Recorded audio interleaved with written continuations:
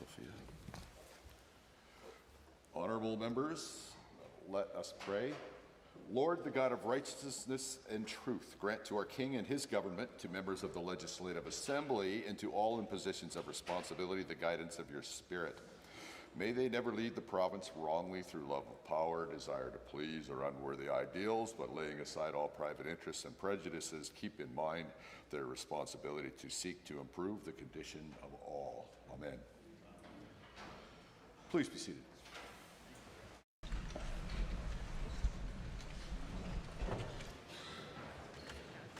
Introduction of visitors. Introduction of guests. Calgary, Glenmore. Thank you, Mr. Speaker. I'd like to introduce to you and through you grade 6 students from Connect Charter School coming from Calgary, Glenmore. Please rise and receive the warm welcome of the Assembly along with your educators, Ms. Price, Mr. Dittman, and Mr. Ferguson. Thank you.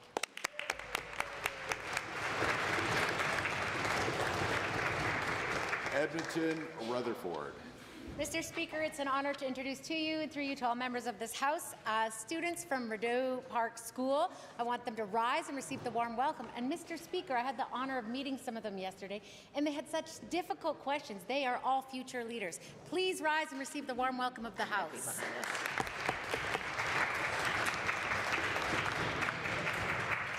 Edmonton, Glenora. Thank you very much, Mr. Speaker. I'm excited to introduce the grade 6 students from West Glen. Please rise as I talk about your school motto, which is to be prideful, that's positive, responsible, inclusive, diplomatic, and efficient. And boy, are they ever. Please, colleagues, go wild and crazy for the grade 6 students from West Glen.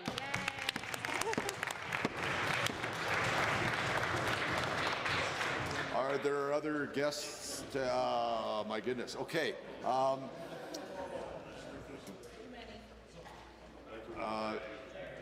Lester Slave Lake. Thank you, Mr. Speaker. It's an honour to introduce 4 guests from the MD of Opportunity inside of my riding. Reeve Marcel Auger, Deputy Reeve Brendan Powell, Councillors Robin Guild and Cecil Gladue. Please rise and accept the warm welcome of the Legislature. Government House Leader. Thank you, Mr. Speaker. I'm honoured to rise to introduce to you and through you many distinguished guests who we have served our country in the Canadian Armed Forces are in the gallery today. These veterans and family members have joined us to listen to the motion for debate regarding Canada's Victoria Cross and our men and women who I am honoured to call heroes among us. I ask them if they can to rise and receive the warm welcome of this Assembly.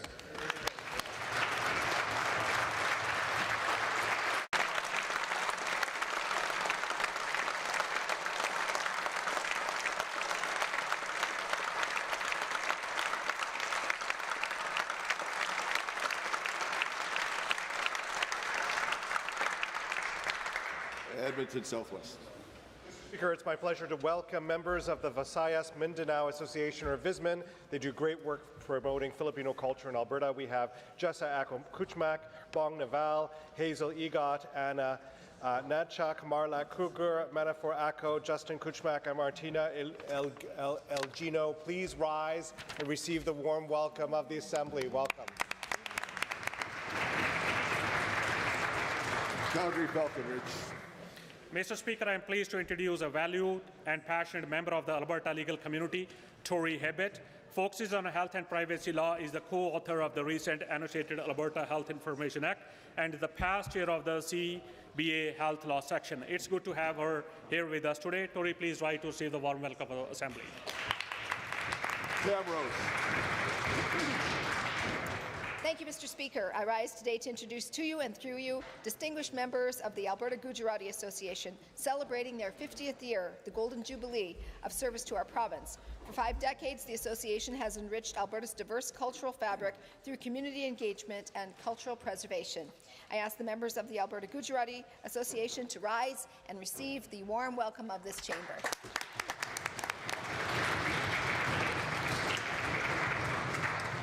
Calgary Curry.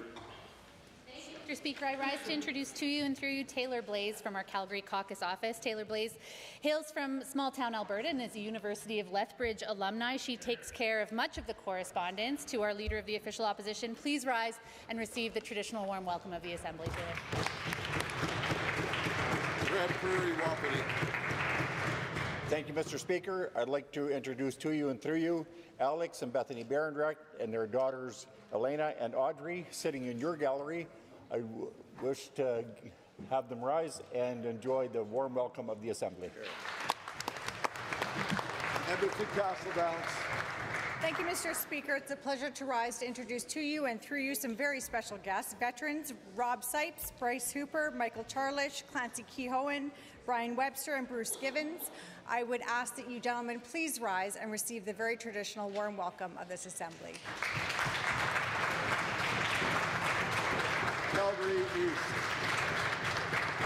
Speaker, it is my honor to introduce to you and through you to all the members of the Assembly, Rafino Oshela, a respected community leader from South Sudanese community in Calgary East constituency. I will ask Mr. Oshela to please rise and receive the warm welcome of the Assembly. Edmonton Beverly Clairview.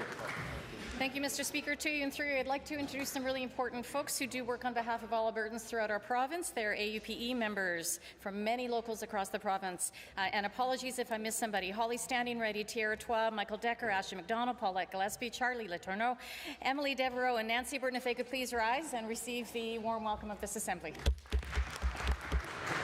The Honourable Minister of Health. Thank you, Mr. Speaker. It's an honour to rise and introduce to you and through you all and to all members of the Assembly, members of the Alberta Association of Midwives, the President, Marita Obst, Executive Director Jennifer Goulage-Payne, and President-elect Samantha Bird. Please rise.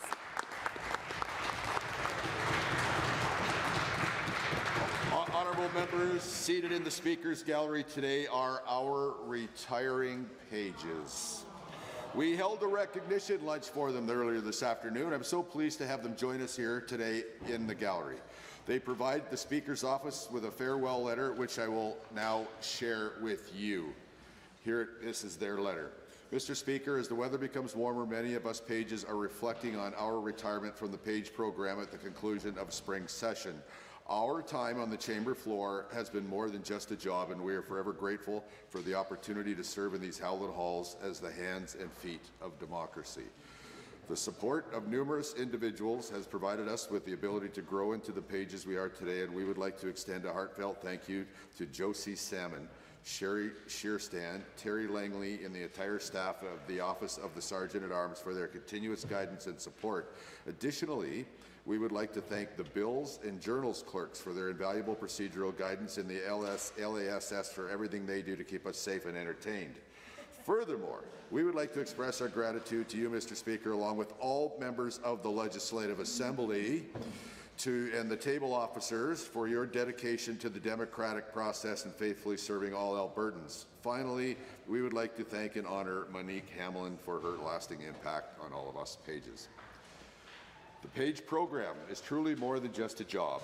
The memories we have made during our service in the Legislative Assembly are unforgettable, and the experience we have gained is invaluable. The friendships we have created through our shared encounters are incredibly meaningful, and it has been a true honour to serve the province of Alberta. Thank you. Sincerely, Fiona Marchand, Head Page, Trey Jabs, Lead Page, Kaylin Koristash, Lead Page, Darylyn Kashuk, Tanu Yadev, Anna Summers, Malcolm Henderson, Liam McLaurin, Maria McClarney, Daniel Hugh, Paulina McClarney, Vita Abbott, Isabel Justin. Pages, please rise. Honours, join me in expressing our gratitude.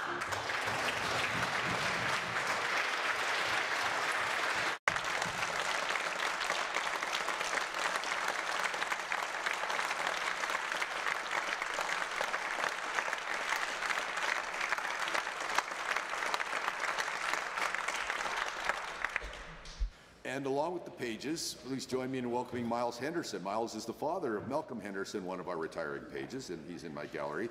Miles, he's a proud father with 3 kids in Alberta's education system. He's a very avid member of the community in Edmonton Highlands, Norwood constituency, and dedicates his professional work to securing benefits and providing support to Alberta's education workers. He's known across this field as a very cheerful and charismatic leader who uplifts any team he is part of, and I ask Miles to please rise and receive the warm welcome.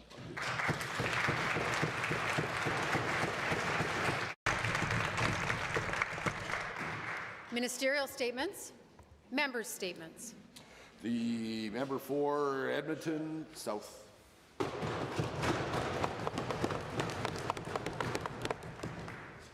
3 million Albertans had their data freely handed over to anyone with 30 seconds in an email account.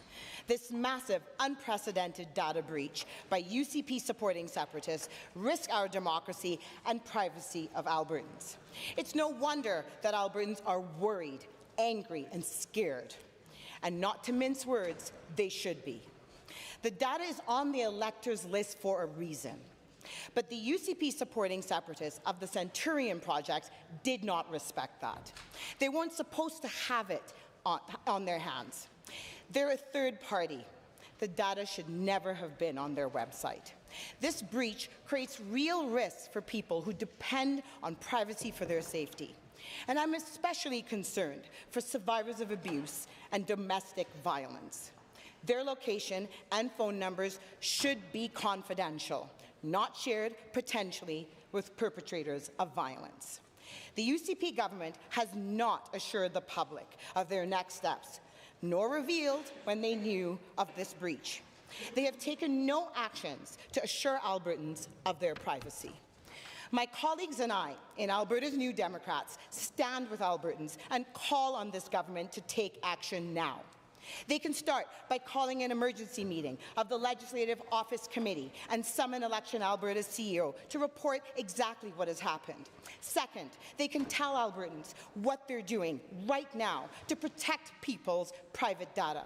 They can give clear advice on how Albertans can protect themselves from data theft and identity fraud. They can provide Elections Alberta with the resources it needs to restore public confidence in our democracy.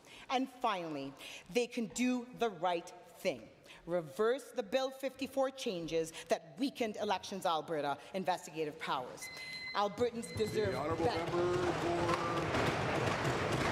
for Lac Ste. Anne Parkland.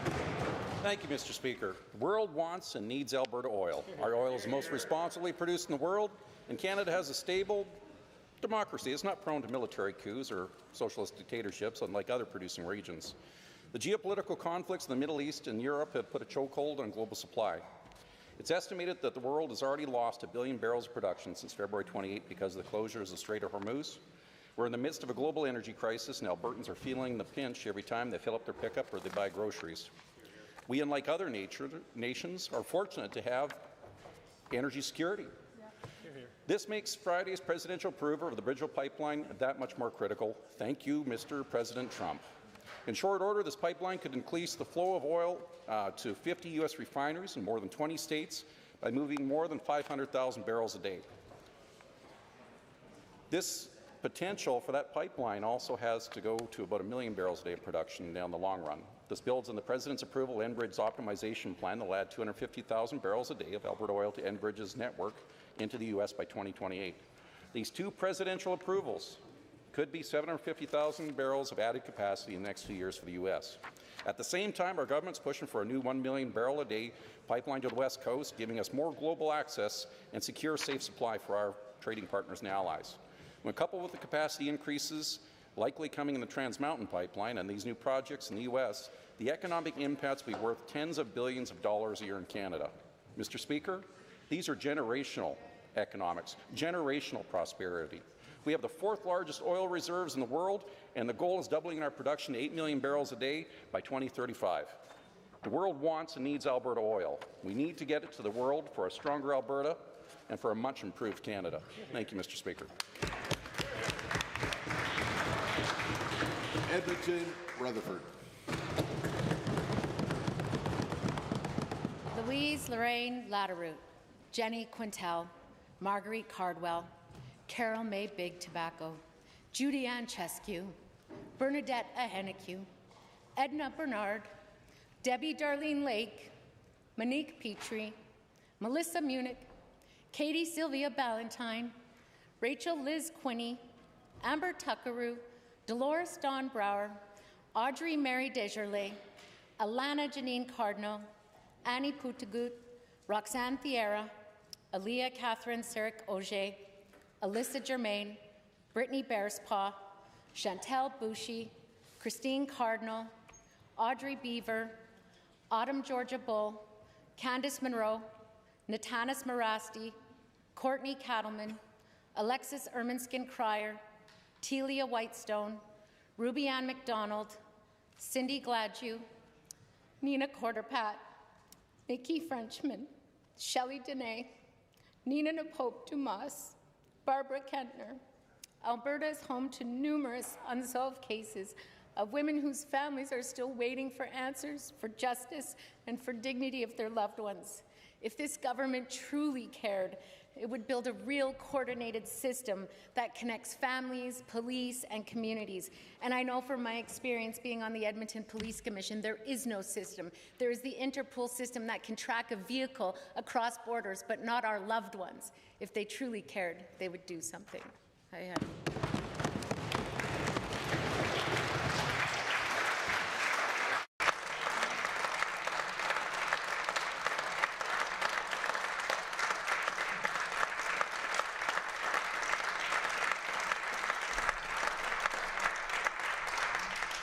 Cypress, Medicine Hat.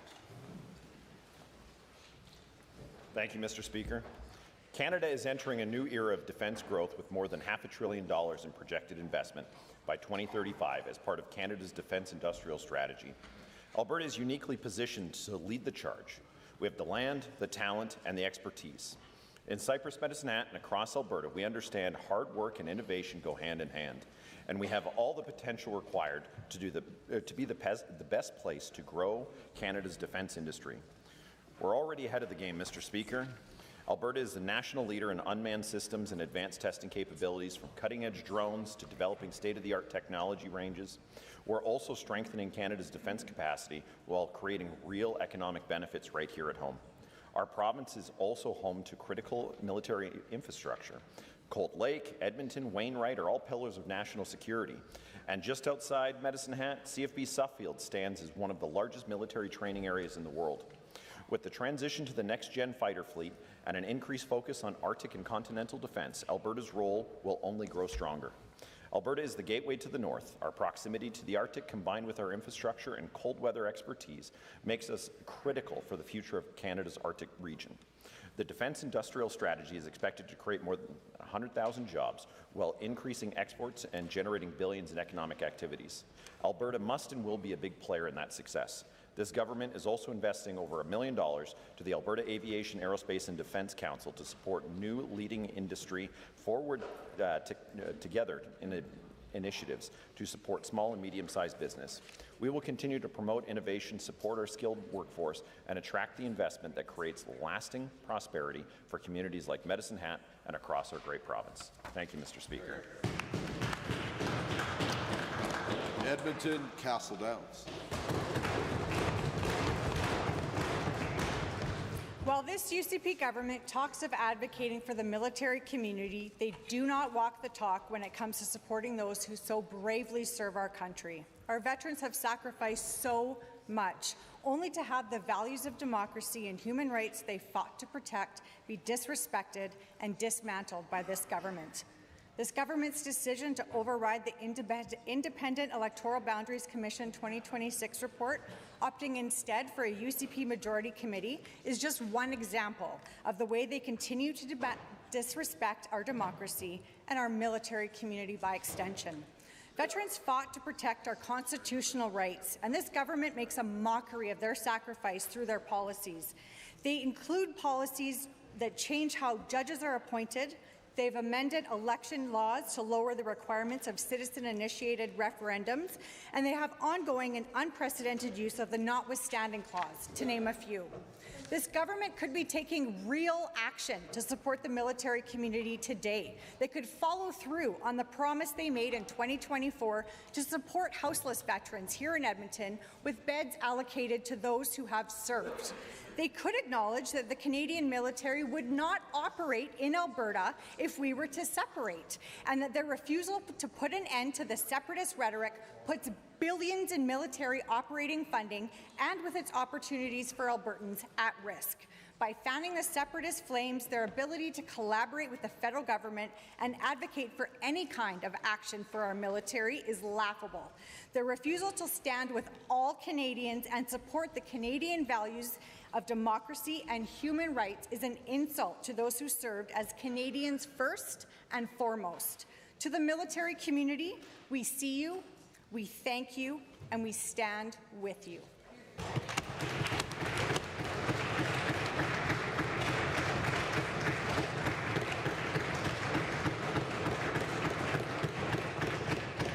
Honourable members, it is now time for oral question period, and the first question belongs to the Leader of the Official Opposition. Thank you, Mr. Speaker. Mr. Speaker, yesterday I asked the Premier about this massive and dangerous data breach and what the government knew and when they knew it. She responded that she learned about it on social media when everyone else did, which is kind of hard to believe given that everyone in the know knew about this. So I'm just going to try this one again. When did the government and the United Conservative Party learn of this data breach, and what did they do about it?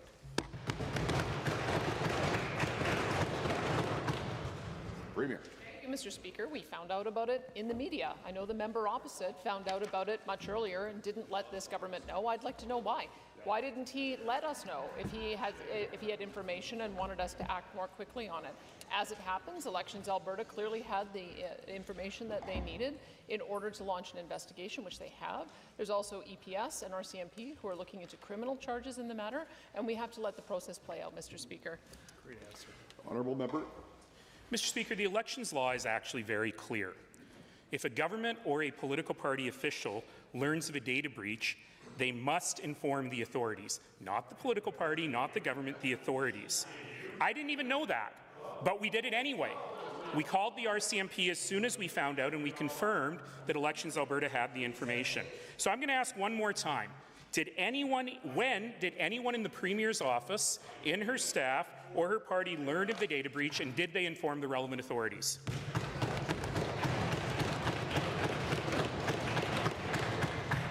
The Premier. Thank you, Mr. Speaker. The relevant authorities were the ones who acted on it. It was available in the media, which is how we learned about it. I think the member opposite is asking for us to politically interfere in an independent investigation, and we will not do that, Mr. Speaker. Right. The reason we have independent officers is so that they can exercise their independent judgment and call in authorities to do the investigations as they see fit. That is what's happening, Mr. Speaker, and on this side of the House, we will not interfere in that process. Honourable member. Well, that's a very interesting answer, Mr. Speaker, because we recently received video evidence of an April 16th meeting in which David Parko demoed the stolen data to dozens of people on a Zoom call. Among those people were a senior member of the Premier's office and caucus staff, Mr. Arundeep Sandhu, as well as the president of the UCP, Mr. Rick Smith, on April 16th. Did either of them tell the Premier, her Chief of Staff, or relevant authorities that they learned about stolen data?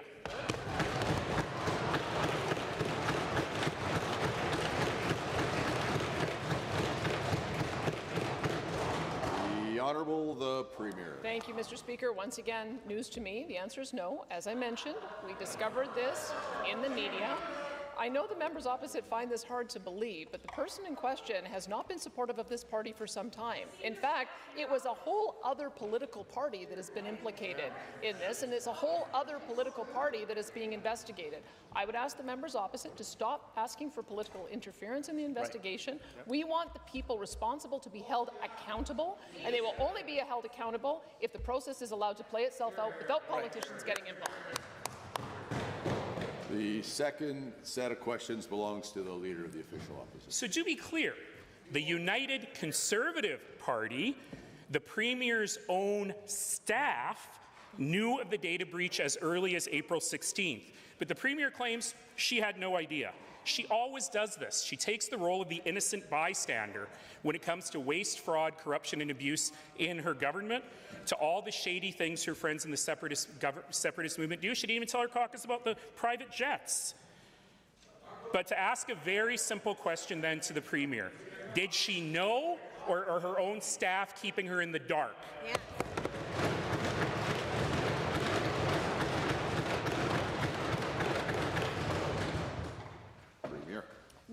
I didn't know. The member opposite knew, and he could have let members on this side know, but he didn't.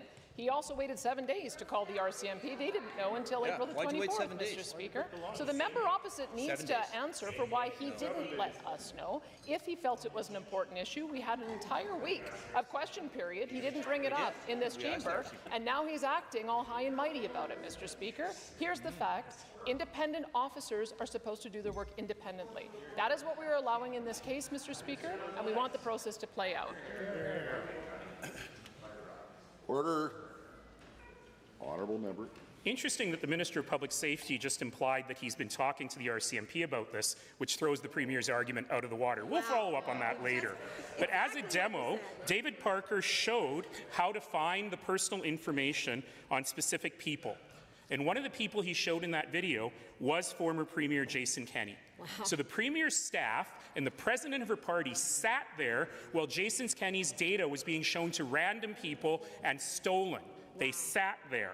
So to the Premier, is it okay that Jason Kenney's information has been released, and why didn't your staff do anything?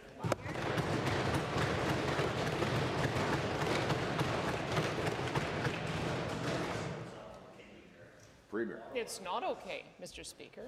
It's not okay that there are people in this chamber, people who are former premiers, including former Premier Rachel Notley, people who might be at risk of domestic violence, people who are in positions of authority and might be at risk. It's not okay that any of them have had their data breached, which is why we take this seriously, and we will not do anything to interfere with the investigation that is currently ongoing by the RCMP and the APS, because criminal charges may be involved, Mr. Speaker. In addition to the investigation being done by the Chief Electoral Officer, we have to let it play out.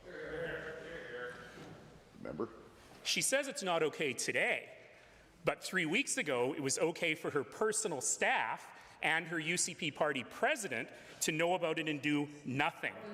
Others in the UCP knew about this long before. UCP Constituency Association President Mitch Sylvester, a Premier's friend, said yesterday that he knew about this from Mr. Parker before, and he thought it was probably illegal. But he did nothing. We know this happened. It's not for an independent investigation. Will the Premier at least remove these people from positions of authority in her government and party?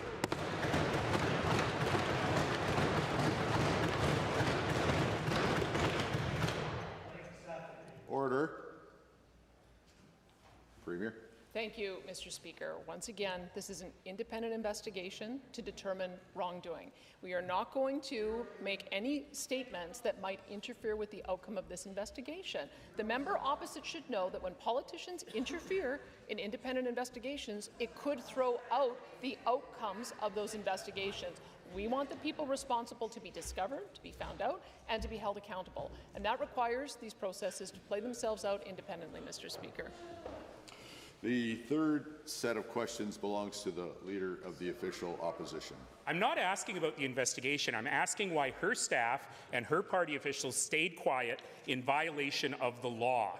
It goes even deeper than this, Mr. Speaker. In the same video recording, Mr. Parker shared his screen, but he made an amateur mistake sometimes we make on Zoom, which is he shared his whole screen. And on that whole screen, there is ample evidence that he has frequent connections to Mr. Arndeep Sandhu, who works directly for the Premier. So, simple question. She's trying to distance herself from Mr. Parker, whose wedding she attended. How often does Mr. Sandhu talk to Mr. Parker?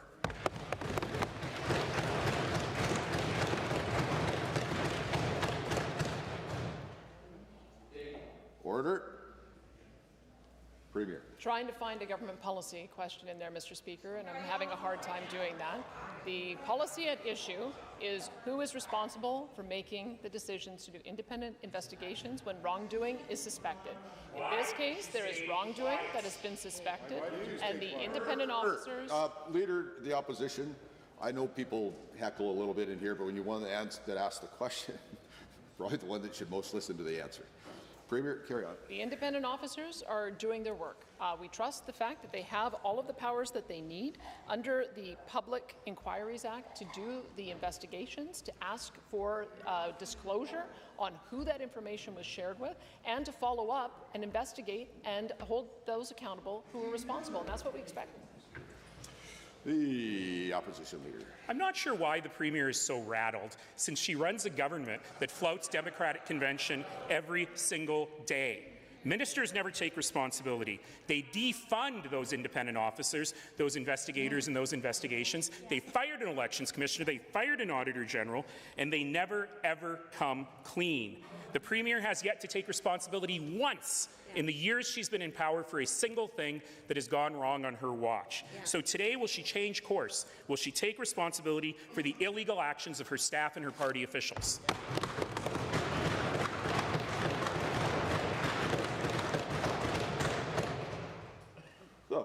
Mr. Speaker, no one is defunded. Elections Alberta has asked for increases in their budget, and they've had a 115% increase in their budget.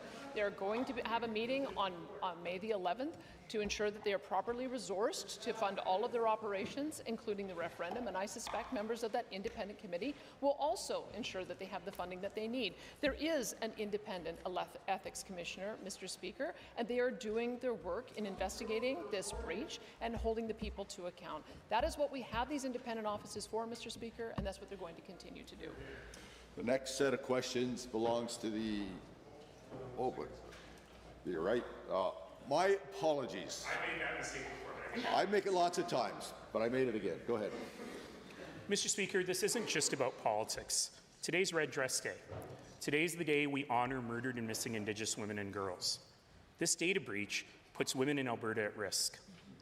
It puts public officials, judges, journalists, police officers, all at risk. And all the Premier can say is we'll wait for an investigation that'll take years to sort out. So I'm giving the Premier a chance today. Can she tell today Albertans what she's doing and her government is doing to keep them safe, and what consequences the people who didn't talk will face, not from the investigation, but from her?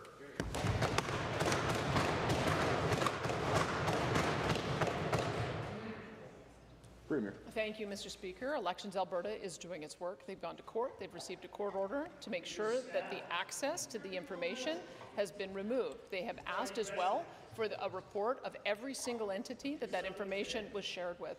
And I suspect what we will see after that is continued efforts to make sure that those folks are held to account. In the meantime, we have a single point of entry, 211, for anyone who feels that they are at risk of domestic violence, anyone who feels at risk because of this data breach. They can get connected with a social worker who will help them find the resources that they need, Mr. Speaker.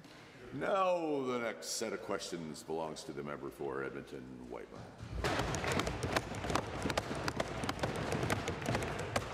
Today I met a defense lawyer who told me that since his family found out that his name and home address was shared with bad actors in the separatist Centurion project and that his personal information was accessible for over a month, well, his wife won't answer the door now without having a knife in her hand. She's afraid for the safety of her family. 3 million Albertans have every right to feel worried and afraid. It's the largest data breach in Alberta's history. Would the Justice Minister agree that every single day this personal information was accessible by this group, it created additional risk to the safety and security of Albertans?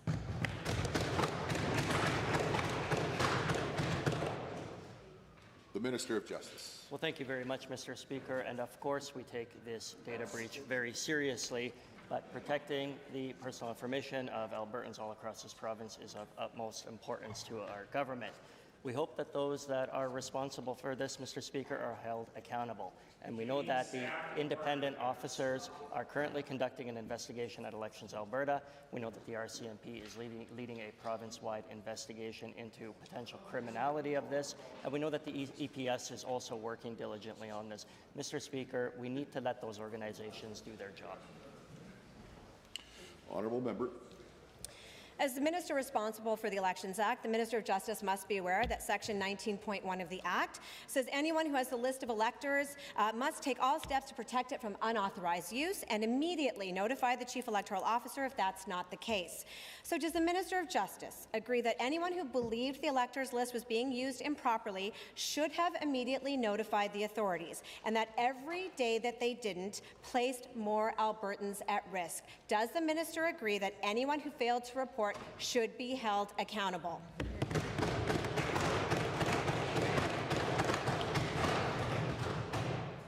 The Honourable Minister of Justice. Mr. Speaker, we said time and again that we treat this matter extremely seriously, and we know that Elections Alberta is currently conducting an investigation, but also the Elections Act has penalties in place for these particular types of breaches, heightened from the regular penalties in the Elections Act as well. There is up to a $100,000 fine per instance, as well as or a penalty of up to 1 year, Mr. Speaker, for breaching data or misuse of data. We know that this potentially is a criminal matter as well, and we're going to let the RCMP and the EPS do its investigations. Honourable member. Why is the Minister of Justice finding it so difficult to say that any person who knew about the massive breach of Albertans' privacy, the sharing of their names, phone numbers, and home addresses with a fringe separatist group, should have immediately reported that to authorities? And why can't he say that they should be held accountable if they did not do that? Is it because a key staff member in the UCP caucus and 2 high-ranking party officials knew about it but did nothing? Is it because the UCP could have done something to protect Albertans, but they chose not to?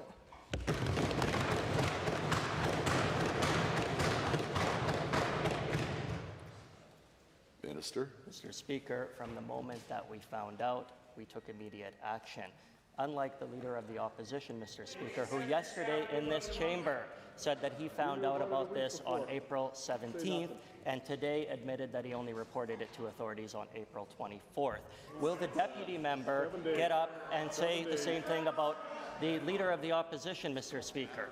Will she admit that the Leader of the Opposition knew about this over a week before it was actually reported to the RCMP, Mr. Speaker? And what breach did the Leader of the Opposition commit if he did not report that in time? The next set of questions without preambles on the supplementaries belongs to Edmonton Glenora.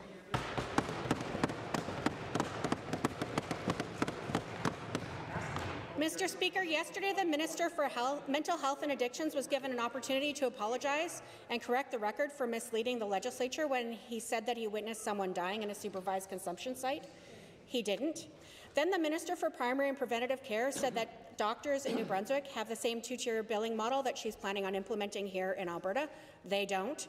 So will that minister, the Minister for Primary Care, demonstrate leadership by taking responsibility and show her colleagues that she can stand up, tell the truth, and correct the record? Yeah.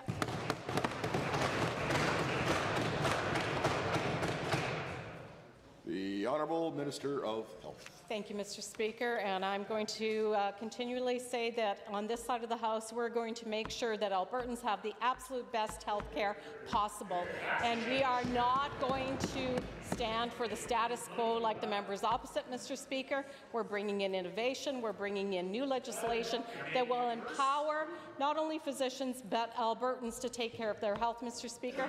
I want to stand on that record, and Mr. Speaker, I'm looking forward to bringing forward more innovations as time progresses. Honourable member.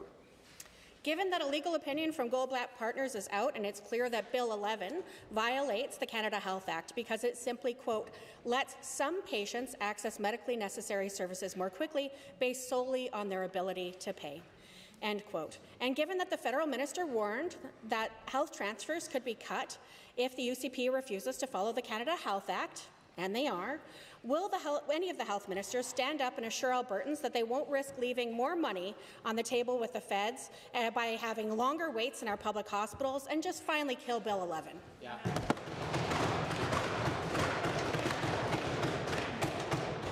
The Minister of Health. Thank you, Mr. Speaker. And in fact, the opinion was commissioned by the Canada Health Coalition.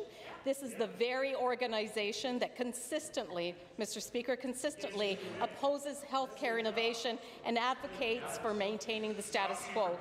This is not an impartial body, and presenting this as an expert legal opinion from a lawyer whose primary practice area is labour and employment law, not health law, Mr. Speaker, that is not acceptable, Mr. Speaker.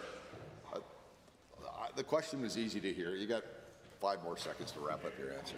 Speaker, I believe that there are many opinions on this, and this is only one of them, Mr. Speaker. We are going to continue to place Albertans. Edmonton Glenora.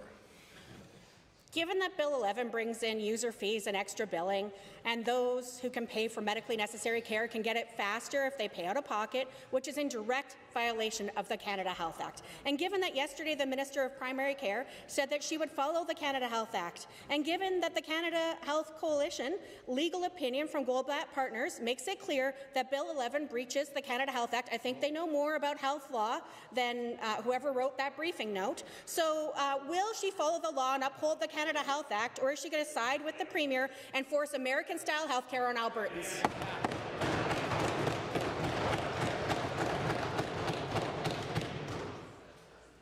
The Honourable Minister. Thank you, Mr. Speaker. Our public health guarantee is fully intact, Mr. Speaker. We are going to comply with the Canada Health Act. That was my message to the federal minister, Mr. Speaker. Dual practice exists across Canada in various provinces, Quebec and New Brunswick, and it also exists in high-performing European countries like Sweden, like the Netherlands, like Germany, and I could go on, Mr. Speaker. Why do the members opposite not want the best for Albertans? Why do they want them to go out of province, out of country for needed surgery? The next set of questions belongs to Lacombe Pinoca. Thank you, Mr. Speaker. I rise today in recognition of Red Dress Day, the National Day of Awareness for Missing and Murdered Indigenous Women, Girls, and Two-Spirit Plus people. This day honours the lives lost, grieving families, and communities carrying that loss while moving toward healing. Could the Minister of Indigenous Relations please explain to this Assembly what Red Dress Day represents and how the government is ensuring that awareness is translated into sustained, meaningful action for Indigenous communities? The Honourable Minister of Indigenous Relations.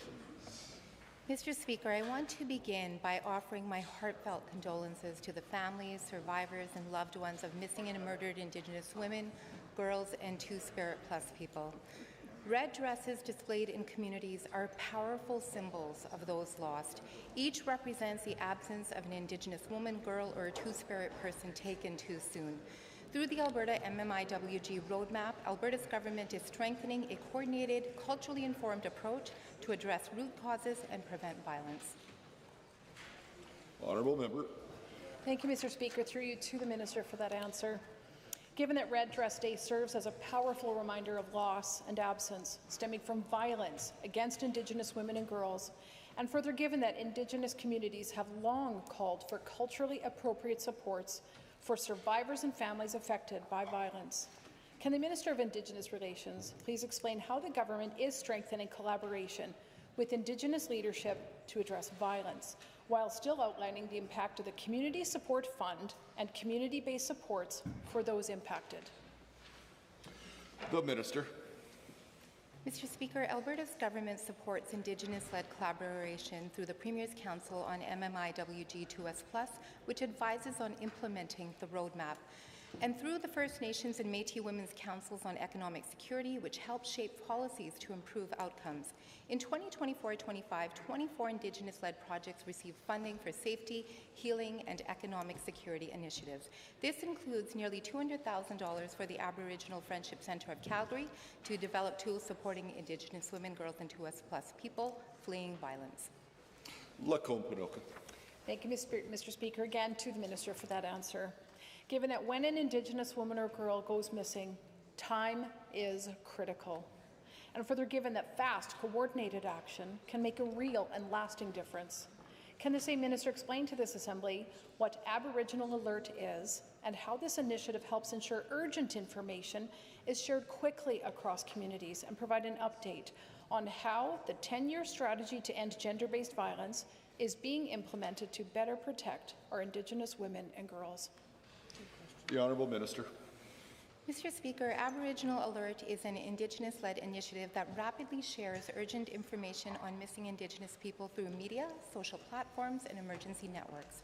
Since 2023, Alberta's government has supported the program and is providing additional funding. More information is available at www.aboriginalalert.ca. Mr. Speaker, our 10-year strategy is being implemented through cross-ministerial work focused on prevention, on support, and accountability. This emphasizes Indigenous-led programming, engaging men and boys, and advancing women's economic empowerment. The next question belongs to Calgary Beddington.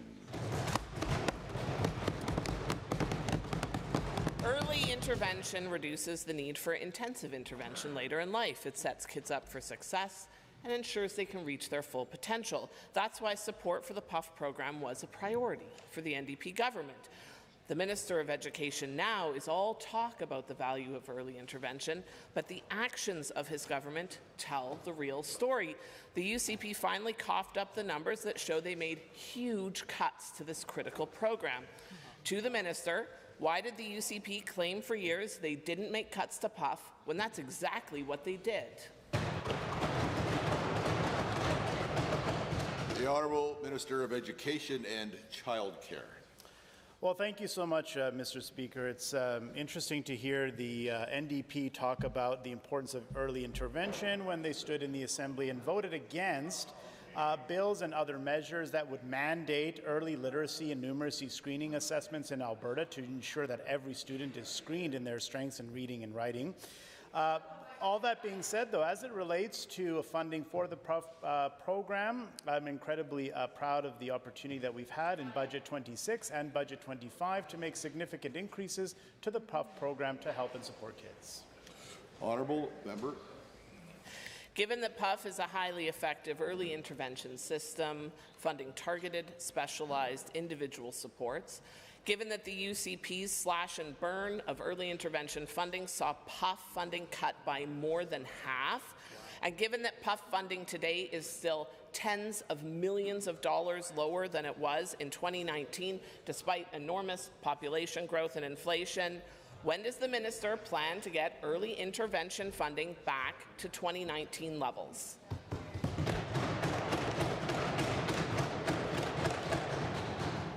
The Minister. Thank you, Mr. Speaker. In Budget 26, we were fortunate to be able to provide a 6% increase to the PUF program to help support early intervention. The NDP, however, voted against requiring literacy and numeracy screeners for kids in kindergarten to grade 3. The NDP voted against Budget 26. That would see the 6% increase. They voted against Budget 26. That would also see $20 million be dispatched to help support students that require support in reading and writing. I'm not sure why they're raising early intervention now. They've been voting against it this whole time. Calgary Beddington.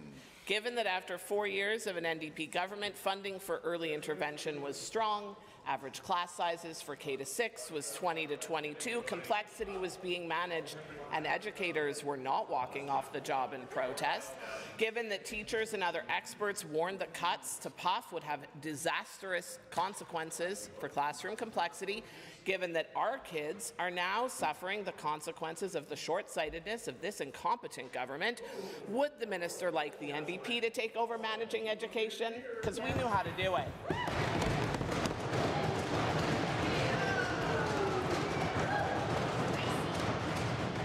The Honourable Minister.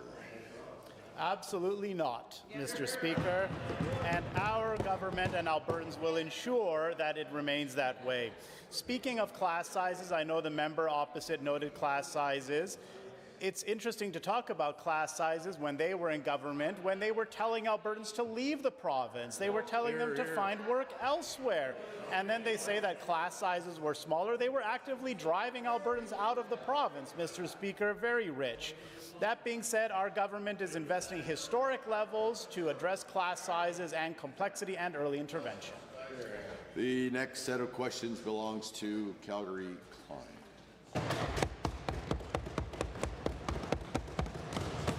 Mr. Speaker, today is Red Dress Day, when we remember the many Indigenous women, girls, and two-spirited folks who have been murdered, gone missing, or have suffered domestic violence.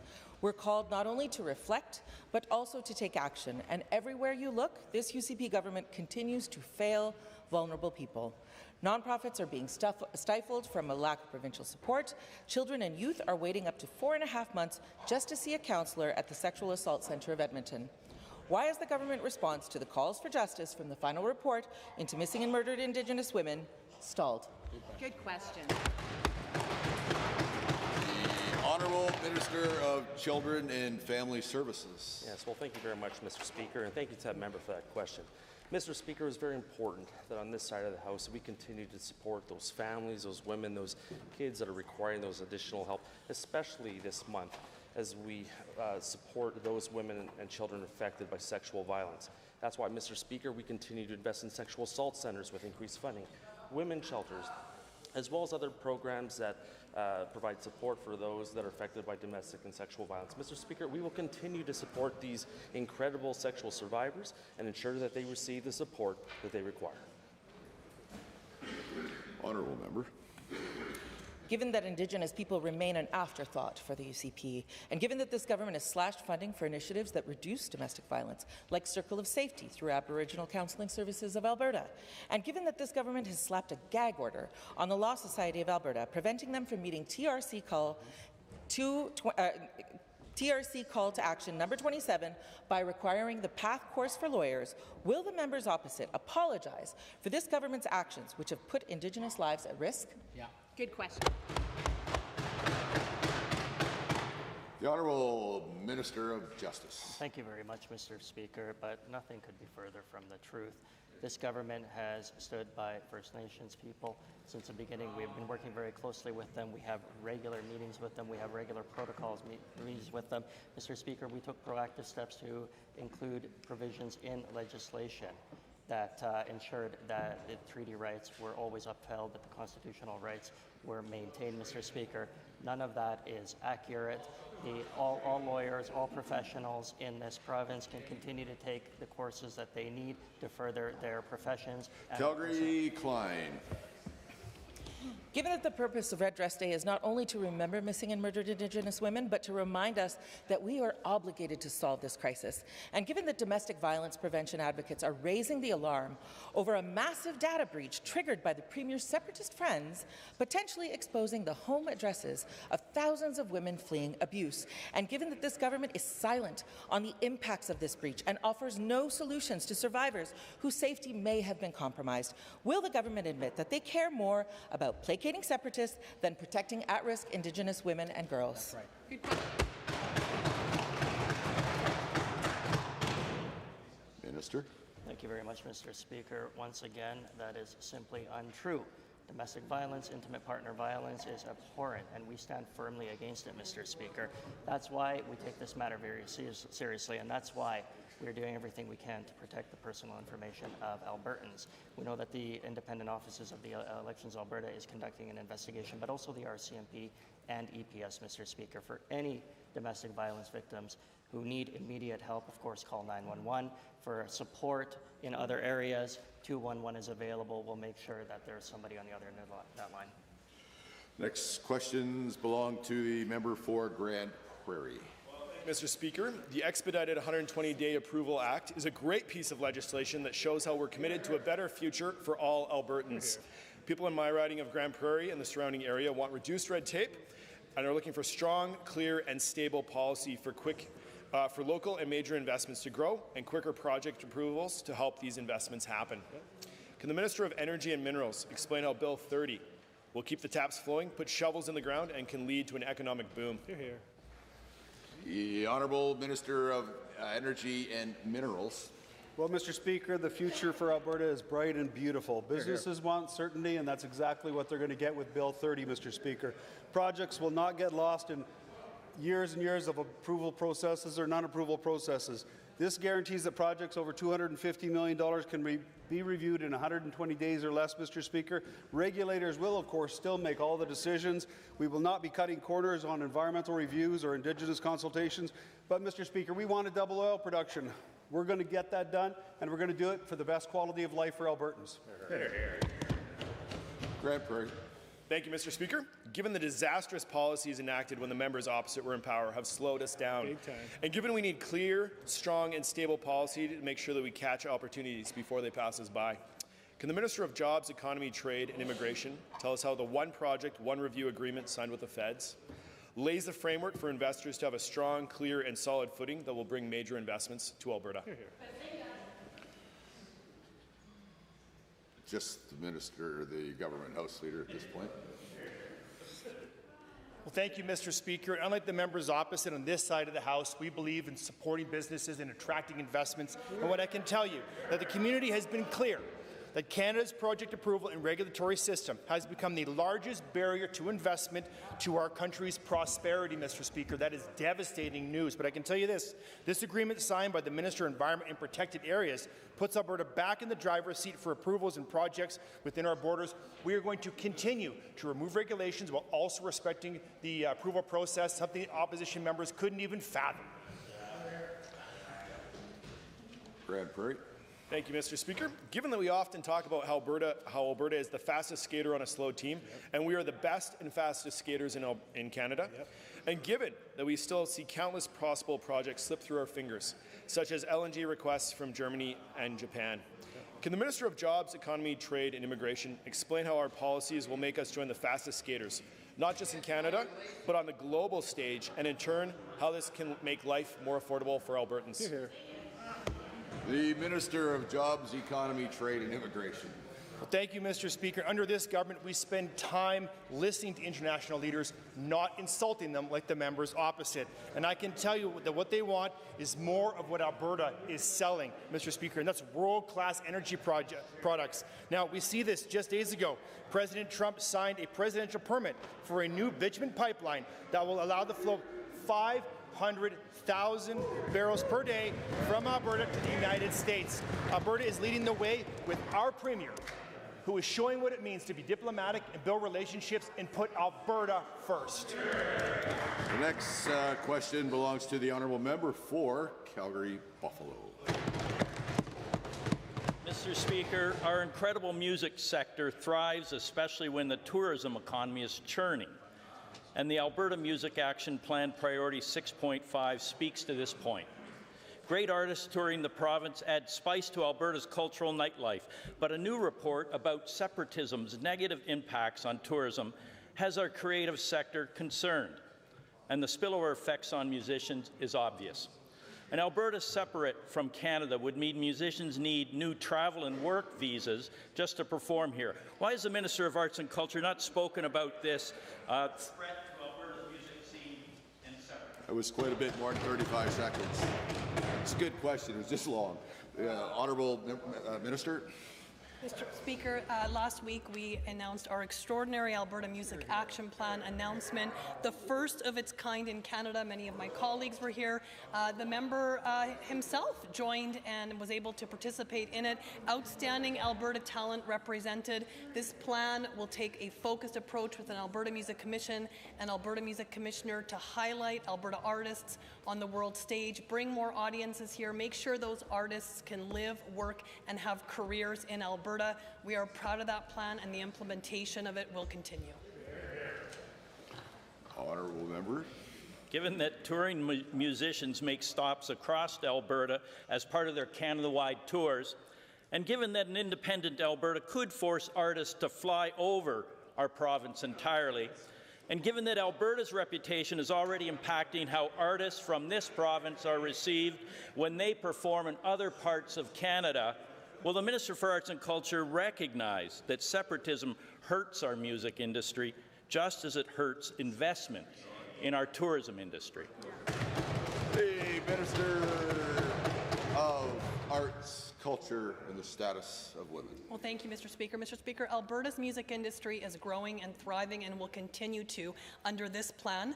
Last year, Canada's music sector ranked 9th largest in the world, growing by nearly 6%, outpacing the United States growth, and Alberta is a key part of that success story. Over 23,000 jobs supported across our province, and our local music sector generates an estimated nearly $5 billion in economic output, contributing approximately more than $2.5 billion to our provincial GDP, and we will see that continue to grow.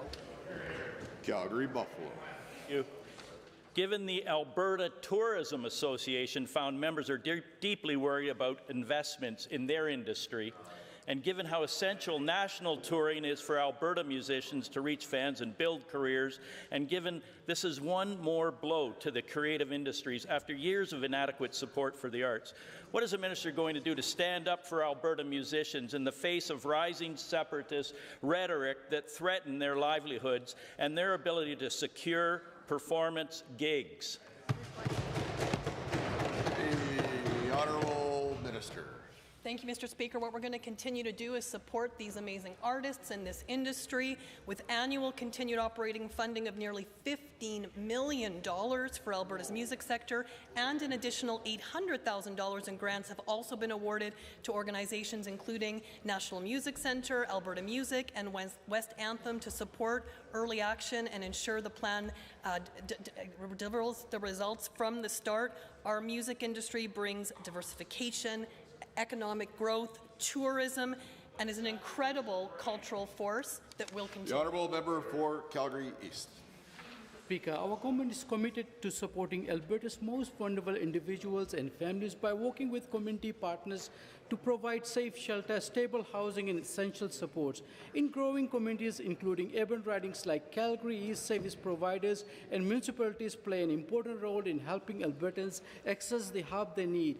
To the Minister of Assisted Living and Social Services, can the Minister outline how our government is supporting vulnerable Albertans through investments in shelter, housing, and community-based services?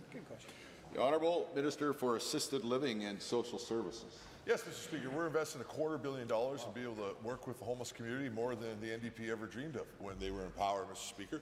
And, Mr. Speaker, most importantly, we've invested 24-hour-a-day, 7-day-a-week shelters. We've invested in Indigenous-only shelters. We've invested in women-only shelter spaces all across the province. And, of course, we've invested in our navigation centre, which has helped tens of thousands of Albertans be able to receive services, Mr. Speaker, all of which the official opposition voted against, Mr. Speaker, as they actively campaigned to tell us not to invest in emergency services for the homeless in this province, Mr. Speaker. Hear, hear.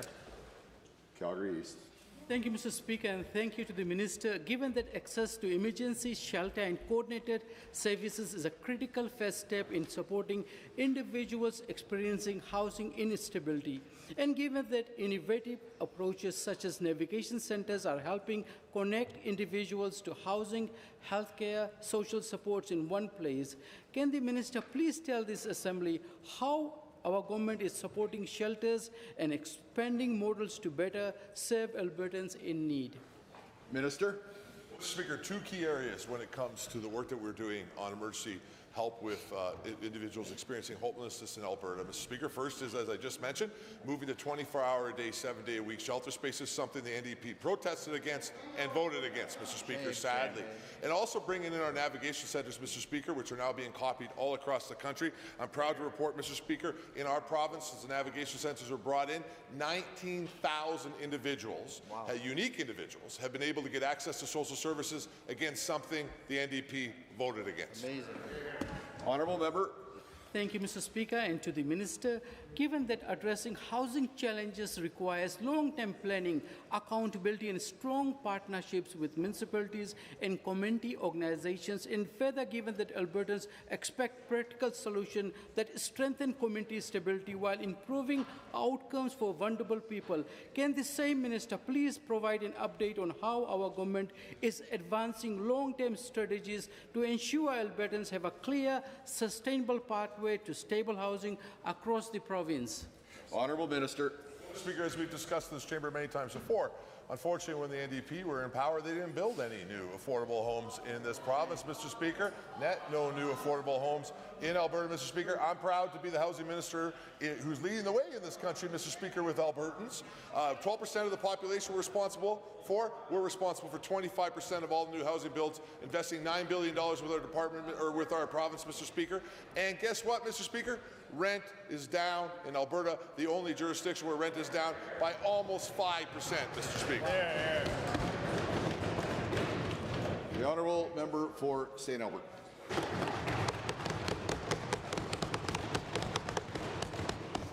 Rocky Mountain House, Claresholm, Camrose, Red Deer, Lethbridge, Edmonton, and now Calgary's mayors and council have all sent letters to this UCP government, and these municipalities are speaking with one voice. They urge this government to immediately pause the implementation of ADAP and conduct a real consultation.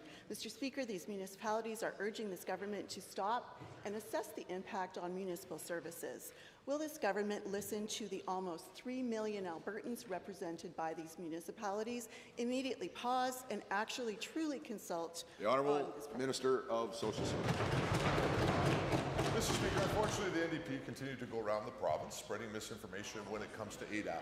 If I was to comply with what that member is asking for, or with what municipalities who have unfortunately passed those motions with lack of knowledge of our program have asked for, thousands of people that will receive disability services on July 1st, Mr. Speaker, would not receive them, Mr. Speaker. Wow. So no, we're not going to do that. We're going to finally stop punishing Albertans with disabilities that go to work like the NDP did. We made a commitment to the disability community, and on July 1st, we will fulfill that commitment, Mr. Speaker.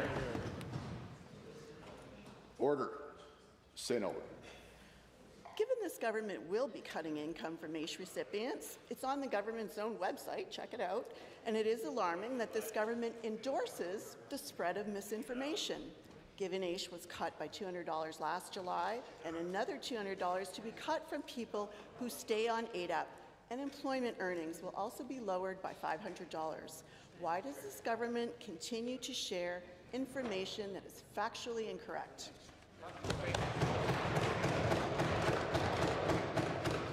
Minister.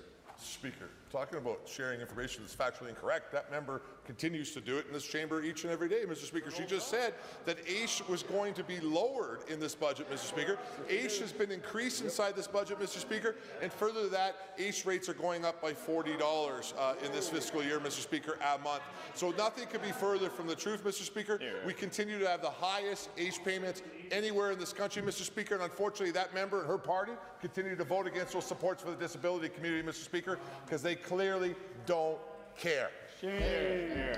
Point of order. A point of order was noted at about 2:36. St. Albert. Okay. Given we are weeks away from all 80,000 AISH recipients being moved to a new program called ADAP, which is virtually without any information about who will stay on ADAP and who will be sent back to AISH, other than a few obvious groups that they've announced. Zero transparency, Mr. Speaker. Is this UCP government so afraid of Alberta voters that they refuse to release new AISH and ADAP eligibility criteria, employment targets, and regulations until the Assembly of Alberta is no longer sitting? Great question.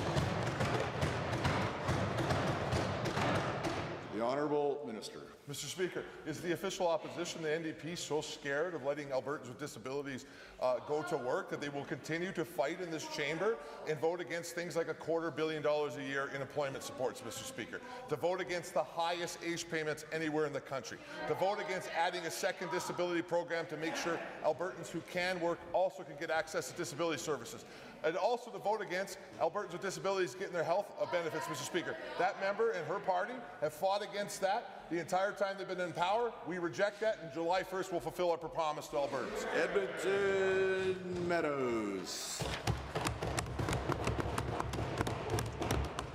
In just 3 months, the company linked Samrish realized over $300,000 in profit by flipping a property to this government.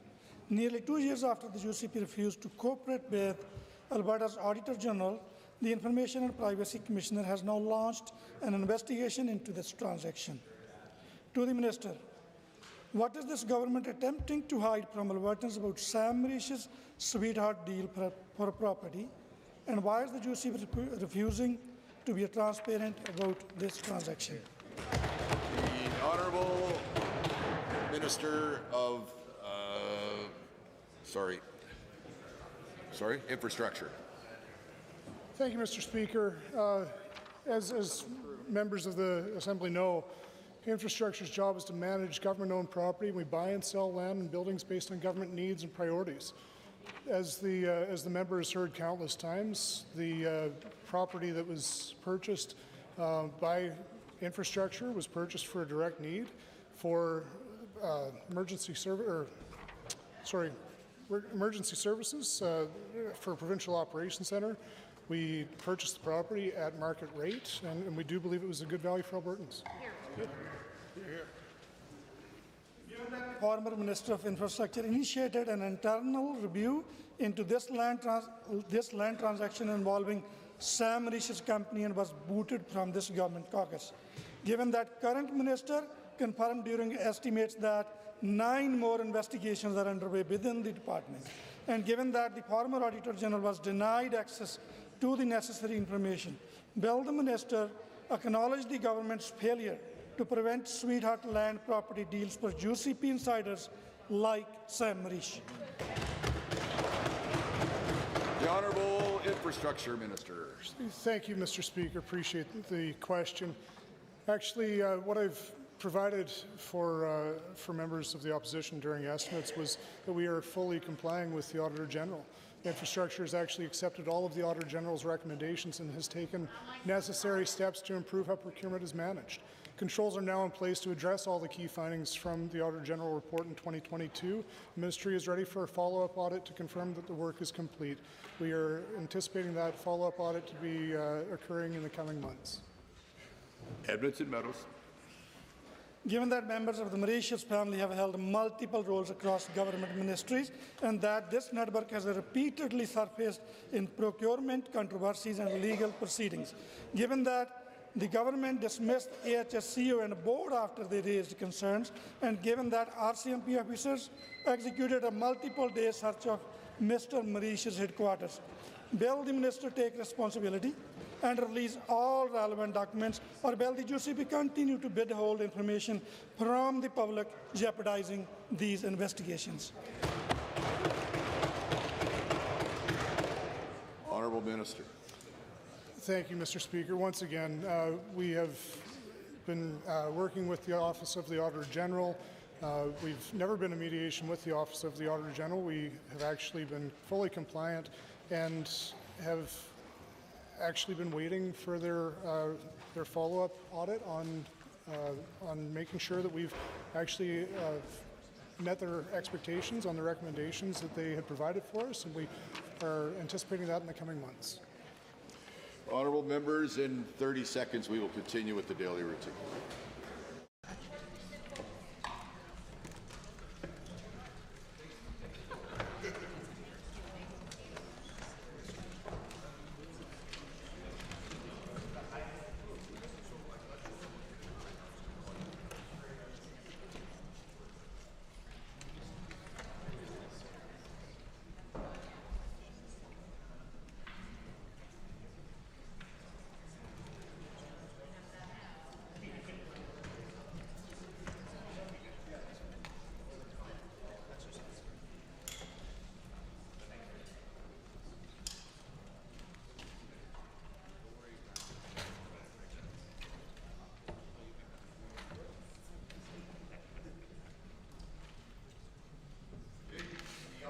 Member for Calgary Falconridge. Mr. Speaker, Alberta used to have one of the best public healthcare systems in the world, but now that system is being dismantled by the UCP, just so well-connected insiders can profit. This is the choice. Emergency rooms are overcrowded, wait times are growing, but the UCP's only plan is to make you pay to skip the line. That doesn't improve access. It just sells healthcare to the highest bidder. The UCP is destroying the future for young people who want to build a life here. The basic cost of living is crushing. Young families and students struggle to pay tuition. If people can't see a doctor, can't afford school, and can't afford rent, how could they afford to live here? This government is hurting seniors who paid into this system their entire lives. They have slashed seniors' benefits and raised medication copays at a time when fixed incomes are stretched thin. Seniors are being told to pay more just to stay healthy. And privatization doesn't work. We have already seen that with the Dinah Life disaster. The UCP wasted millions of taxpayers' dollars just to buy it back and admit failure. And while accountability is dodged, and whistleblowers are silenced. In the United States, medical bills are the #1 cause of bankruptcy, and now this government wants the same for Albertans. So let me say this directly to the people of Alberta. You deserve better. Better health care, better priorities, and a better government, one with a backbone, not one that follows the worst pages of Trump's playbook and act as their puppets. Hear, hear. Thank you, Mr. Speaker. Yeah. Order. Honourable member, I didn't interrupt you. But you need to address all your remarks to the chair. Okay. Presenting reports by standing in special committees. Presenting petitions. Notices of motions. Is there a notice of motion? The Honourable Government House Leader. Yes, Mr. Speaker. I rise to advise the Assembly that there will be no evening sitting today. Okay. Introduction of bills. Tabling returns and reports. Tablings. The Honourable Member for Calgary Varsity. Thank you, Mr. Speaker. I rise to table two published manuscripts, both by Michael Antle, an expert in time change at the University of Calgary and internationally. The first is Longitudinal Location Influences Preference for Daylight Saving Time, and the second is the Controversy over Daylight Saving Time, Evidence for and Against. Highlands Norwood. Thank you, Mr. Speaker. I rise to table two emails from Alberta residents, both of whom are extremely concerned about the data breach.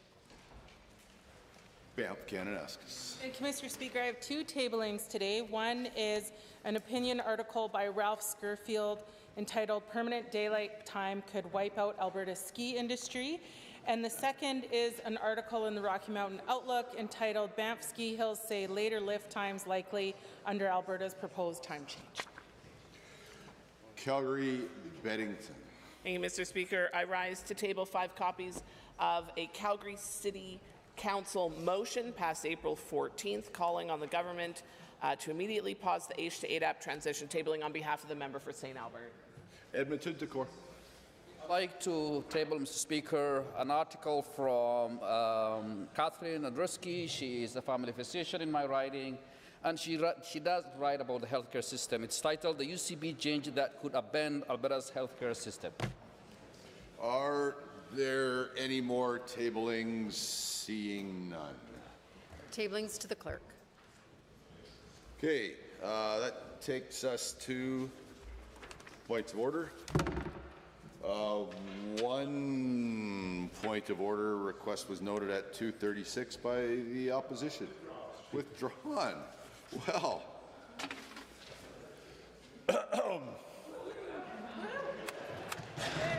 Thank you.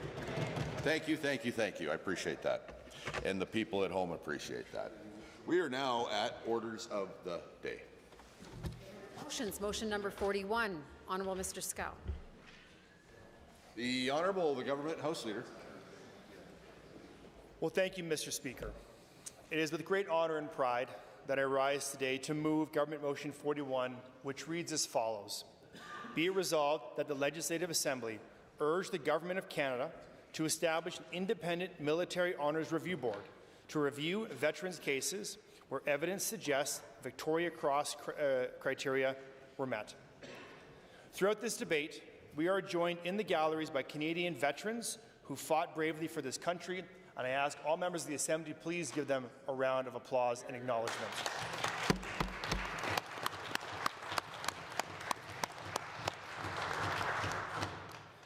Mr. Speaker, it would be a missed opportunity to not recognize them, and I'm grateful for them being here today and for their service. Now, these men and women who understand the bravery, honor, and commitment it takes to put on a uniform and be willing to lay down your life for fellow soldiers, your country, for the freedom of others. And that, Mr. Speaker, is exactly why we are debating this motion today. There is one gentleman who is not here today, but is foundational in bringing attention to this issue. Retired General Rick Hillier previously served as Chief of Defence Staff and today serves as chair of a nonprofit committee with a mission to educate Canadians on the bravery and sacrifice of Canadian soldiers, often referred to as heroes among us. This committee, called Valor in the Presence of the Enemy, is advocating for Canada's bravest soldiers to be considered as recipients of Canada's highest military honour, the Canadian Victoria Cross. This medal was created to be given to veterans who demonstrate the most conspicuous bravery, a daring or preeminent act of valor or self-sacrifice, or extreme devotion to duty in the presence of the enemy, end quote. And despite it being created and minted decades ago to mirror Britain's Victoria Cross, no Canadian soldier has been given the honour of receiving the Canadian Victoria Cross. Mr. Speaker, our military heroes have stories often go untold because our country does not do a good enough job of recognizing the heroic work they do every day, and everyday Canadians who were put in these situations who would give us, Mr. Speaker, let me rephrase. The situations these men and women are put into would give nightmares to everyday Canadians if they're put in those same situations. And the bravery displayed is nothing short of incredible. Heroes like Tommy Prince, who distinguished himself with actions in Italy and France that led to the destruction of a major German position and the capture of more than 1,000 German soldiers in World War II. Heroes like Jess LaRochelle, who despite a broken back, a detached retina, and a blown eardrum, held off 20 to 40 Taliban insurgents while protecting 3 other wounded soldiers. Heroes like Master Warrant Officer Richard Stacey, who in the midst of an ambush by Taliban fighters, spent 8 hours treating the wounded, fixing vehicles, organizing defenses, calling in airstrikes, and shooting insurgents himself, all while issuing clear direction to Canadian, American, and Afghan forces across a convoy spread out for almost 2 kilometers. Heroes like Warrant Officer Willie MacDonald and Sergeant Patrick Tower, who at the Battle of the White School put themselves into great peril to save wounded comrades amidst terrifying odds and bad intelligence. When soldiers who accomplish these incredible feats in the most harrowing of circumstances are still not eligible to receive our highest military honor, I cannot help but share the curiosity of why that is. Anyone who woke up on a military base in Europe, in Korea, in Kandahar, or anywhere else in the Canadian military has served has already done something far braver than most people will ever do. For those who distinguish themselves even further, such as those whose records I just read, and many others, no recognition could be too large. Mr. Speaker, rather than collecting dust in Rideau Hall, it's time for Canadians who serve their country in extraordinary ways to receive the Victoria Cross. And I am proud to join the call to find these soldiers and make sure they get the recognition that they deserve. Thank you, Mr. Speaker.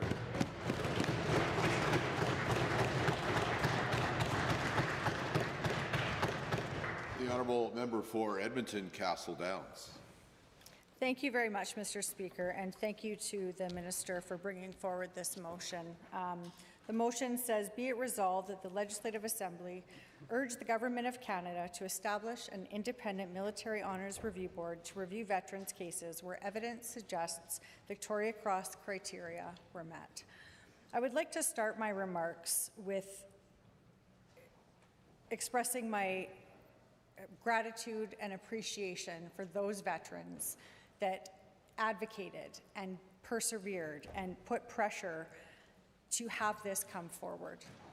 This is something that has been asked for by veterans for a long time. The Queen Elizabeth II created the Canadian Victoria Cross in 1993 for Canadians. It replaced the British Victoria Cross. And this is something that has not been awarded to Canadians. And so it is time that we start honoring and recognizing the sacrifice and service of so many Canadians. And I think that those group of veterans from the Afghanistan war deserve incredible applause for persevering and making sure that this comes to fruition. We know that other provinces around Canada have also put this call to action into place, and I think that seeing what's happening all across Canada, this united determination is nonpartisan. It's a way to show gratitude at the highest level for our Canadian soldiers. Having grown up going to Legions my entire life, my papa was a World War II veteran. He was a medic in the infantry. I had many papas throughout the years who would share their stories. And often it wasn't a lot of detail. And some of that got lost. And I think the fact that we're continuing to push for those stories to be shared is essential. Canadians cannot forget what happened, the sacrifices that were made by so many. And having so many of those veterans here with us today is such an honor. We see their colors, their flags throughout this building. We have memorials in place of this legislature, and to see the urge to recognize those that have served and fought and sacrificed in recent theater in Afghanistan is huge. And we don't want to forget the stories. And I encourage every member in this chamber to talk to veterans and hear their lived experience and the pride and the honor that comes with serving Canada. I have friends with me today who are here. I have a partner who is a veteran, and being able to have the privilege to hear the stories and the heartbreak and the pride is something that I will forever be grateful for. And I know that in this chamber, this is unanimous, that this needs to be supported and recognized. And I really urge the government to look at how we treat our veterans and to make sure that it doesn't stop here. Advocating for Ottawa to do something is important. Doing something here in Alberta is also important. And being part of that, it's essential. We can't forget history, the human story, the human experience of those that lived, served, sacrificed for us as Canadians is something that I am forever grateful for. And I know that this motion means a lot to so many, and I hope that Ottawa is paying attention and able to recognize those that deserve the Victoria Cross. With that, Mr. Speaker, I will close my remarks and just, it's a great moment today to know that we're all coming together, united, to support the military. Thank you.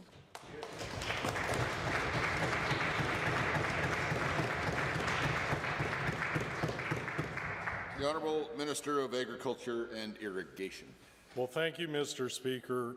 I rise today with a profound sense of duty and compassion in support of this motion, which urges the Government of Canada to thoughtfully reflect on how we honour those who have given so much to our nation. First and foremost, Mr. Speaker, it is both fitting and necessary that we acknowledge the men and women of the Canadian Armed Forces, those who have served and those who continue to serve with courage and dedication. Their sacrifices enable us to enjoy the freedoms that are fundamental to our Canadian identity. The freedom to speak openly in this chamber, to engage in debate, to disagree respectfully, and to govern ourselves democratically. The very seats that we occupy in this legislature exist because generations of Canadians have been willing to defend them, often at great personal cost. And we should never forget those who made the ultimate sacrifice, those who never returned home. Mr. Speaker, I also want to recognize the family of our service members.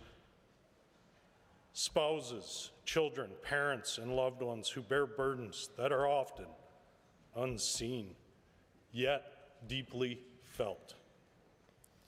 In addition, specific individuals who are working to push this initiative forward, including Rick Hillier, Bruce Moncour, and locally I want to acknowledge Warren Cave for his work here in Alberta and for approaching me on this issue, and to the many veterans and service members who have joined us in the legislature here today. It is in the spirit of this collective responsibility and gratitude that I'm honored to speak in favor of this motion.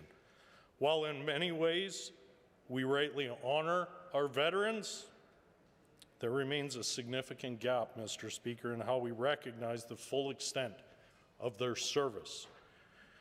Currently, Canada lacks an independent mechanism to review or reassess military honors once they have been awarded. When new information emerges, be it a testimony, records, or deeper understanding of battlefield events, there's no formal pathway to reconsider whether a higher honor may be warranted.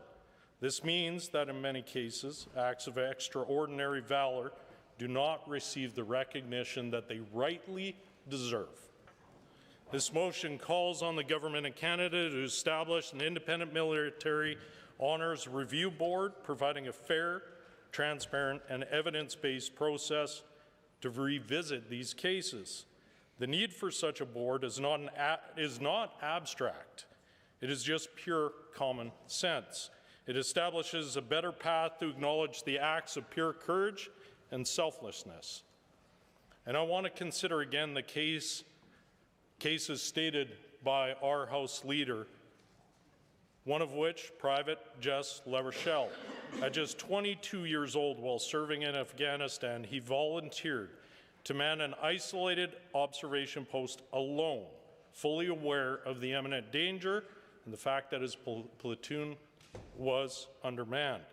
When the attack came, a rocket struck his position, knocking him unconscious. Upon regaining consciousness, he found 2 comrades dead.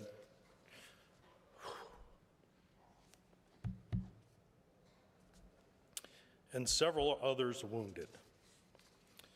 Despite suffering devastating injuries himself, a broken vertebrae, a detached retina, and a ruptured eardrum, he chose to remain at his post and defend his fellow soldiers.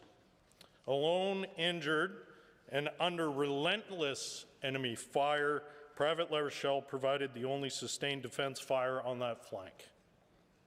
His actions held the line and ultimately saved lives.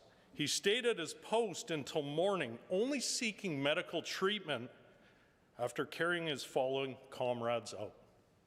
For his remarkable bravery, he was awarded the Star of Military Valor, yet many question whether this honor fully captures the depth of his courage. We should also reflect on the actions of William MacDonald during the Battle of White School, one of the most intense firefights Canadian forces have faced since Korea. Pinned down by overwhelming fire with 2 soldiers already lost, MacDonald made the courageous decision to run towards enemy fire to rescue his wounded comrades. He was not ordered, Mr. Speaker. He did this motivated solely by their need for help. His actions transcend duty and exemplify true valor. He too was awarded the Star of Military Valor. But again, Mr. Speaker, does that honor fully capture the depth of his courage? Similarly, Sergeant Patrick Tower demonstrated exceptional leadership and bravery in August of 2006 in Pashmal, Afghanistan. Amid chaos and heavy enemy fire, Sergeant Tower, accompanied by a medic and another soldier, sprinted 150 meters across open ground to reach wounded comrades. Learning that 4 Canadian soldiers have been killed, including the acting platoon commander, Sergeant Tower took command and led the remaining soldiers to safety. His actions were also recognized with the Star of Military Valor. Mr. Speaker, these are not ordinary acts of bravery. They are extraordinary demonstrations of courage, acts that I and the many veterans and service members that have joined us today believe meet a higher standard of valor. And yet, since the establishment of the Canadian Victoria Cross in 1993, our highest military honor has never been awarded. For over 3 decades, it has remained unbestowed, while our closest allies like the UK, Australia, and New Zealand have issued such medals. Are we to believe that no Canadian has risen to that level of courage, or is it possible that our system lacks the flexibility to recognize it? This is the central question on this motion. An independent military honors review board would not diminish existing rewards or rewrite history. It would provide a structured, credible process to examine cases where compelling new evidence or testimony exists, ensuring that recognition can be elevated where warranted. Such a system would ensure our honors are responsive to the truth, and most importantly, it would send a clear message to our veterans and their families that our country is committed to listening and doing what is right. Mr. Speaker, this is about fairness. The federal government needs to properly acknowledge the sacrifices that have been made and ensure they are properly recognized. Stories of extraordinary courage, whether uncovered days, years, or decades later, deserve the consideration that they should. And we can make certain that Canada's highest honours are accessible and not out of reach. To the Government of Canada, this motion is unequivocal. Establish an independent military's honour review board, create a pathway for reassessment, and ensure that no act of extraordinary valour goes unrecognized at the level it deserves. We owe this to Private LaRochelle, to William MacDonald, to Sergeant Tower, and Mr. Speaker, more importantly, we owe this to every Canadian who has worn the uniform and every family that has supported them. I urge all members of this House to support this motion. Thank you, Mr. Speaker.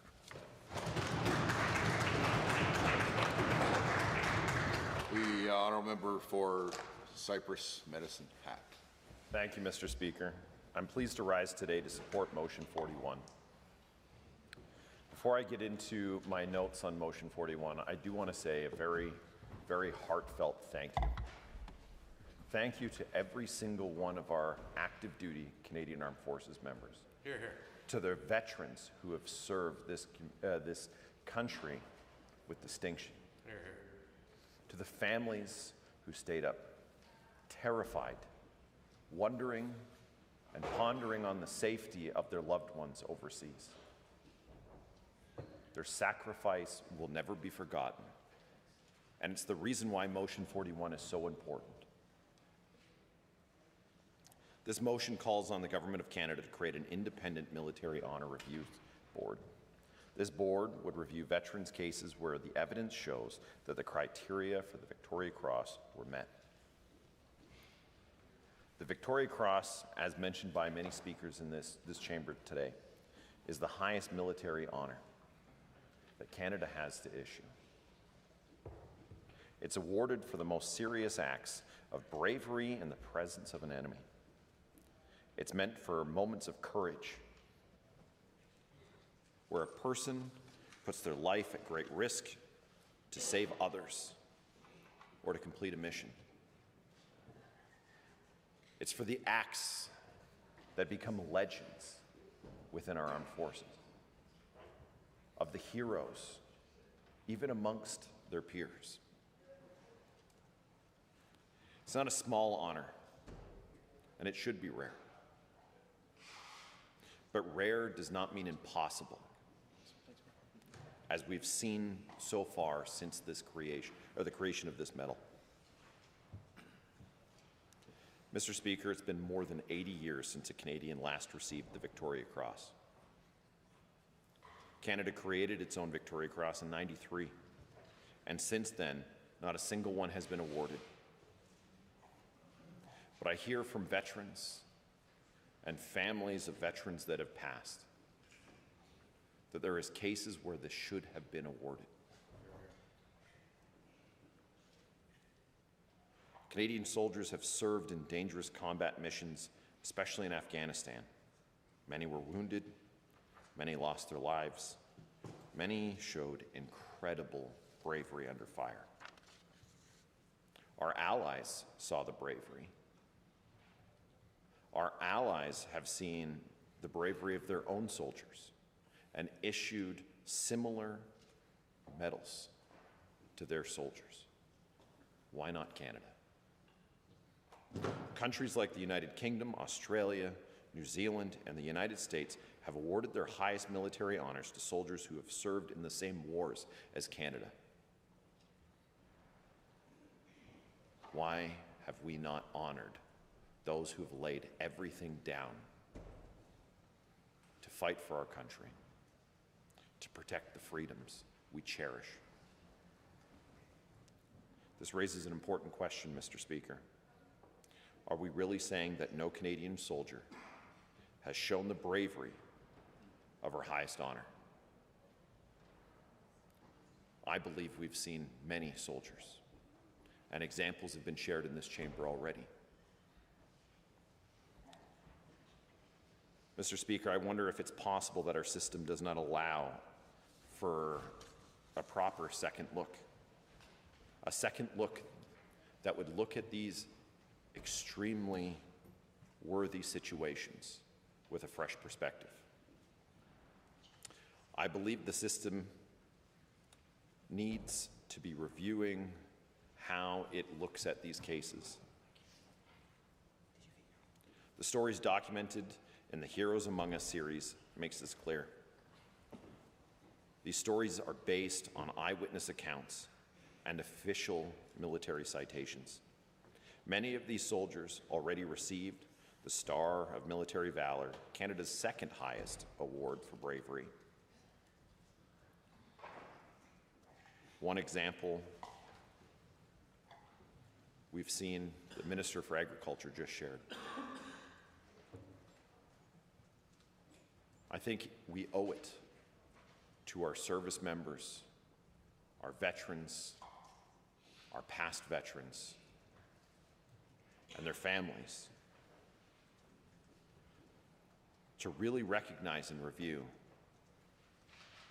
that when our Canadian Armed Forces members are experiencing highly exposed machine gun positions, taking attacks from Taliban, taking rockets flying overhead, severing limbs, suffering mortal injury, but persevere and push on to protect their fellow soldiers, with the thoughts of trying to get home, the thoughts of protecting home.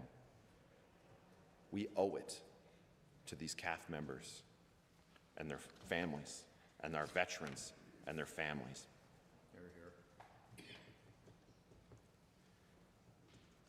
Mr. Speaker, there are so many examples we could use to justify why this motion is important.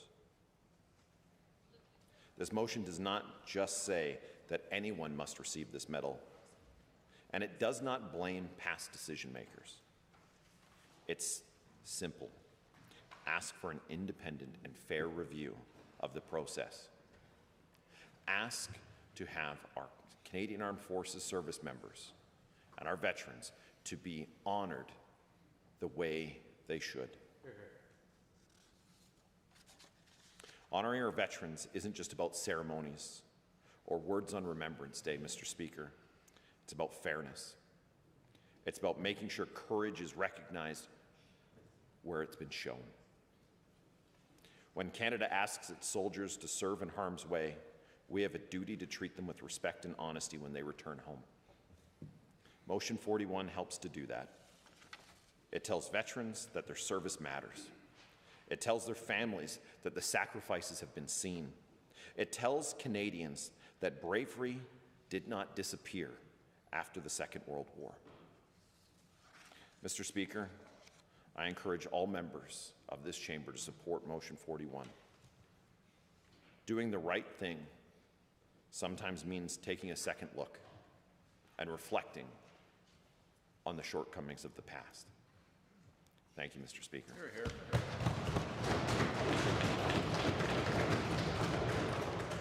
No more speakers, honourable members. On Government motion number 41, moved by the Honourable Government House Leader. Did you, no?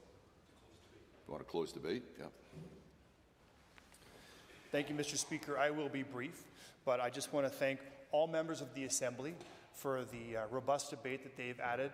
I think we've all been enriched by the stories, the information they've shared, whether it's directly or indirectly. Everyone in this chamber has been enlightened and has benefited from the service of those who put their lives in line and dedicated their support, dedicated their lives to the service of our country. And so, Mr. Speaker, I encourage all members to support Government Motion 41, and with that, I close debate. Honourable members, on Government Motion 41, moved by the Honourable Government House Leader, if you are in favour, please say aye. Aye. All of those opposed, please say no. The ayes have it. That motion is carried.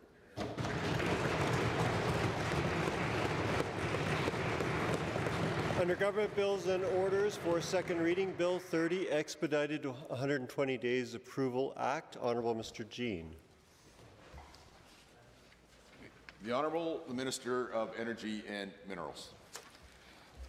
Thank you, Mr. Speaker. I rise to move second reading of Bill 30, the Expedited 120-Day Approvals Act 2026, Mr. Speaker. If passed, this legislation would help set a path for decades to come and generations of Albertans for prosperity by speeding up the process to approve major projects in the province, Mr. Speaker. We're actually hoping that this will be an opportunity to change the culture of the regulatory and approval process throughout governments, whether it be municipal, provincial, or even federal, Mr. Speaker. Currently, the process to approve projects in Alberta and Canada, quite frankly, is cumbersome, riddled with roadblocks, and frankly, very often unnecessary delays. There are truly many examples of projects that have spent years working through the application and approval processes, and when it comes time to seek approval, they only find that they are sent back to square one on a technicality, Mr. Speaker. Possibly they've been working with a government agency streamlined for 1 or 2 years. We've even heard scenarios that have come about as a result of that, and then they find out they applied under the wrong section, Mr. Speaker. Certainly, this must change. It has to change because what people don't recognize in the regulatory organizations of this great province and municipality is that time is money. And when people do not approve projects, people have to go back to the drawing board, oftentimes paying interest charges, paying finance charges beyond that. And in fact, Mr. Speaker, often the project is at risk as a result of these unnecessary delays. What happens when somebody goes on holidays, Mr. Speaker? Usually just sits on the corner of that desk and nothing gets done. We need to change that, Mr. Speaker. We have to have more productivity, and we need to get things going and get rid of those unnecessary roadblocks and delays. Because, Mr. Speaker, it's turning investors away. They're looking at Canada and saying, not only can I not get a decent return, but I might never get it started. 3, 4, 6, 12 years later, Mr. Speaker, in cases of mines, 20, 25 years. Mr. Speaker, that kind of financial certainty is what's driving away investment. We need to have more certainty and faster project approvals all throughout government, Mr. Speaker. In fact, self-inflicted federal barriers are estimated to have driven away at least $12 billion in capital investment from Canadian-based energy companies to the U.S. in the last year alone, Mr. Speaker.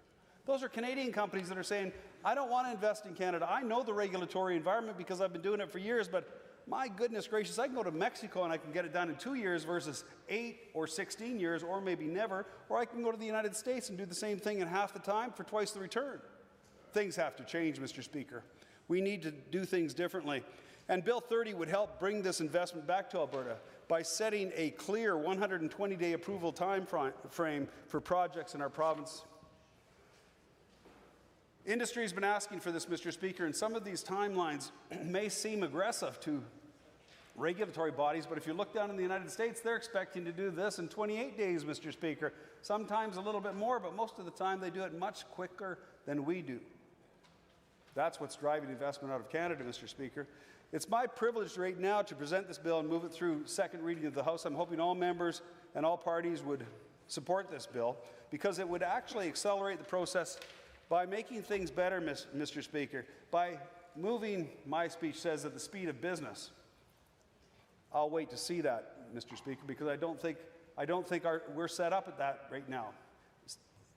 Maybe Bill 30 will see this implemented, and over time the culture will change, and not just projects where it's $250 million or more, as in this case, Mr. Speaker, but smaller projects where we can see the culture of change in municipal governments, where they want to move things forward, Mr. Speaker, where they give certainty to investors and they actually have open arms and a concierge approach to people that want to invest money and time in something in our region, in our province, in our cities.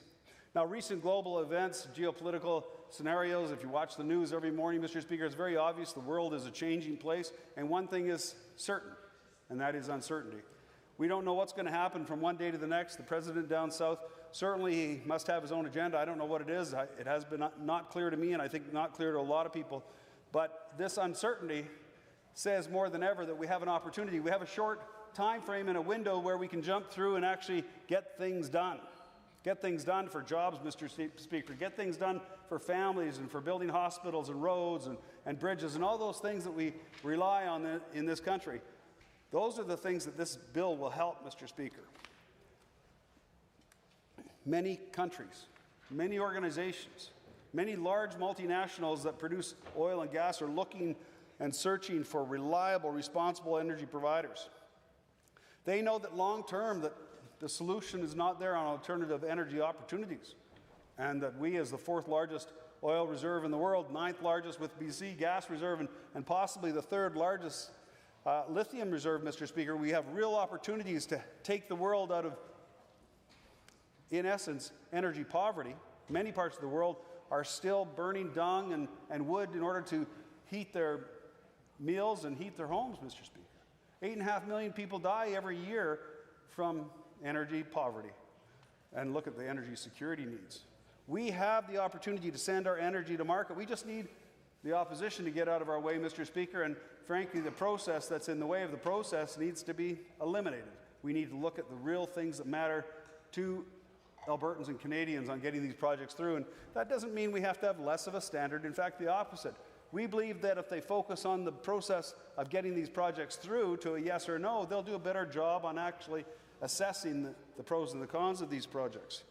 In short, Mr. Speaker, the world is demanding and looking for more energy and more of Alberta's resources.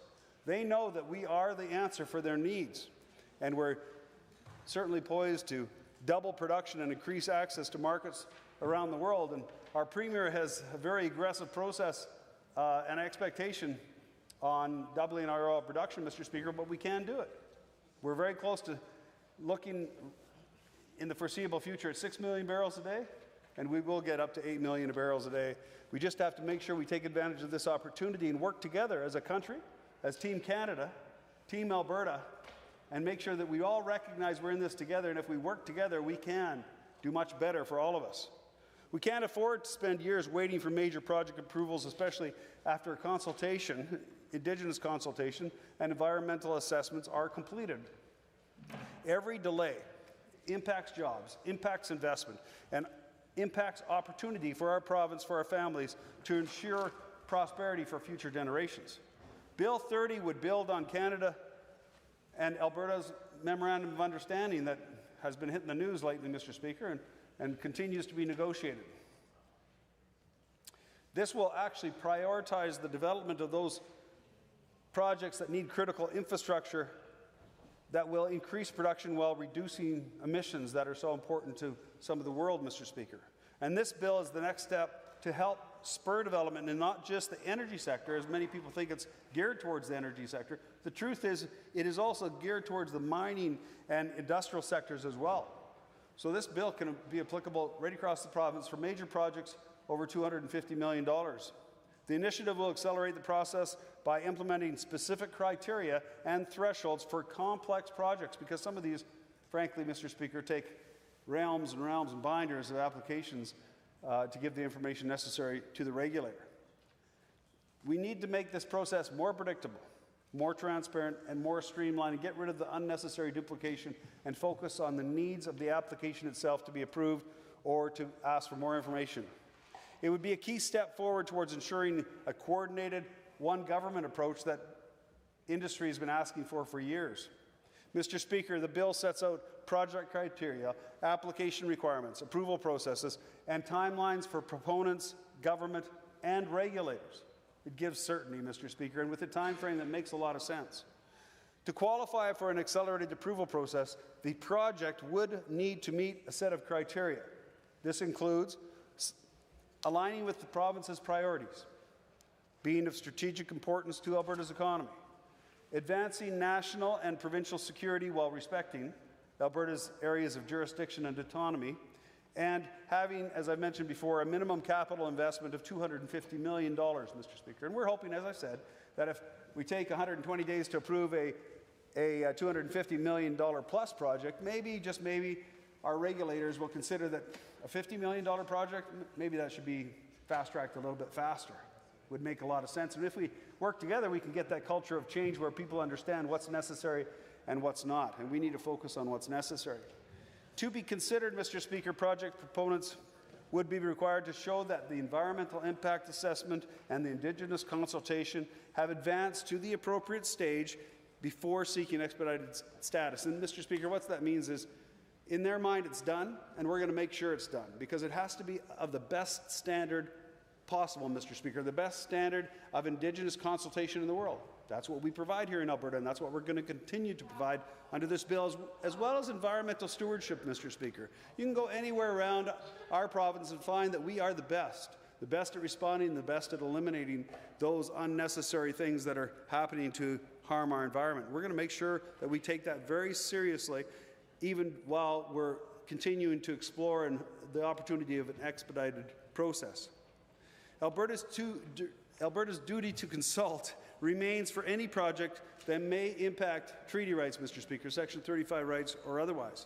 If passed, Alberta's government will establish a review and support process through a newly created project coordination review team within Executive Council, Mr. Speaker. And that means the Executive Council, which the name speaks for itself, those are the folks that are actually the final authority to get things done, Mr. Speaker. And when Executive Council wants to get involved in things, people know that it's a very serious matter and it's going to move forward. And the Executive Council will assess the major projects application and make recommendations to a committee of deputy ministers.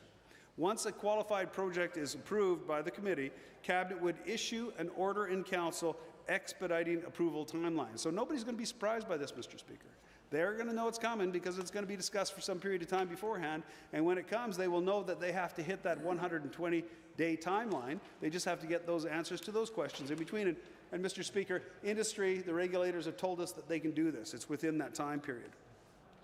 The issuance of the order in Council would actually trigger a 120-day approval clock for the regulators, with the same timeline requirements applying for all subsequent required permits upon receipt by the regulator. That means we would hit the 120 days and move it back, and people would be able to put forward their own time frame, but the regulator would be responsible to do it and deal with the applications within that time period. The final decision, of course, to approve an application or to deny it will remain within the regulator's purview, Mr. Speaker, except now they will be required to rule and make that decision within a timely manner. And we think that that's going to make a big difference to applicants and captains of industry, Mr. Speaker, that are looking for that clarity.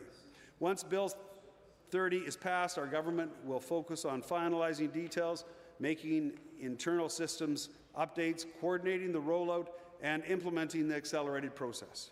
Taking action to keep the province at the forefront of permitting excellence is critical for Alberta to truly unleash its potential, Mr. Speaker. Industry's been calling for it. Even groups, NGOs across the country in North America have been calling for it, Mr. Speaker. We need more clarity and more certainty. Taking action to keep the province at the forefront of this is absolutely critical as we go through this geopolitical time, Mr. Speaker, especially given our assets and our resources here in Alberta.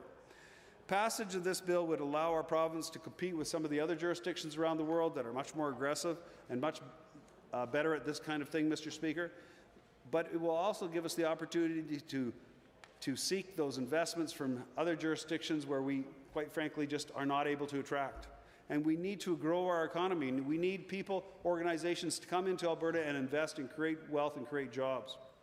Taking action today is absolutely critical for Alberta to ensure prosperity for decades to come.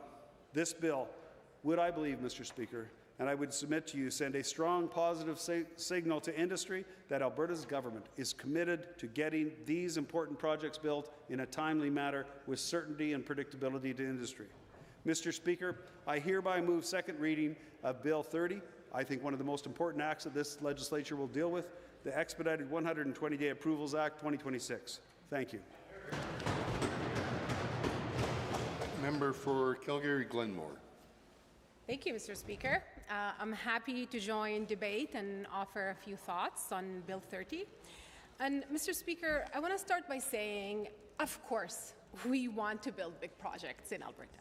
And of course, we want to see regulatory efficiency and timely approvals. Business leaders and investors say time and time again that they want certainty. And they want to understand the rules.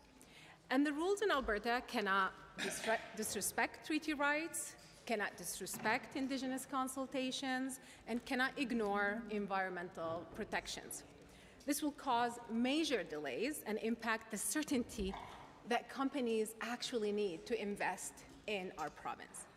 And I do actually appreciate what the minister said on April 13th, 2026, and I quote here, no project can actually be submitted in the process without completing the environmental impact assessment and the Indigenous consultation, which obviously deals with courts, and we want to make sure that process is dealt with appropriately.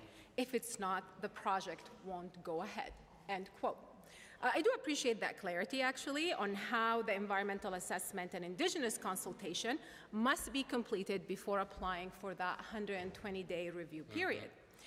However, that's not what Bill 30 actually says. Section 2.22G requires a proof acceptable to the minister of the status of any planned, ongoing, or completed consultation with Indigenous communities respecting that project. A planned consultation is not a completed consultation, Mr. Speaker. And what defines a proof here? Will a social media posting seeking consultation qualify, for example? Is sending an email to Indigenous communities a proof acceptable to the minister? What is the actual standard here, Mr. Speaker? And why not make this potential law as clear as what the energy minister had said in his actual statement? Very clear, very crisp. Why not spell it out and spell out the Alberta's duty to consult in this bill? The duty to consult is not mentioned even once in this bill, Mr. Speaker, and I do not see any amendments to other statutes that impact the Ministries of Energy or Environment or Indigenous Affairs. When Crown land is used for projects or development, there is a duty to consult with Indigenous peoples, Mr. Speaker. This duty to consult is included in Canada's Constitution under Part 2 of the Constitution Act of 1982. That is clear. However, it is unclear what this bill does. It sounds like the minister is creating a committee, another committee, to review projects for him, for his office. It doesn't provide clarity on existing laws or changing statutes anywhere else. And we certainly, Mr. Speaker, we do not want to see good projects being stuck in courts because the government did not provide clear policies for project proponents. Then comes Section 22F that requires, again, a proof of the status of the environmental impact assessment. So again, my question is, what is an acceptable status? What's an acceptable proof here? Is this an initial contract with an environmental consultancy or a company? What does this mean, actually? Mr. Speaker, I do agree that geopolitics are complex right now. It's very hard to predict what's going to happen tomorrow. With the US-Israel war on Iran, we've seen a shock in the system and a shock to oil prices, with prices moving as much as $25 USD a day. The tanker shipping costs alone increased significantly with the war. It's not only the turbulence in oil prices, but the turbulence in prices across the value chain. We're seeing global energy shortages and jet fuel shortages, goodbye vacations in the future, and Alberta families are feeling this impact right here at the pump right now in Alberta. We are in an affordability crisis, and this is an added crisis that we're seeing. And we heard this week from the CEO of the International Energy Agency, Dr. Fatih Birol, who said that the oil and gas aren't the only two commodities now missing from the world's markets. It is also trust and predictability, Mr. Speaker. And that's where Canada comes in. And obviously, that's where Alberta comes in, Mr. Speaker, as Canada's energy capital and Canada's oil and gas capital. So yes, Alberta's major projects deserve to be greenlit in a timely manner in this crisis with efficient regulatory process while respecting Indigenous consultations and environmental impact assessments. And companies need certainty and clear rules, but the language in this bill is vague. And it does not match the ambition, and it does not match what the minister actually said in the House. So will the minister amend this bill to match what he actually said and make it clear for project proponents?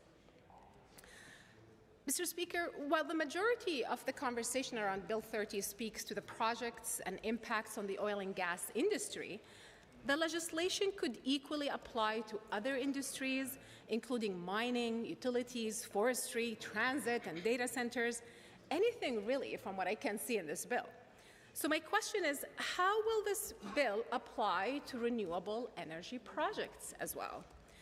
The UCP government's policies have practically brought the renewable energy sector to an absolute halt. We haven't really seen renewable projects built since the ridiculous UCP moratorium on renewables in 2023, because the UCP government spooked investors with their renewables ban. And then the government doubled down on scaring away investors by adding so much red tape and unfair rules. It has piled on red tape. So where is the red tape reduction minister here, Mr. Speaker? He seems to be missing in action. Renewable energy corporate deals have dropped by 99% as of 2025 due to all this red tape implemented by this government. The problem, Mr. Speaker, there is a compounded effect here. The government has injected so much uncertainty with the redesign of the electricity market that does not provide a clear path for major energy development in the province in that sector. There are also targeted policies by the UCP government against renewables, from the moratorium to the vague rules of pristine viewscapes and the 35 kilometers buffer to the hypocritical 30% upfront security requirement that no other sector has. And then we have the newly, well, it's under implementation, the $15 per module on recycling fee. And now the new consultation that the government has just directed the Alberta Utilities Commission to conduct targeted consultations this year to establish new default setback standards for renewable infrastructure from residential buildings. And Mr. Speaker, I want to be super clear. I do agree communities need to come on board.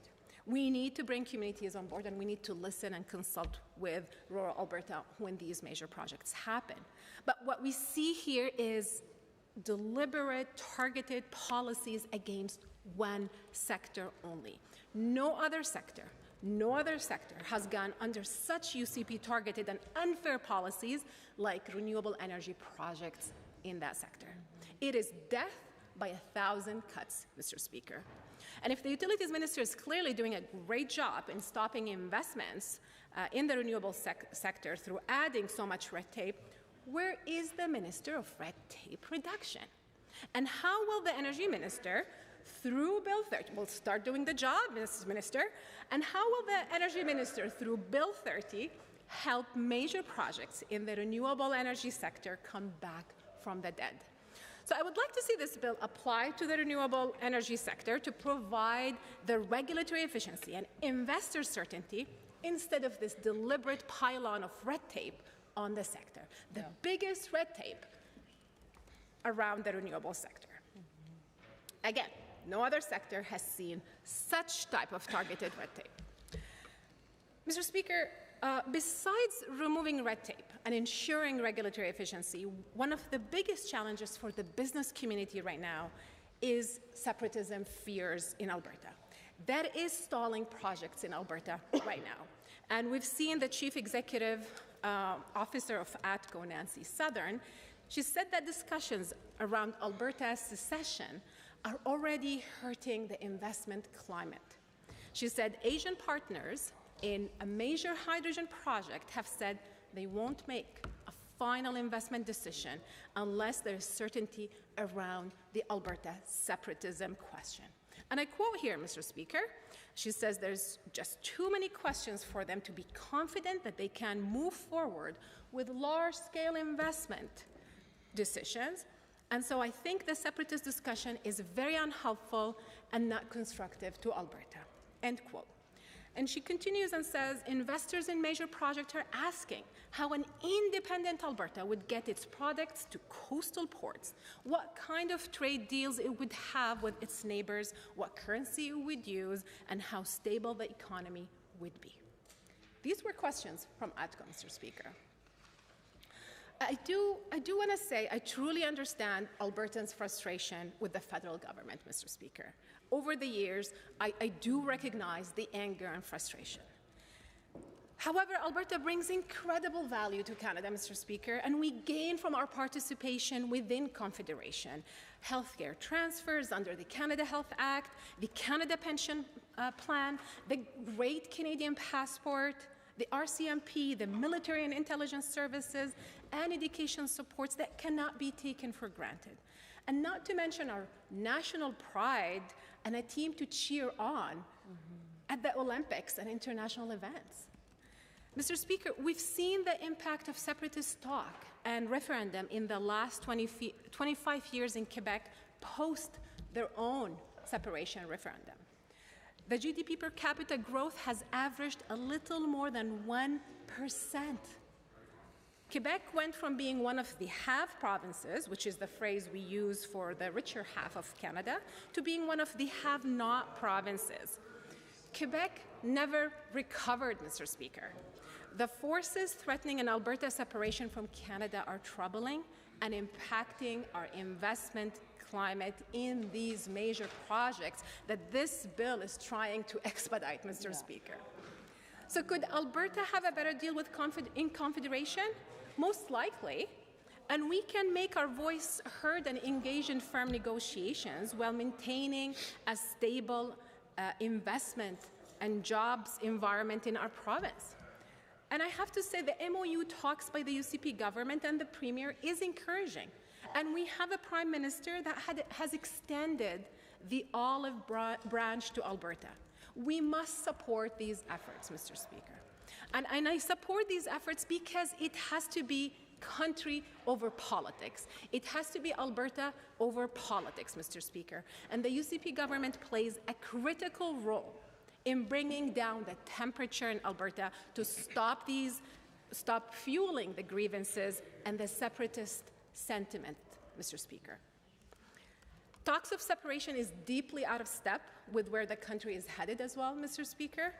Provinces are looking to drop interprovincial trade barriers and work together to grow Canada's economy. And we need a trade strategy that puts Canadians first, one that protects our values and advances our prosperity. And I love Canada, Mr. Speaker. I love Alberta. Albertans are proud Canadians. That's what I hear from Albertans across the province and in my constituency of Calgary-Glenmore. This country is not perfect, Mr. Speaker, and we have big challenges as a nation, but it is so worth fighting for that every single day, Mr. Speaker. So I implore the members opposite, the minister, the premier, to take Alberta's separatism off the table. They can do this, not only to provide the investment certainty and expedite major projects in Alberta, but to protect our province and our country, Mr. Speaker. We have this duty and responsibility as elected officials in Alberta's legislature right now, Mr. Speaker. In conclusion, I do appreciate the intent of Bill 30, Mr. Speaker, to streamline and to focus on project reviews. I truly don't believe the bill has all the necessary elements to ensure certainty for companies. It is unclear what it does. We understand that a review committee will be formed to review projects, so hurrah for another committee that will review in no more than 120 business days. We need to be clear here. It's 120 business days, which is 5 to 6 months. Wow. It also remains to be seen how the 120-day decision timeline will operate for major projects requiring public hearings. We haven't seen what this means, Mr. Speaker, where the schedules must abide by the rules of procedural fairness. I worked in the oil sands sector, Mr. Speaker, and the project I worked on was delayed by a year due to public hearing. So I hope the regulations will bring some clarity and certainty for project proponents on how hearings will fit in all this and their unpredictable schedule. You can't change a hearing. And this 120-day period is not an automatic yes due to the requirements of Indigenous consultations and environmental impact assessments. And we also don't see amendments to existing statutes or other laws. So what is new here? Is it forming a review committee for the minister? The minister can form a review committee without creating a bill and wasting the legislature's time, Mr. Speaker. There's nothing to see here, Mr. Speaker. Expediting approvals is one thing. Cutting corners that could lead to delays and years-long court challenges is another. While we support Bill 30, the UCP must ensure corners are not cut that could cost companies and the economy down the line. We want to build major projects in Alberta. This needs to happen, Mr. Speaker. And the way you do this is by rolling up your sleeves and doing the hard work, not shortcuts. Thank you, Mr. Speaker.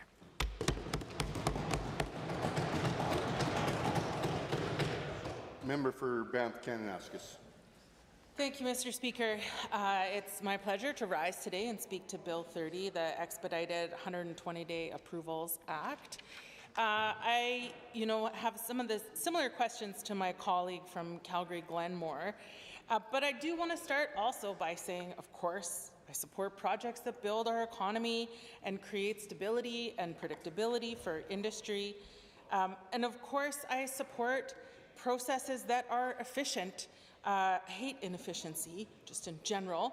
And so I support projects going through an application process in a timely manner. But it is really unclear to me how this bill addresses any slowdown in approvals, because I'm not actually sure when I read this bill where the barriers are or where the slowdowns in approvals are. And this bill doesn't amend any existing statutes or legislation or processes. It just says we're going to finish things in 120 days. It doesn't really identify what will be different. So I want to zoom in on clauses 2, 2, F, and G, because those to me are the really important ones in the bill. They talk about how environmental impact assessment and First Nations consultation status must be provided. I don't really know what status means. You could say it's ongoing or started. That is a status. That doesn't mean it's been completed. The minister has said in the House that environmental impact assessments and First Nations consultation processes must be completed before projects could enter this 120-day review time, but that is not what is in the Act. And I think what we have seen from previous pieces of legislation that have come forward from this government is if it's not in the legislation, we cannot guarantee that that is how it will happen. When we stood in this House and debated the All-Season Resorts Act, the Minister of Tourism and Sport assured me that all standard public consultation protocols would be followed to create all-season resort designated areas, and then the first all-season resort designated areas that we saw contravened that standard protocol and practice. So I'm sorry, Mr. Speaker, if I don't trust this government to just do the right thing and making sure that all standard protocols are followed. If it's not in the piece of legislation, I can't trust that it will happen.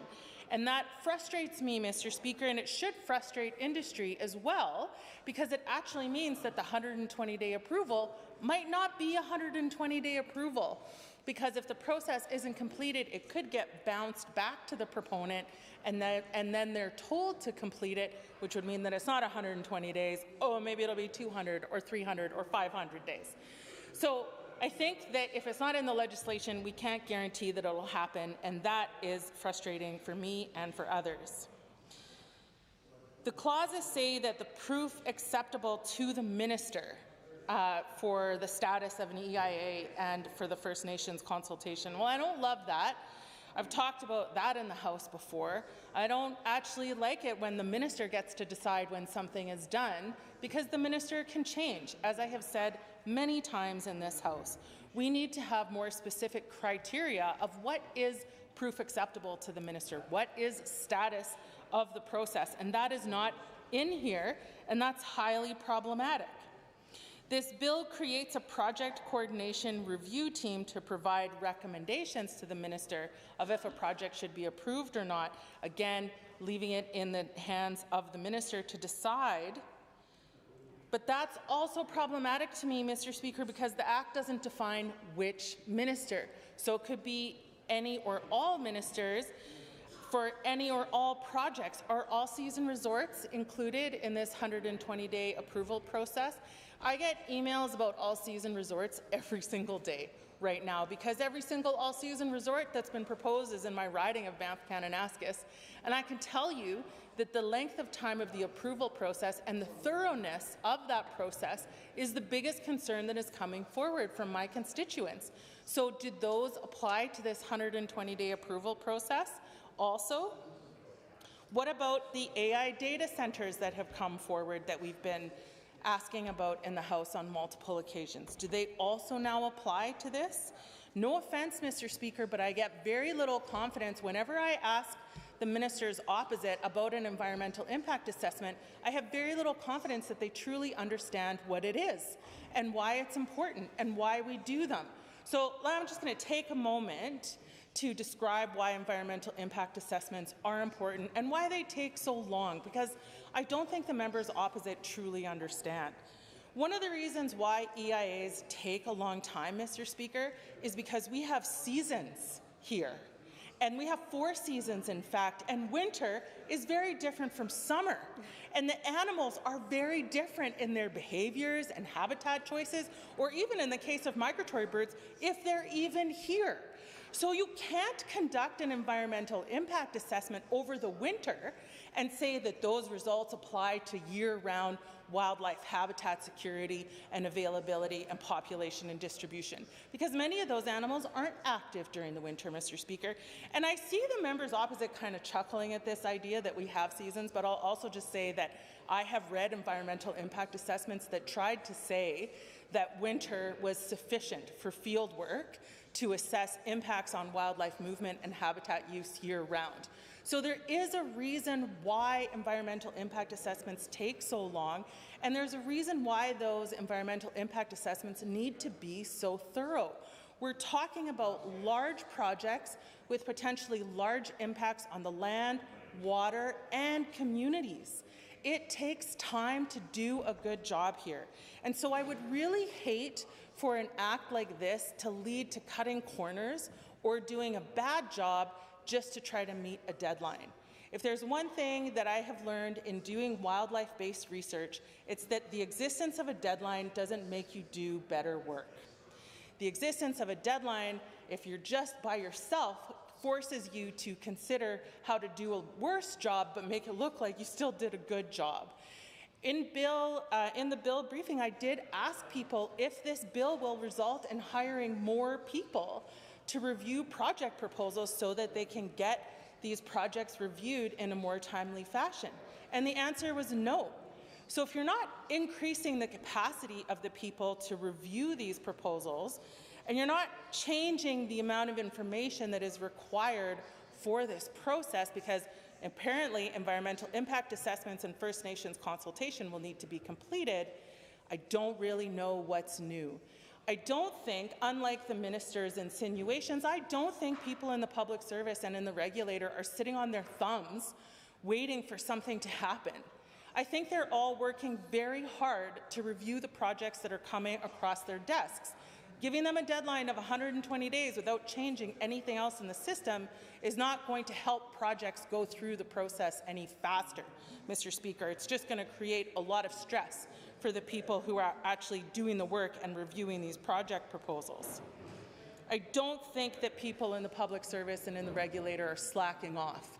I think they're busting their butts to try to do all of the work that is being asked of them.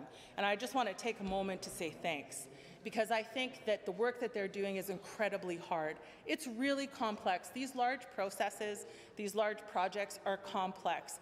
If we don't take the time to fully understand the impacts of these developments, we run the risk of creating lawsuits and massive environmental liabilities that future Albertans will have to take care of. The importance of First Nations consultation also cannot be understated. There are multiple lawsuits from First Nations against the Government of Alberta right now because they haven't done their due diligence to take the time to understand cumulative effects or the impacts of existing developments on water quality, land use, traditional rights, traditional access to lands, and many more factors.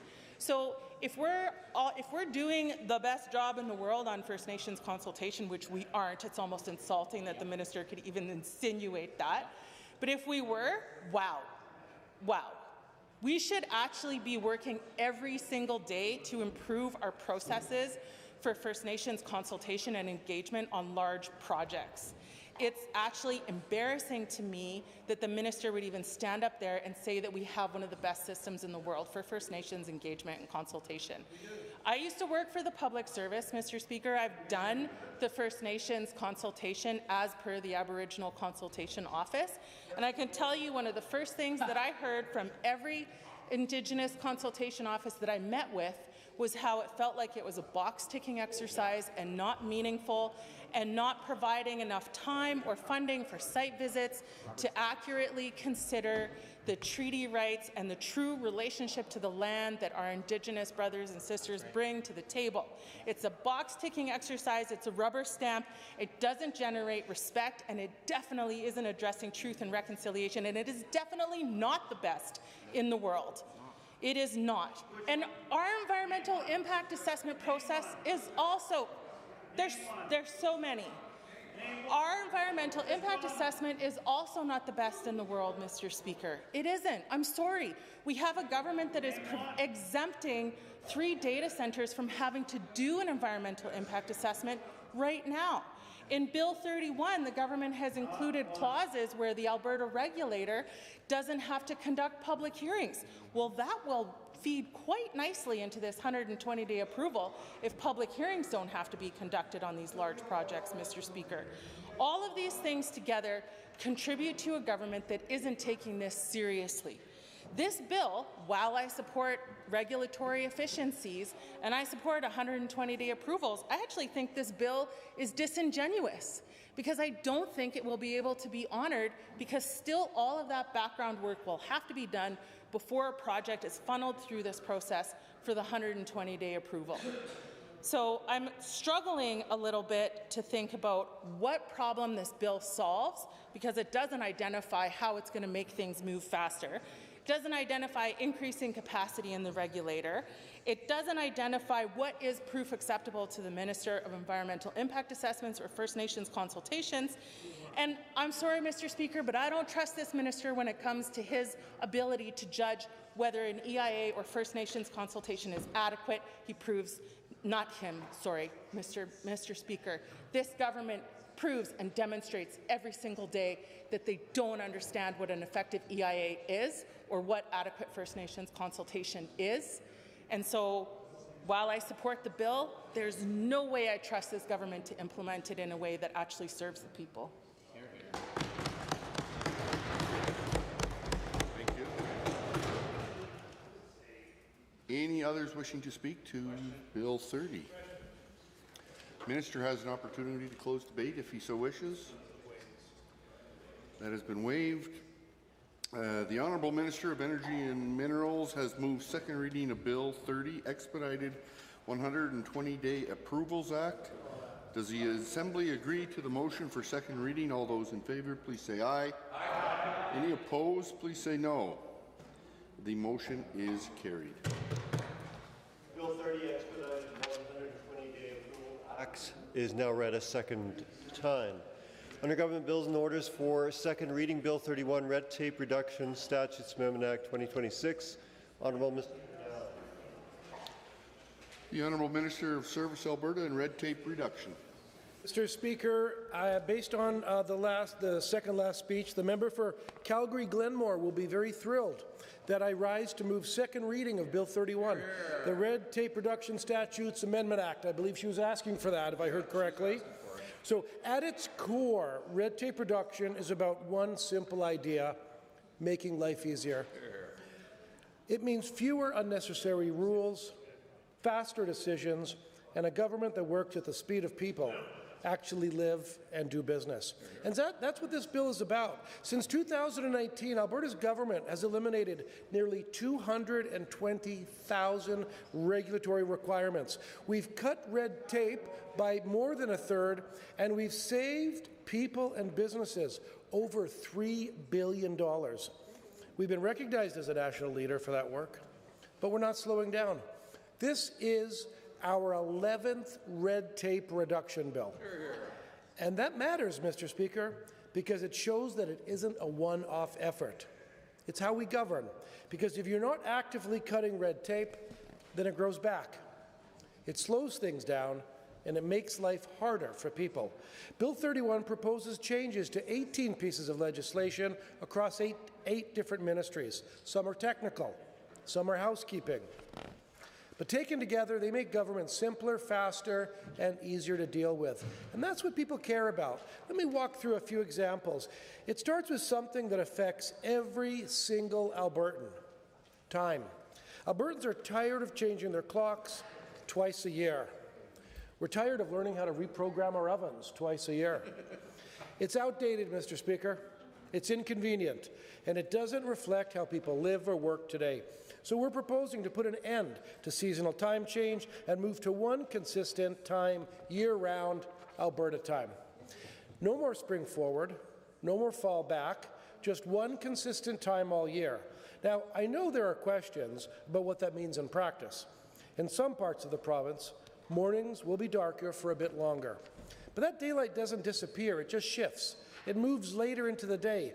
So when people are driving home from work, picking up their kids, or trying to get outside after a long day, it will still be light out. That's something we don't always have today, Mr. Speaker, and that matters. Because we're already on daylight time for about 8 months of the year. If we went the other direction and stayed on standard time year-round, some communities would see the sunrise as early as 4 a.m. in the morning. That's not practical. That's not how people live their lives. This change reflects how people actually use their day. It gives families more usable daylight in the evenings, more time to be outside, more time together. And beyond that, it brings consistency. No more adjusting clocks, no more missed meetings or scheduling confusion. Just one predictable system that works year-round. And we're not alone in this. Across Western Canada, there's a clear move in this direction. Saskatchewan has been on a fixed time for decades. The Northwest Territories is moving to end the seasonal time change. British Columbia would remain 1 hour behind us year-round. That creates a consistent and predictable difference across the region. And south of the border, many U.S. states are looking at doing the same thing. So this isn't Alberta going out on its own. It's alignment. It's consistency. And it's a practical response to how people live and work today. At the end of the day, this is a simple change, but it makes a real difference. And it's exactly what red tape reduction is all about. Next, Mr. Speaker, I want to talk about iGaming. Online gambling is already here. The majority of it is unregulated, with zero player safety or social responsibility standards. As we move towards a regulated market, our job is to make sure the rules can keep up. These amendments allow advertising standards to be set through the AGLC, and that will give us flexibility. It allows us to respond quickly as the market evolves, and it ensures strong protections for Albertans. Clearer rules, faster updates, better safeguards. That's what this change delivers. Now, I want to turn to how government systems actually work. Take land titles. We're modernizing the system through Arlo. That means secure digital submissions, reduced backlogs, faster turnaround times, less waiting, and more predictability. A system that works the way people expect it to. We're also updating the Condominium Property Act, improving governance, strengthening accountability, and making dispute resolution faster and more accessible. We're aligning tenancy legislation to provide a clear, consistent 365-day notice period. That's about clarity. That's about certainty. And that's about making the rules easier to understand. Mr. Speaker, this bill isn't limited to one ministry. It reflects a coordinated effort across government. In advanced education, we're improving clarity and professional governance. In agriculture, we're allowing irrigation districts to communicate the way people actually communicate, through email and websites instead of newspapers. Simple change, but real impact.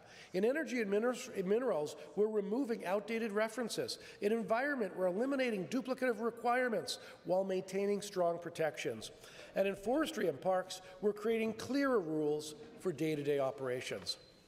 Less time navigating process, more time delivering results, and that's really what this all comes down to.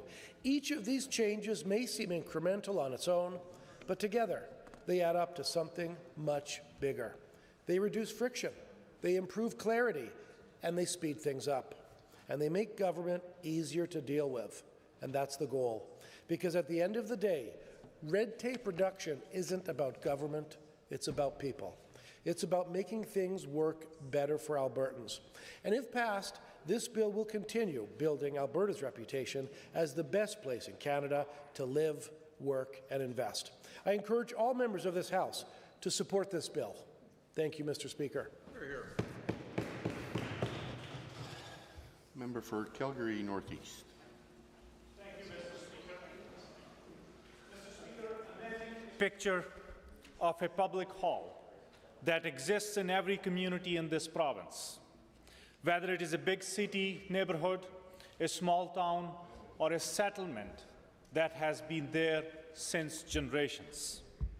It might be a community league hall, a senior center, cultural hall, friendship center, parish hall, legion, or a town hall. But people know what it means. There is a clock on the wall, there is a sign-in book at the door, and there is someone responsible for looking after the place, checking the exits, making sure the lights work, making sure the building is safe, making sure the hall belongs to everyone, not just the loudest voice in the room. That hall is not fancy, it is not perfect, but it is public. It belongs to the people. And that is how I look at a government, Mr. Speaker. A government is the public hall of democracy. It is where important decisions are made, where we keep the records, and where we respect the voice of the community. So when a government brings forward a bill like Bill 31, we have to ask, what are they doing inside that public hall? Are they listening to the people who use it? Are they protecting the sign-in book? Are they allowing the caretaker to do their job? Or are they walking in with the attitude that they own that place, that the clock can be changed no matter what the community voted for, that the guest book can be handed over to the private interests, that the caretaker can be told to stand aside when something dangerous is happening? That is the heart of my concern with Bill 31. This is an omnibus bill. It touches many pieces of legislation across many ministries.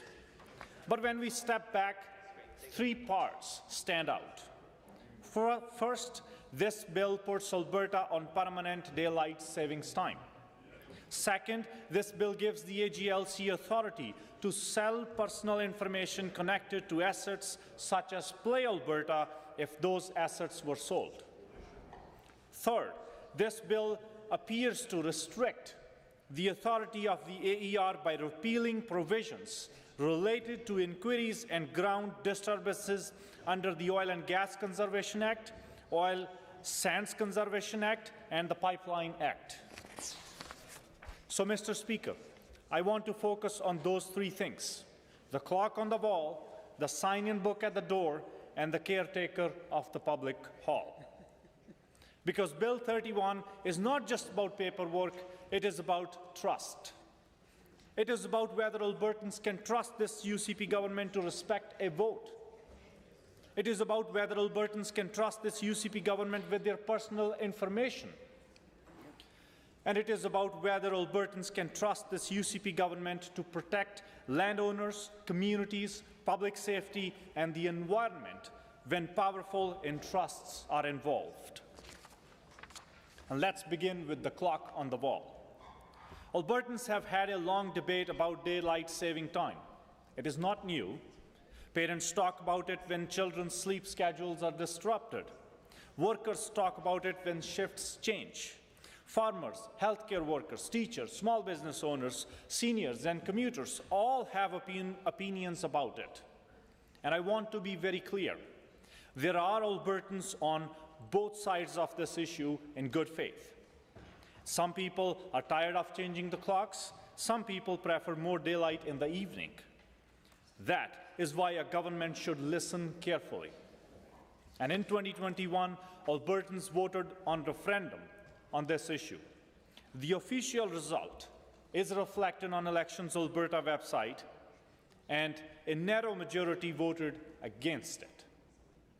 In a public hall, when members vote, you do not keep calling the meeting until you finally get the answer you want. You do not say, well, perhaps the member did not understand the question. You do not say, well, perhaps the vote was inconvenient. You do not say, well, we know better than the members who showed up. You respect that vote. And this is the democratic principle at stake here. The government may say that people hate changing the clocks. Maybe many do. The government may say that this is a simple modernization. Maybe it sounds simple. The government may say that Alberta should have Alberta time, but no branding exercise can erase this fact that Albertans were asked a question and Albertans gave an answer. 100%. And this is the problem with this government, Mr. Speaker. The problem is not simply the clock. The problem is the attitude of this UCP government, that public input matters only when it supports what the UCP already wants to do.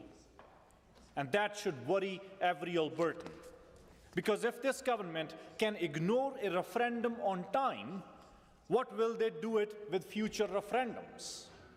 If it can shrug off the voice of Albertans on this issue, what assurance do Albertans have that it will protect the voice of the people on issues that are larger, that are deeper, and that are more consequential? And Mr. Speaker, this is not how the public hall should be run. The clock on the wall belongs to everyone. The decision about that clock should not be treated as a decoration that this premier can move around whenever it suits her.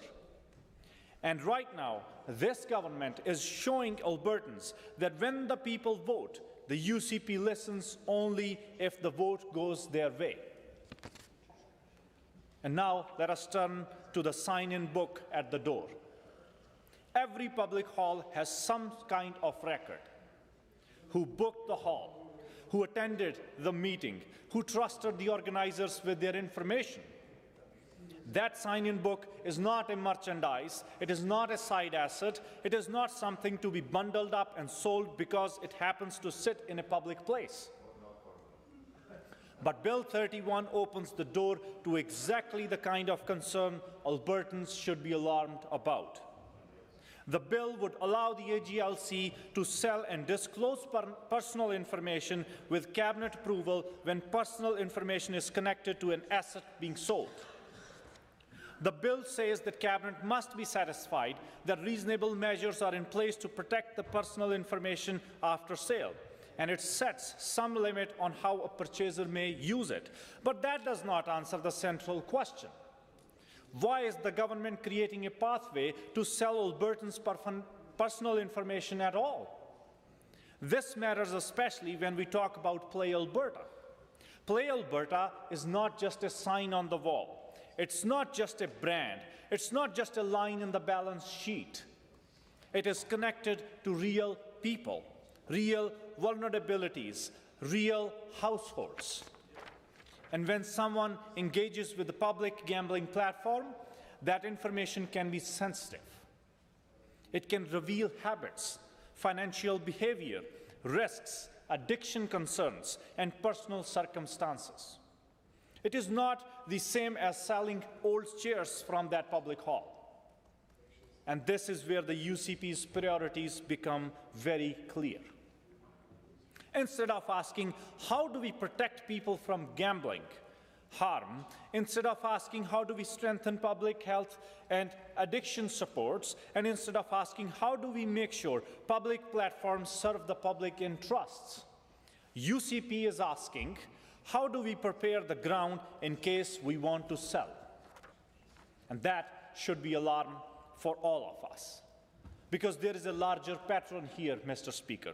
The UCP has shown time and again that it is far too comfortable turning public assets into private opportunities. They look at the public hall, they see a sale sign. They look at the sign-in book, they see a commercial asset. They look at people's trust and treat it like a line item. And Mr. Speaker, Albertans have very fresh reasons to be concerned about data.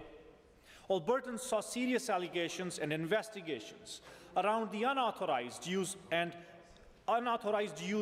public exposure of millions of Albertans' information that got posted in a searchable online database until a court order required it to be taken down. And what's more concerning is that the president of the UCP and the staff from the Premier's office attended that meeting, and yet they did not do anything to report to relevant authorities. So when this government asks Albertans to trust them with more pathways for personal information to be sold or transferred, Albertans have every right to ask who gets notified. What happens if someone does not want their information to be sold? How will this protect people who used a public platform because they believed their information would remain under public control? Mr. Speaker, the sign-in book at the public hall belongs to the people who signed it. It does not belong to a private corporation. It does not belong to this UCP corrupt cabinet. It does not belong to whichever buyer is waiting outside the door. The UCP should not be creating a legal doorway to sell Albertans' personal information while asking us to simply trust them. And it is even more troubling that this issue is tied to gambling, because gambling is not just entertainment for everyone. For some Albertans, it's an addiction, it's a debt, it's a public health issue, Mr. Speaker. A responsible government would treat that reality seriously. A responsible government would say that public data, public assets, and public health must be protected together. But this government seems more interested in setting the table for privatization than strengthening the protections for people. Now, Mr. Speaker, let us turn to the caretaker of the hall. In any public hall, someone must be able to act when something goes wrong. If the roof leaks, someone needs authority to fix it. If the door is blocked, someone needs authority to clear it. If there is a hazard outside, someone needs authority to stop people before they get hurt. That is the basic idea of any regulator. The Alberta Energy Regulator is supposed to ensure the safe, orderly, and environmentally responsible development of energy resources in Alberta. But we all know the AER has problems. The AER has been criticized for being too close to the industry. Landowners have raised the concerns. Municipalities have raised the concerns. People who care about water, land, and public safety have raised the concerns. And this year, reporting said that AER exposed the email addresses of nearly 600 people who submitted comments about a controversial coal mine project in Crossness Pass. And what does Bill 31 do to protect it? It repeals provisions that allowed the AER to hold inquiries in certain circumstances under the Oil and Gas Conservation Act and the Oil Sands Conservation Act, and it repeals Pipeline Act provisions related to inquiries where construction, operation, or a ground disturbance has been suspended. Now, the government may say, do not worry at all, these sections are obsolete. These matters are handled elsewhere. The Responsible Energy Development Act supersedes them. Fine. Then answer the questions plainly. If a landowner raises a concern, who responds? If there is a ground disturbance, who intervenes? If a well or facility is shut down, what inquiry rights remain? Because Albertans are tired of being told by this government, trust us. They have been told to trust this government on coal. They have been told to trust by this government on health care. 90 days, Mr. Speaker. They have been told to trust this government on data. And again, they find out that the doors were being opened behind them. And Mr. Speaker, we do not fix a regulator that already struggles to earn public confidence by removing tools and saying, do not ask too many questions. The answer is to make it work for the public. The answer is independence. The answer is accountability. The answer is transparency. So when landowners call, someone answers. When communities raise concerns, someone listens. And when there is a hazard, someone has the authority and courage to act. And Bill 31 does not give Albertans that confidence. It gives them more uncertainty.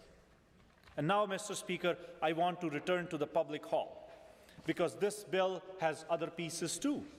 It changes how strategic capital plans are prepared, rules around condominium boards, land titles, irrigation district notices, hazardous waste transportation processes, park management, rules around regional and sub-regional plans.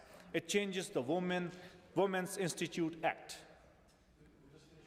Some of those changes may be administrative, but they are all being carried into the same hall under the same banner, red tape reduction. And here's the problem, the fundamental problem with this government's vision and version of red tape reduction. For the UCP, red tape means any rule that gets in the way of what they already want. A referendum result, red tape. Privacy safeguards, red tape. Regulatory inquiry powers, red tape. Public consultation, red tape. Environmental protection, red tape. Dead children is also red tape for this government. But for Albertans, those things are not red tape. They are the locks on that public hall. The UCP keeps telling Albertans they are cutting red tape, but too often, what they are really cutting is the cord of public accountability. And Albertans can see it, Mr. Speaker. They see a government that says it believes in referendums until the people vote the wrong way. They see the government that says it believes in privacy while opening the door to the sale for the personal information to their private friends. They see a government that says it believes in responsible development while making the regulator less clear and less trusted. Yeah. This is a government with the wrong priorities, Mr. Speaker. Then why are we crushing you in the polls? At a time when Albertans are worried, call the election, at a time when Albertans are worried about the cost of groceries, rent, insurance, this government is focused on changing the clocks. At a time when Albertans are worried about access to health care, this government is preparing pathways for gambling-related public assets and data to move towards private hands.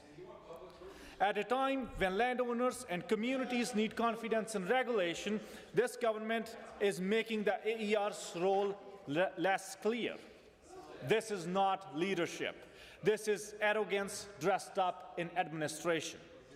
This is ideology wrapped in an omnibus bill, Mr. Speaker. This is a government walking into the public hall and acting as if the hall belongs to them. It does not, Mr. Speaker. It belongs to Albertans. And that is why New Democrats oppose this approach. But, Mr. Speaker, opposition is not enough. Albertans deserve to know what a better government would do. An NDP government would respect the voice of the people. When Albertans vote in a referendum, we would not treat that result like inconvenience. We would respect it. We would remember that democracy is not just asking people a question.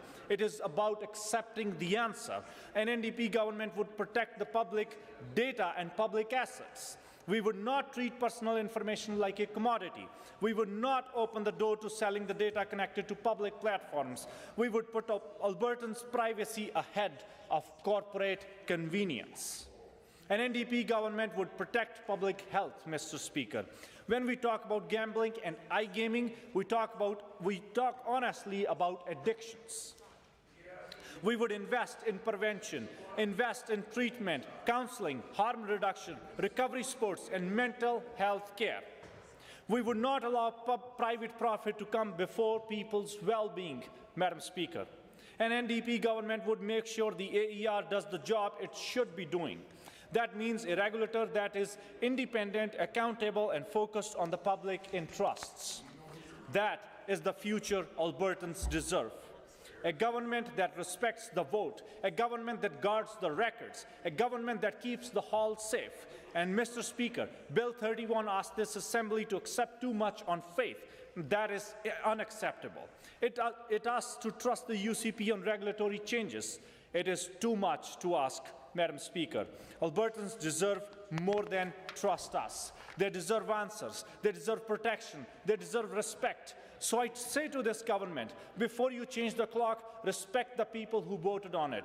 Before you sell the sign-in book, ask the people whose names were...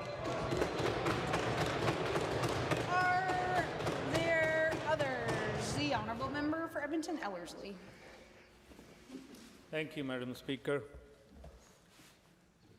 I rise today to oppose Bill 31, Red Tape Reduction Statute Amendment Act 2026. Madam Speaker, Albertans elect a government and expect one simple thing. When they speak, you listen. And this UCP government, they win the vote, turn their back every single time. This bill proves it. It is not red tape reduction. It cuts out Albertans' voice. Madam Speaker, look at the pattern. When teachers' strike happens, teachers stood up for our kids and for themselves. Families stood with them. Albertans said loud and clear, give our kids everything they need to success in their life, and treat our educators fairly. And what this government did, they rammed through notwithstanding clause and crushed the teacher strike. No listening, just force. Albertans said no to coal mines in our foothills. They worried about our water, our wildlife, our land. And these hecklers always go to those Rockies, Madam Speaker, enjoy their time over there, but they don't know how to respect Albertans. This government ignored them anyway. Now we are stuck paying millions in settlements. Albertans are cleaning up mess they never wanted. poll showed most Albertans want to stay in Canada pension plan. They want stability. They want security for their retirement. This government kept pushing the exit anyway, ignored the people again and again. Then the electoral boundaries, Madam Speaker. Months of public hearing. All right, I hesitate to interrupt. Just a reminder to direct your comments towards the bill, Bill 31. Please, thank you. Thank you, Madam Speaker. I'm just mentioning what the pattern in this comment is. They always ignore the voice of Albertans.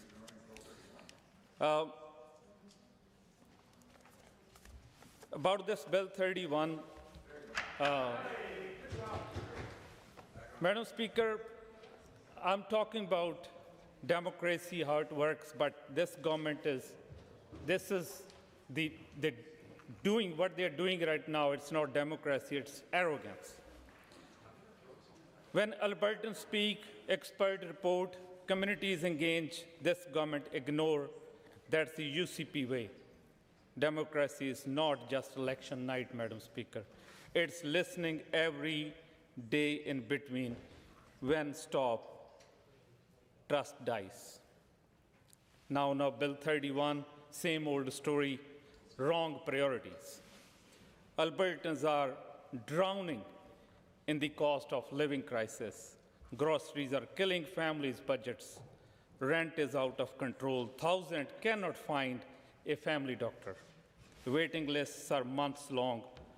What this government is doing? Forcing a clock change Albertans already voted against, and opening the door to sell our personal data. In 2021, Madam Speaker, Albertans voted a clear referendum. Do you want year-round daylight saving time? Majority of Albertans said no. They said keep things the way they are. No more messing with our kids' sleep, workers' schedule, or farm routines. This bill rips the vote to the shreds. It clocks us into the permanent daylight saving time anyway. Madam Speaker, if they will not respect a referendum from just 5 years ago, why would anyone trust them on the next one in October? This is not leadership. This is telling Albertans their vote only count on election day. After that, too bad. It gets worse. The bill changes the Alberta Liquor and Cannabis Act. It lets the government sell or hands over personal information from Play Alberta accounts. Names, addresses, bank detail, gambling habits, all of it. If they sell that public asset to the private buyer, our private lives go on the auction block. We already have enough data breaches and companies profiting from our information. As my colleague from Northeast Calgary mentioned about the growing concern among recent voters' data leak involving the separatist group. From Albertans, they never asked for this. They never voted to make their personal data part of some fire sale. This government is doing it anyway, cutting red tape for buyers, cutting privacy for the rest of us. Then they weaken the Alberta Energy Regulator. They tweak the Pipeline Act, the Oil Sand Act, the Oil and Gas Act, and Gas Resources Act. They strip away some inquiry powers. They make it easier for big projects to slide through with the less scrutiny. We need strong rules to protect our waters, our land, our air. But this government is busy cutting corners. Look at the proof in 2013 there were only 387 orphan wells in whole province. And today, over 8,000 wells need reclaiming and 4,200 need sealing. Shockingly, in April 2026 alone, more than 4,000 new wells were added to the orphan list. The most ever in single year, I would say in a single day. Companies walks away. Taxpayers and orphan funds get stuck with the bill. And this bill makes it easier for the mess to grow while families cannot find doctors and cannot pay their bills. This government is busy weakening the watchdog that's supposed to protect our environment. Madam Speaker, priorities are completely upside down. This is not red tape reduction. This is respect reduction. This government thinks to know better than teachers, better than ranchers, better than retirees, better than the majority of Albertans who voted no on the time change.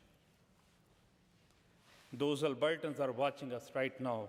They expect us to stand up and say your voice matters.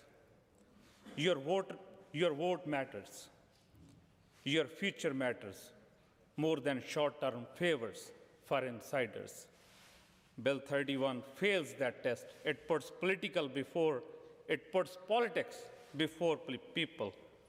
I urge every member to vote no on Bill 31. Send a clear message. Albertans' voices still count. Thank you, Madam Speaker.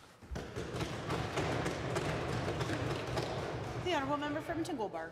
Thank you, Madam Speaker. I'm pleased to rise and offer some thoughts on Bill 31, the Red Tape Reduction Statutes Amendment Act. And before I get into the bulk of my comments, I want to thank my friends from Calgary Northeast and Edmonton Ellerslie for their thoughtful remarks, and they've certainly both hit on most of the major issues that I have with this bill. I just want to really focus on a couple of the key points that I think need to be reinforced and that I've been hearing concerns about from the constituents of Edmonton Gold Bar. Just following up on where my friend from Edmonton Ellerslie left off with his concerns around reducing the regulator's ability to conduct hearings and investigations into various facilities that they have the responsibility to regulate and enforce. You know, we continually see that this government's regulator is ignoring the law. They ignored the minister's own directive to collect a municipal tax or to collect security. They've ignored the law to shut down operators who fail to pay their municipal taxes. It looks like they broke the law when the regulator's president met with the minister's chief of staff. So why bother changing the rules here, Madam Speaker, to change when the energy regulator clearly has no concern for following the legislation that it's given the mandate to uphold? And the minister doesn't do anything to hold them accountable. So we're forced to ask what the point is of even having these legislations on the books or tinkering with them in Red Tape Reductions Act like this one. And so I think that, again, we will continue as a result of the changes in this bill, see the weakening of oversight and enforcement of the energy industry in this province. We don't have a good track record of holding the industry accountable for its financial and environmental obligations, and this will continue to get worse under this government after this legislation is passed. But I want to focus the bulk of the time that I have remaining on the changes to daylight saving time that the minister is proposing. Now, first of all, Madam Speaker, I think it's important to really get at the basics here and explain to the members opposite why days are longer in the summer than they are in the wintertime.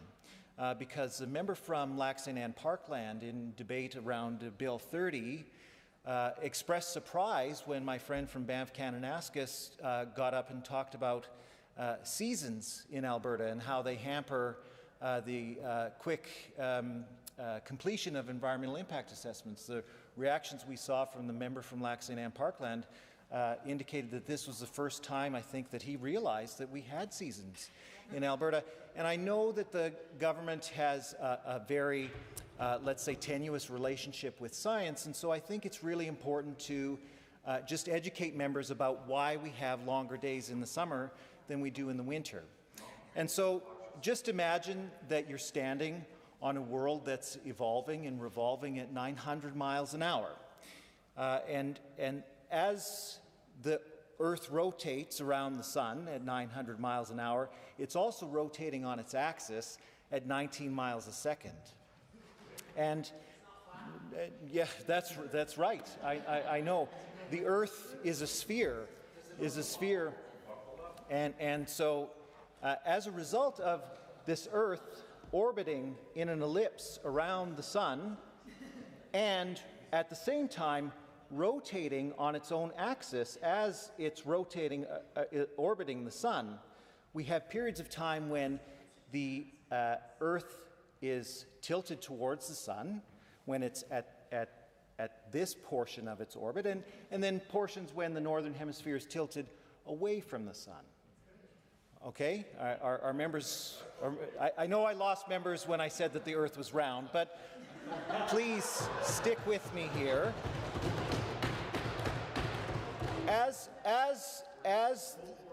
the Earth rotates around the sun, and because it's tilted, there are times when it takes longer for the Earth to make that rotation around its axis, and it's that portion of that hemisphere is exposed to more daylight at those times and exposed to less daylight at the times when the northern hemisphere is pointed away from the axis. And so that's why we have longer days in the summertime and shorter days in the wintertime. Yeah. And that causes problems with everyday life here in northern locations, because we have significant differences between the number of daylight hours that we get in the winter as opposed to the number of daylight hours that we get in the summertime. And certainly daylight saving time was implemented as a way to make the daylight hours available at a time when they're more convenient to people, shifting those daylight hours to earlier in the morning when they're inclined to get up and go to work, or and saving the evening time for when they're at home with their families. And certainly this has been a matter of significant debate in the province for a long time. I remember when we were in government, one of our private members brought forward a bill that would have scrapped the conversion to daylight saving time. And unfortunately, our premier at the time was a coward and caved to the demands of the NHL and that crook Gary Bettman, who conspires with the rest of the NHL officials to prevent the Edmonton Oilers from winning the Stanley Cup, or preventing any Canadian team from winning the Stanley Cup for the last 33 years. She caved to Gary Bettman and his cabal of NHL cronies because they expressed concern about late start times for NHL games if we were to stay on daylight saving time all year round. That's shameful.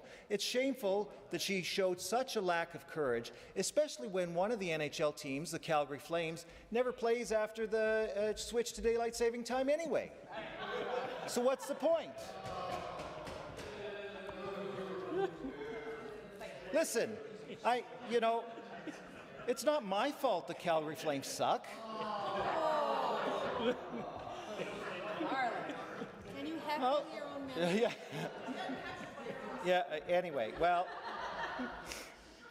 so the point of removing daylight saving time was a terrible one, and I am sad I am sad that the Premier showed such a shocking lack of courage at the time to adopt the motion by our own private member to scrap daylight savings time.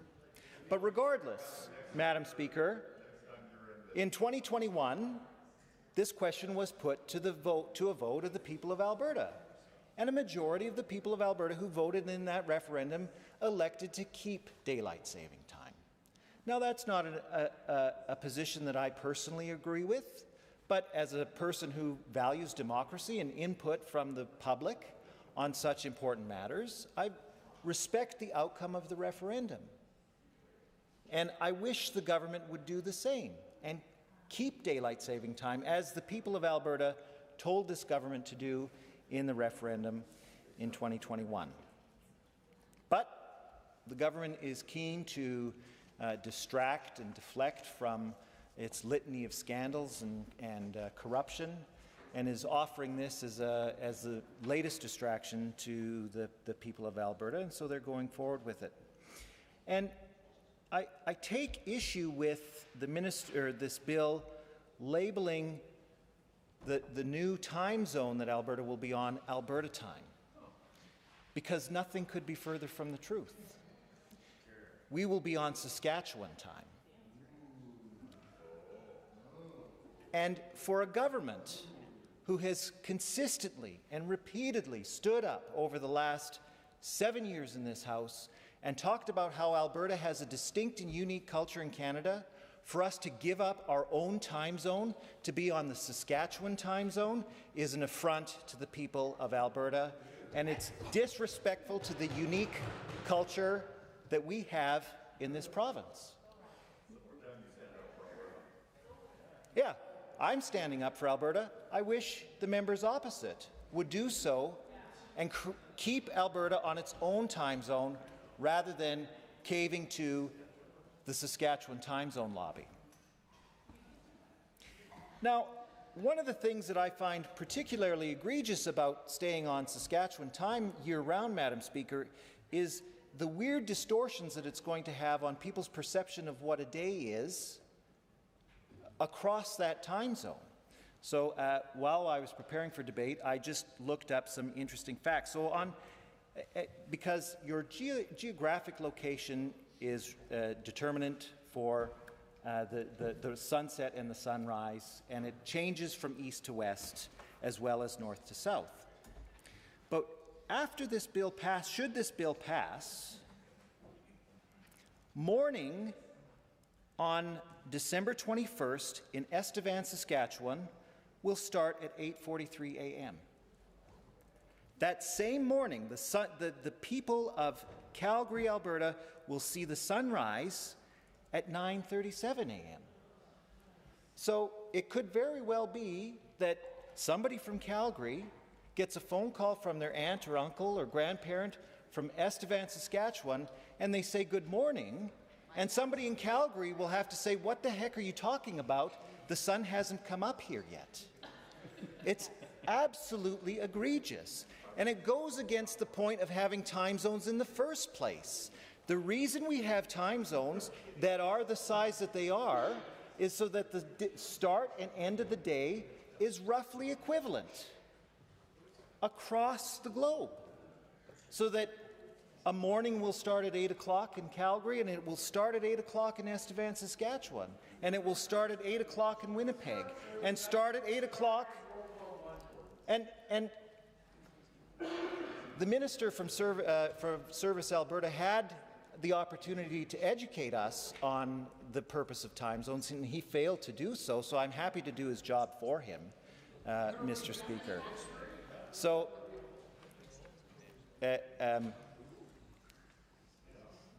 the purpose of time zones was to make sure that the day was roughly equivalent in terms of when the sun would rise and when the sun would set in a given time zone, and this government has thrown it all out the window. So this is a slippery slope here. What's to prevent Edmonton from adopting its own time zone from Calgary?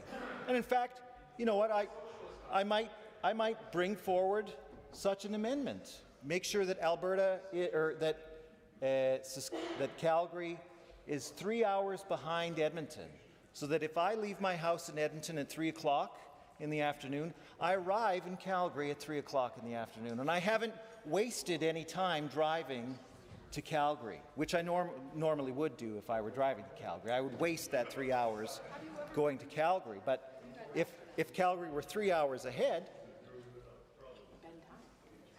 I would lose no time at all. So that's something to consider. But I also urge the government to consider adopting a time zone that reflects Alberta's unique culture. So perhaps splitting, we don't want to be on BC time, we don't want to be on Saskatchewan time, perhaps we should split the difference and maybe be on Saskatchewan plus a half hour. Like Newfoundland, exactly. Madam Speaker, many of us grew up learning that our favorite programs would be on at 6 o'clock, 6:30 Newfoundland. We could change that. Say now it's 6:30 in Newfoundland in Alberta.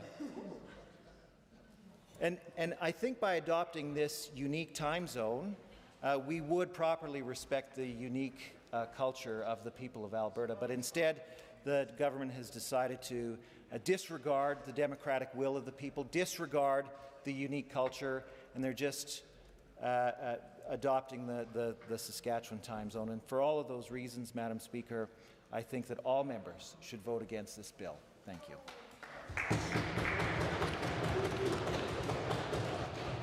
Are there others who'd like to join the debate? Would the minister like to close the debate? All right. The Honourable Minister of Service Alberta and Red Tape Reduction has moved second reading of Bill 31, the Red Tape Reduction Statutes Amendment Act 2026. Does the Assembly agree to the motion for second reading? All those in favour, please say aye. Aye. Any opposed, please say no. No. That is carried. Bill 31, Red Tape Reduction Statutes Amendment Act 2026 is now read a second time. Under Government Bills and Orders for second reading, Bill 29, Health Statutes Amendment Act 2026, debate adjourned. Honourable Ms. Laurie Sigurdsson speaking. Are there members that wish to join the debate on Bill 29? The Honourable Member for Edmonton West Henday. Thank you, Madam Speaker. Madam Speaker, again, I rise in this chamber to speak against the privatization and the creation of an American-style two-tier healthcare system in this province. The minister so affectionately called our current healthcare system, which this government is responsible for and has been, while it has fallen apart day by day, the status quo. And Madam Speaker, looking at this piece of legislation and the suite of privatization bills that this government has introduced in this House, I fundamentally disagree with this government's status quo of our public healthcare system, because our public healthcare system should be funded by this government for all Albertans. And I say this because I think of how my relatives will be hurt by this privatized system. And while we're looking solely at diagnostic testing, this system will harm low-income Albertans, which is why I am against Bill 29, another omnibus bill that amends several pieces of legislation: the Alberta Healthcare Insurance Act, Pharmacy and Drug Act, Provincial Health Agency Act, and Health Insurance Premiums Act. And Madam Speaker, my main concern about how low-income folks, who are overwhelmingly my people, Indigenous people, will be harmed is just that. And our job in this place is to ensure no harms come to Albertans. But creating an Americanized two-tier healthcare system, such as what is happening with diagnostic testing through this bill and the suite of bills passed by this government, with cheers from the other side and comments from Cabinet about health innovation, but at what cost, Madam Speaker? Look at our neighbour to the east, Saskatchewan, whose private pay for MRI program has not reduced public wait times, but actually substantially increased wait times after introducing private pay scans. And Madam Speaker, in my household, we have this conversation regularly, and most recently, we lived it. I've spoken about my honey who broke his ribs while trying to be young and careless a few months ago. Him and I had to attend the only hospital near West Henday, the Misericordia Hospital, which is currently under the UCP status quo, and the wonderful healthcare professionals were under major strain. Unsurprising. Upon arrival, my partner was told that they could not estimate how long of a wait he would have to get imaging done. It ended up being just over 12 hours, or half a day spent in the waiting room. During this wait, he and I had a conversation about private diagnostics because if you've ever met my partner, Madam Speaker, although he's incredibly patient with me, patience is not his strong suit.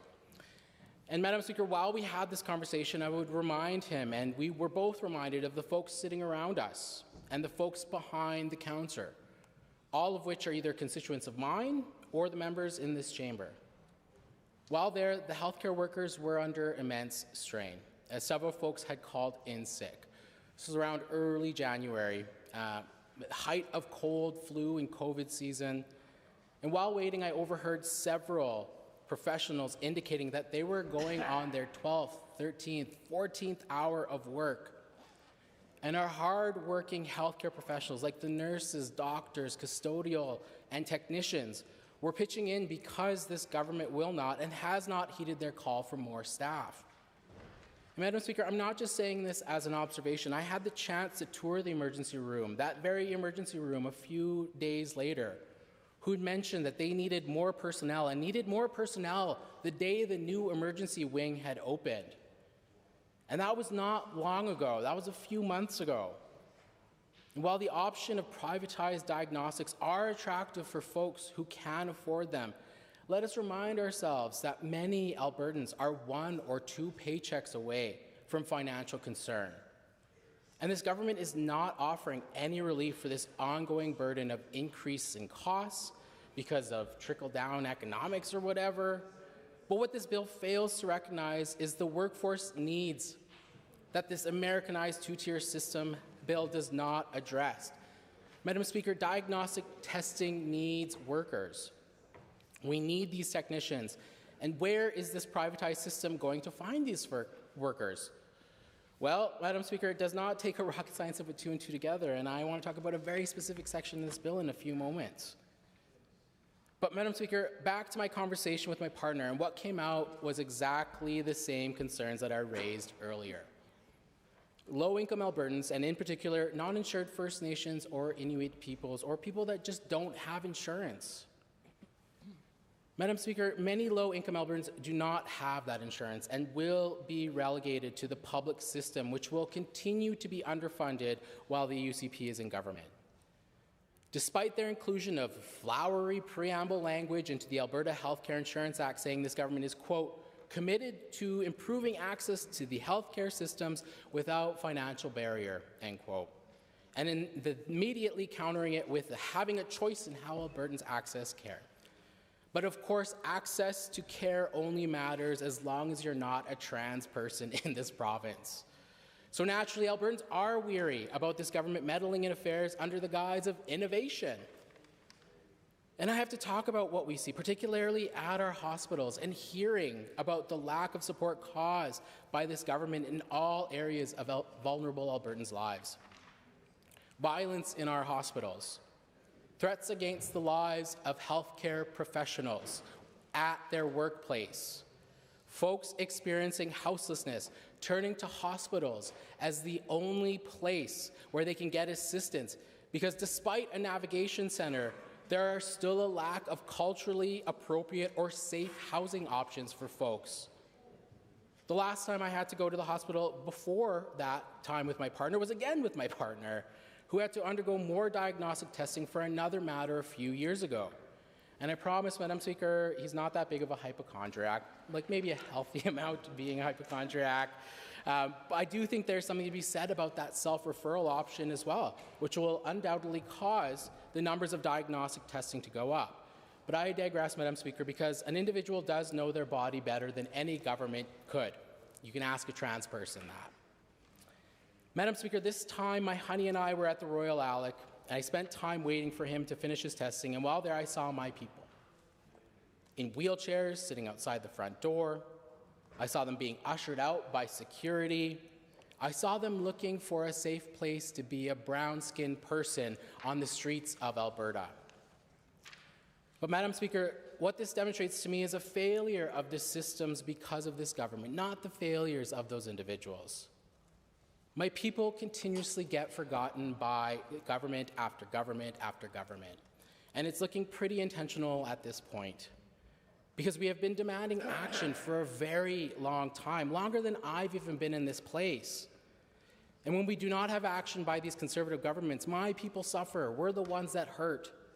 We fall further down the rungs. We crowd the doorways of a hospital because that is symptomatic of a failure not of the people, but of the government that should be working for the people, for all Albertans, not just the corporate greed of private healthcare facilities. Not to destroy our public healthcare system while saying on one hand, this government will improve access without financial barrier. The only way to do that is to fund the public healthcare system, full stop.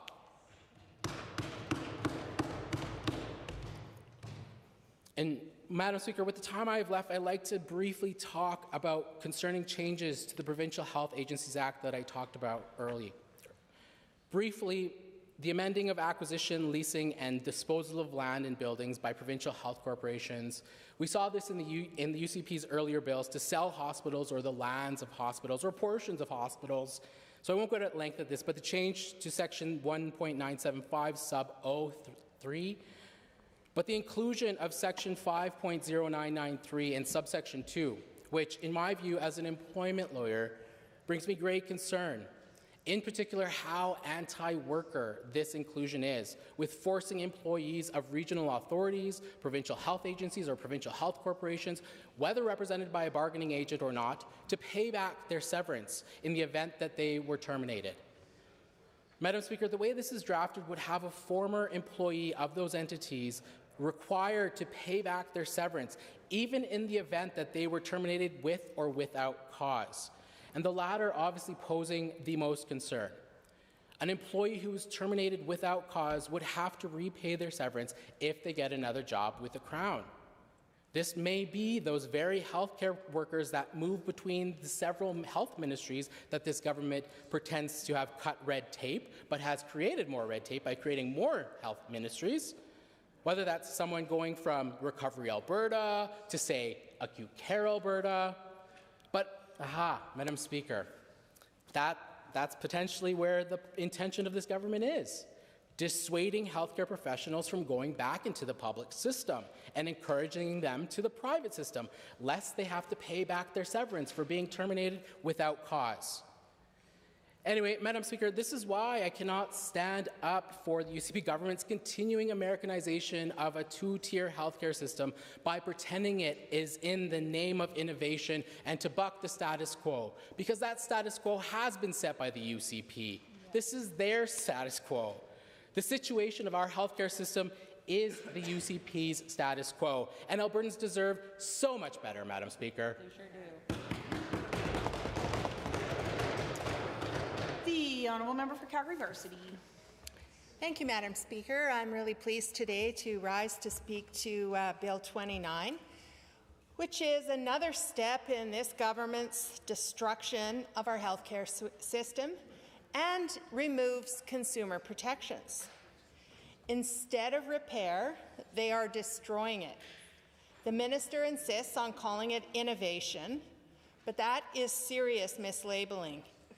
It's intentionally falsely framing this when really it is looking at breaking something that was their system instead of improving it. They have shown that they do not know what they're doing. That is why, despite several ministries with huge staff and perhaps $1 million a day or more being paid to consultants, they cannot tell Albertans what their plan is. And when they bring these bills in, they can't even tell us what they're planning in any level of detail in the regulations and what this is going to cost. We know with this bill, where people will be able to self-order diagnostics, and the bill is not limited to in any way. This is just about diagnostics. We know that this is going to cost a great deal of money to our public system, and it's going to cost a great deal of money to consumers who are going to order tests and pay for tests that they see on the internet or that their neighbor suggested that are of zero value and could cause them harm. Mr. Speaker, when you build a bridge, you hire qualified, experienced engineers. The same goes for a healthcare system. People die when you make serious errors with either. Innovation is not the name for bringing in ideology and destruction. This is just opening the door, this bill is opening the door to carpetbaggers like insurance companies and those corporations that come in with their big private diagnostic testing. So let's dig into this issue a little bit. What happens when people order diagnostic tests that they do not have the knowledge or skills to even know what to order? They don't know how to interpret the result, and they certainly cannot undertake the appropriate follow-up. When something is identified that's in most cases what we call an incidentaloma, or maybe it's a variation of normal that could be meaningful in a very limited number of clinical situations, but usually has no clinical meaning. In the health system, tests now need to be ordered by a person that has the knowledge to order the right test for the right situation. This protects patients from unnecessary tests. It avoids the false comfort that comes from doing the wrong test and thinking everything is fine. And it avoids wasting a huge amount of money. In many cases, tests can only be ordered by specialists with the expertise in that particular condition that the patient is being followed for. Because when you order, let's say, an MRI scan, there isn't something that's just called an MRI scan. An MRI scan then needs a recipe. It's like you're ordering dinner. Well, you have to be more specific about, well, what exactly do you want here? What are you looking for? So I worked in the area of multiple sclerosis, and over the years, first we had no MRI scans. I'm pretty old, been around a long time. Then they came in, and they continue to evolve what is done in terms of the physics and the sequencing, and the value of the different tests to the situation that people are having that test for. So you might want an MRI scan will have a menu of different sequences. You'll have to determine, well, what do you want the scan of? In multiple sclerosis, sometimes we will also want to get the cervical spine involved as well as the brain. Sometimes we want to include the orbits to look at inflammation at the back of the eye and see the optic nerve swell. We want to do different sequences that highlight different things within the brain. Is there inflammation? Is there damage to the axons? All of that takes expertise. And the average physician is not going to know what to order. The radiologist often determines which sequences are being done, but they're done in collaboration with the specialist who orders the test, because you know what you're looking for. So you have either there's a conversation or it's a common problem that you see in a subspecialty, and you know what needs to be communicated to the radiologist so that they can then protocol that scan so you get the right scan to give you the answer that you want. There are many tests that are done that are just completely the wrong test. And the science changes over time, such that do you want a CT scan for that or an MRI scan for that? And it depends what you're looking for, and it depends on those sequences. So individuals are not going to know this. Primary care physicians are not going to know this in the context of many, many conditions.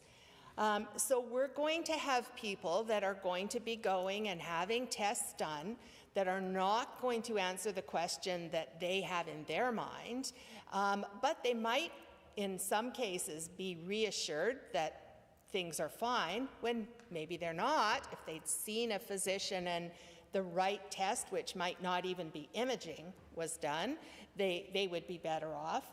But they very often find something that's a little bit different. It might be just a variation of normal, because our anatomy is all different. We all look different. So we look different on the inside as well. The exact course of vessels, blood vessels, which we might be looking for, can take little changes. Somebody might have 3 vessels going into a certain spot rather than 2. All of these things usually have no significance, but in some clinical situations they may. And therefore, you have to know what you're looking for, and you have to interpret the test in light of the clinical situation. Now, if the person orders their own, they don't know what the clinical situation is. They often don't have the language to order this. They may be ordering the test because on the internet it said, oh, you should get an MRI. So people go and get an MRI. We are going to be investing enormous dollars of the public healthcare system into the follow-up of all of these tests, because people are going to then go to a physician to discuss the test, or they're not going to go for when they have a health condition where they should be seeing a physician because they've had the test, and actually the test alone is really not going to be the thing that's going to solve or come to a diagnosis. This bill allowing this personal ordering is going to also open people up to this big world of the wellness market, which is a multi-trillion-dollar market where unscrupulous people investing know there's an opportunity here to offer this with no benefit to people, but people will buy into it and get these tests done. And I'll give one example, which is whole body MRI, which is one of these things that's out there as a, hey, get this, and we screen you for all these cancers. Well, the truth is, the way that's done is not the way to screen for any cancers. So it is a complete waste of the person's dollars, and then it's going to waste our public health care dollars to follow up on all the little spots that are found there. The inside your body is like the outside. You might have a mole here. Does that mean anything?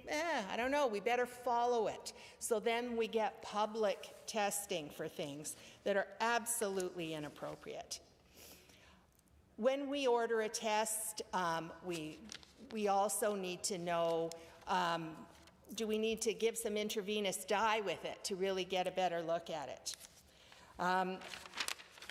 The information that needs to be provided is not going to be there appropriately. When a person has a symptom, they may have in their head the idea that maybe this is a brain tumor, and they go get an MRI because they want to rule that out, when actually it maybe sounded more like a stroke or multiple sclerosis or something different, so a physician assessment would have gotten something completely different.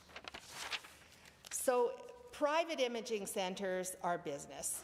They are not there to provide that clinical assessment. They're there to do tests, and the specialists that run them and work there work in collaboration with the physicians ordering the tests. By bringing this bill in, they're being cut off and abandoned to be interpreting tests without having really an understanding of what the clinical problem, what the varying things are that could be going on. And so they're going to have to be very careful from a medico-legal perspective to include and report in enormous detail information that is likely to make people worried or upset, and that's going to talk about things that would be of no meaning if there was an understanding of what the test was done for. Every part of this testing also is going to take a lot of staff time. So we know that we are very, very short of MRI technologists, varying technologists in our system, in Alberta and in Canada, and the private centres are going to be taking these people. It's easy work. People aren't sick. They don't need to help them on and off the exam table. They're being wooed by higher income, by not having to work in the evenings and the weekends. Who wouldn't take those jobs when they're burned out already from the situations in our public system? So it means that people that need tests done in a short period of time for follow-up of worrisome cancers, for example, are waiting longer and longer. And this is happening already, and we're going to be making it a whole lot more worse. These people are going to also be coming to their doctor. We have a shortage of physicians. They're going to come to a family doctor and want to go over this test. And if they don't have one, they go to Emerge. And they're going to sit in there and be part of the crowd waiting in Emerge. They're going to wait a long time because they're not as sick as the other people. And they're going to wait for an Emerge physician to see them and want to go over their test. So I'm wondering if this government will make it clear that physicians can opt out of this private system by letting them follow their conscience and not see the people that get a private test done and don't go through the usual part of the system and have a test that's needed, so that they don't have to use their time going over tests that for the most part are not needed, rather than seeing sick patients that need to be seen or filling out AISH forms. Whatever it is that's sitting on their desk that they have to do that really is more important than a test, reviewing a test or following up something that they're pretty sure means nothing, but you know, they had the test and now we have to do all the follow-up. Is that going to be something where physicians can follow their conscience, or are all physicians going to, you know, have to see every patient and follow through with follow-up of these tests? Now, a lot of work has been done in a project to guide physicians and nurse practitioners to order appropriate tests. And that's a campaign. Okay. The honourable member for Calgary Foothills. Thank you, Mr. Speaker. I'm pleased to rise and speak to the Health Statutes Amendment Act 2026.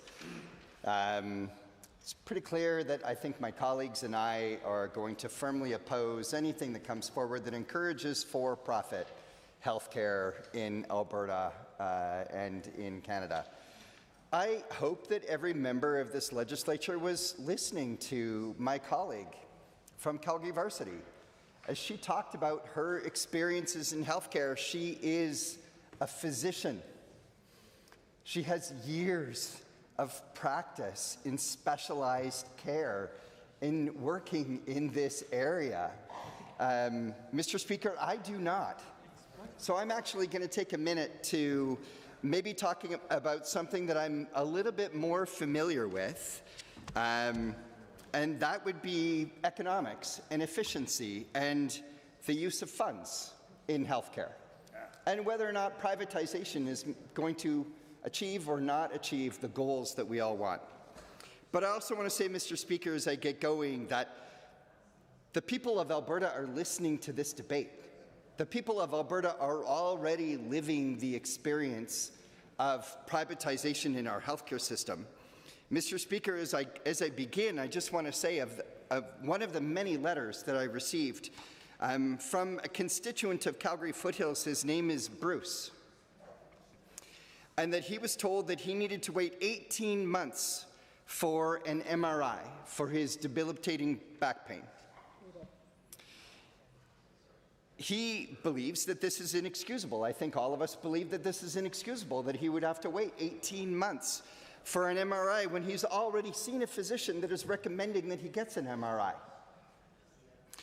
But he was told by that very same facility that if he was willing to pay, he could get an MRI that week. Mr. Speaker, this raised a lot of questions for Bruce and a lot of questions for many other Albertans.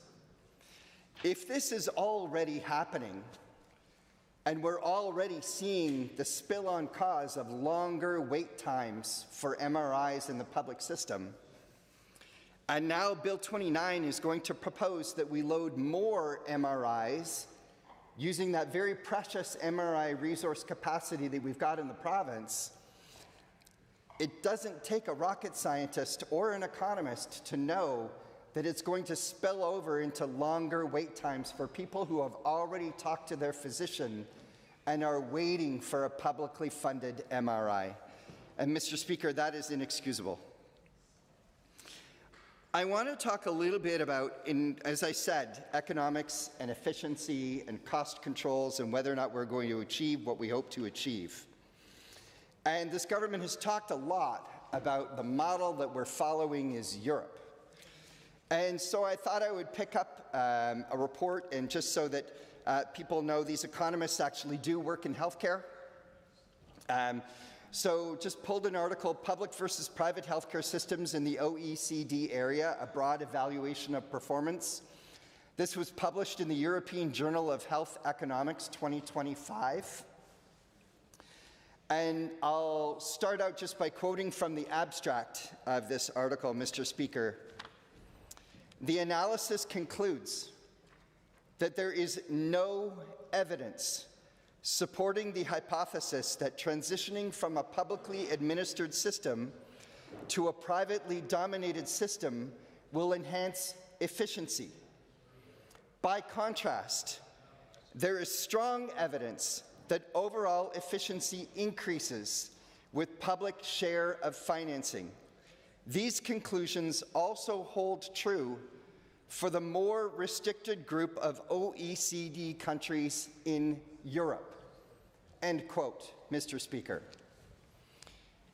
There's ample evidence. This is not a random opinion of someone, Mr. Speaker. These are qualified academics engaged in deep research studies. This study included all OECD countries, 38 countries, Mr. Speaker. The OECD has already created selection criteria that include validity, relevance, and international comparability across those countries to make these studies valid. For background evaluation and discussion in the present context, the relevant indicators used were health status, healthcare performance, access, quality, and capacity of the healthcare system. Mr. Speaker, these researchers knew what they were looking at. This is a deep comparative research study across 38 countries, including the 21 countries in Europe. And to make it clear, Mr. Speaker, they found that there was no evidence that greater efficiency is gained, or as this government would say, the air quotes, innovation of introducing privatization in our healthcare. The study found, and I'll look at, again, some study when they look specifically at European countries in their discussion. Further, they said, there's clear evidence that stronger government involvement in the funding of healthcare expenditures is associated with higher efficiency. The higher the share of public funds in the healthcare budget, the more efficient the system, Mr. Speaker. This research is pretty clear. But I thought since I have a few more moments, Mr. Speaker, I would speak to a country that has also been raised in this House with respect to where we see the privatization of healthcare. In the Nordic countries, I think in the Nordic countries where internationally accepted that the Nordic countries are perhaps the model of socialist countries where they want to ensure 100% coverage of their citizenry. So, in a paper, Sweden Health System Summary 2024 by the European Observatory on Health Systems and Policies, Mr. Speaker, they looked at that in Sweden there was a 2015 Patient Act granted citizens free choice of primary and outpatient specialized care nationally. But this led to unexpected consequences with the establishment of new private digital healthcare providers and increased expenditures by the government. Mr. Speaker, in response to strengthen primary care, the government initiated targeted funding in 2018 to develop a new system emphasizing prevention and person-centered services. The reform agenda was to clarify primary care responsibilities and collaboration, focusing on physicians as first point of contact. That specialist care reforms were focused to be evidence-based and standardized processes. Mr. Speaker, so here we have a country that 10 years ago did start to move down the path of some privatization. And within a few years of doing that, they learned, Mr. Speaker, and they backtracked, and they refocused on their government physician-centered care to achieve better outcomes for every citizen in Sweden, Mr. Speaker. So we have evidence. Now, I'll also say in Sweden that in their spending on public health care, just a couple of comparisons, their public system provides 1.74 MRIs per 100,000 citizens. In comparable here in Alberta, it's 0.91. CT scans, they provide 2.37 per 100,000. In Alberta, 1.13. These are the numbers, I should clarify, the number of machines that are available for doing tests. So we could be looking at the fact that, maybe we do need more machines. That's maybe not in denial. But what we can also look at, additional studies that show that when we move to privatization, again, when we talk about efficiencies, in the private system, if we're thinking, oh, the private clinics are going to purchase more machines, that will cost more money. Administrative costs, profit costs. Mr. Speaker, this is not going to increase efficiency. All this is going to do is make our public lines longer and more costs to government. There's already evidence to back that up, Mr. Speaker. And so I have to say no to Bill 29. Thank you. The honourable member for Lethbridge West. Mr. Speaker, I rise to speak to Bill 29, also known as the next step towards for-profit, two-tier Americanization of Alberta's healthcare system. A system where those who are already struggling with affordability issues will have to wait longer for diagnostic testing because those that can afford to pay jump to the front of the line. But first, Mr. Speaker, let's have a moment of silence for that last UCP attempt at widespread healthcare privatization, the Dynalife debacle. Let's bow our heads, shall we? The UCP government thought the investors in Dynalife weren't making enough money. So the government gifted Dynalife, that's correct, gave for free the entirety of Alberta's healthcare lab testing system. After Dynalife crashed and burned because they didn't have the capacity to effectively implement the system handed to them, Alberta Precision Laboratories, run by AHS, had to rematerialize. It's like something out of Star Trek where you're energized and then transported and then come back. And they had to take over. So when this was all said and done, the Auditor General's official review of this debacle said that it cost at least $125 million to the provincial government. The Auditor General reported that while we received a considerable amount of information, it's important and necessary to emphasize we did not receive all the relevant information we requested and cannot be certain we had access to all the pertinent information.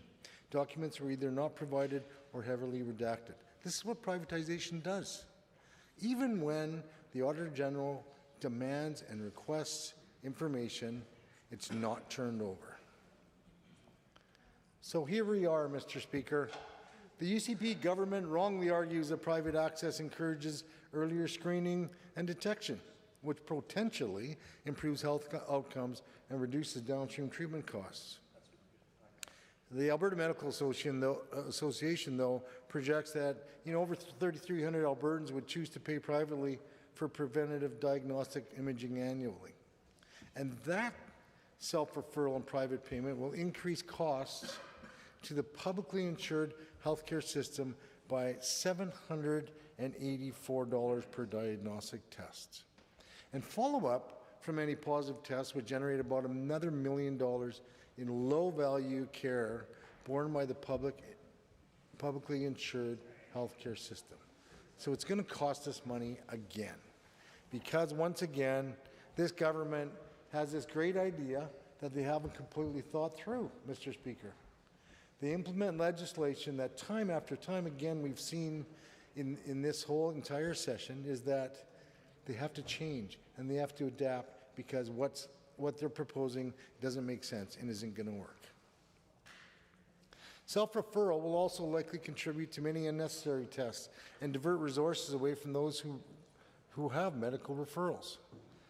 Self-referral, private pay diagnostic imaging and screen lab tests increase physician workload, especially in primary and specialty care, because they require follow-up on incidental findings, abnormal results, communication, and care coordination.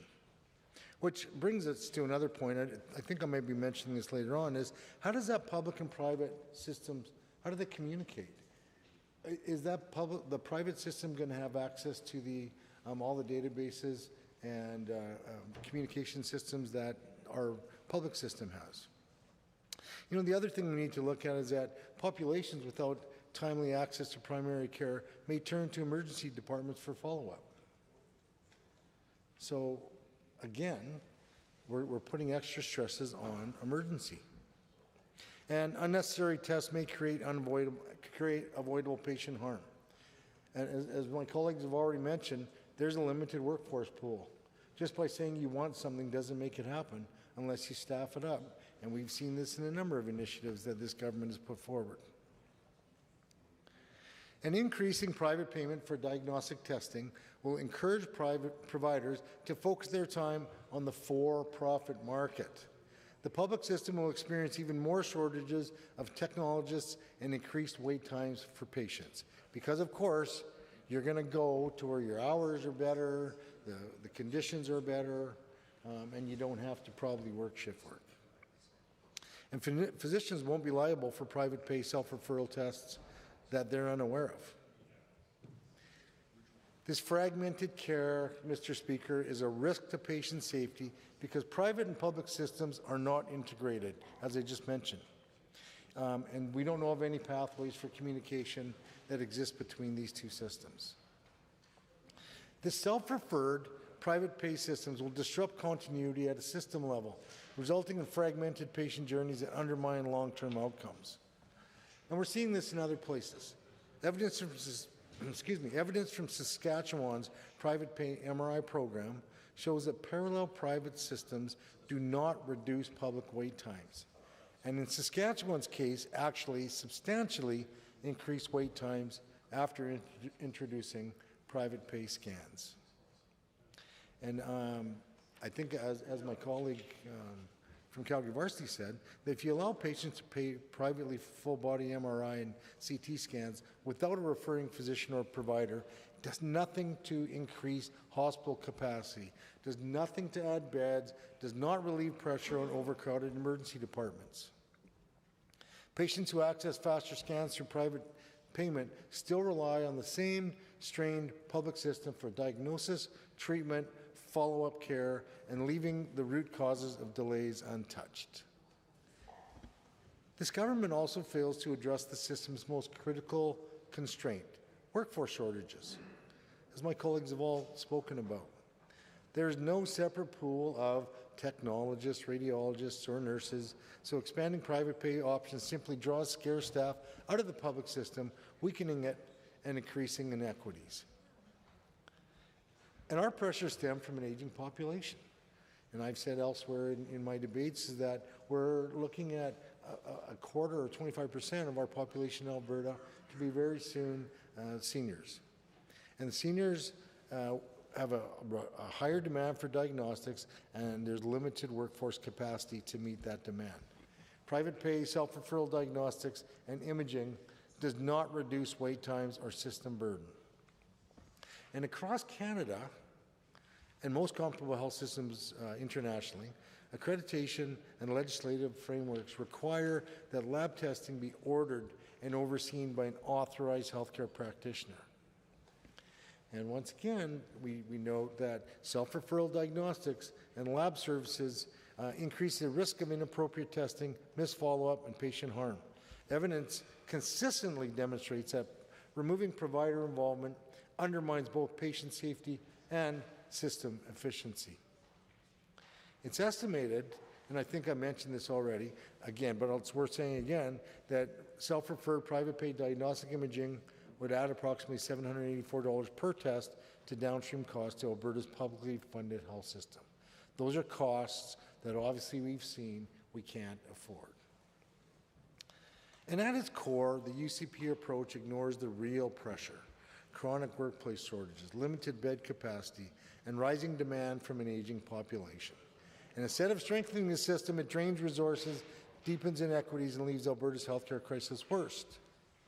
And, Mr. Speaker, lost in the UCP's desire to further fragment our healthcare system is that close to 1 million Albertans are without a family doctor, making it very hard to get follow-up from any diagnostic tests. Albertans do not want a two-tier, paid-to-skip-the-line healthcare system, and see that allowing private payment for self-referral diagnostic and lab services creates queue jumping based on the ability to pay instead of your medical needs. And as expected, Mr. Speaker, medical experts are diametrically opposed to the UCP government and their desire to allow private pay. The Alberta Medical Association was not consulted on this legislation. They were only told it was coming.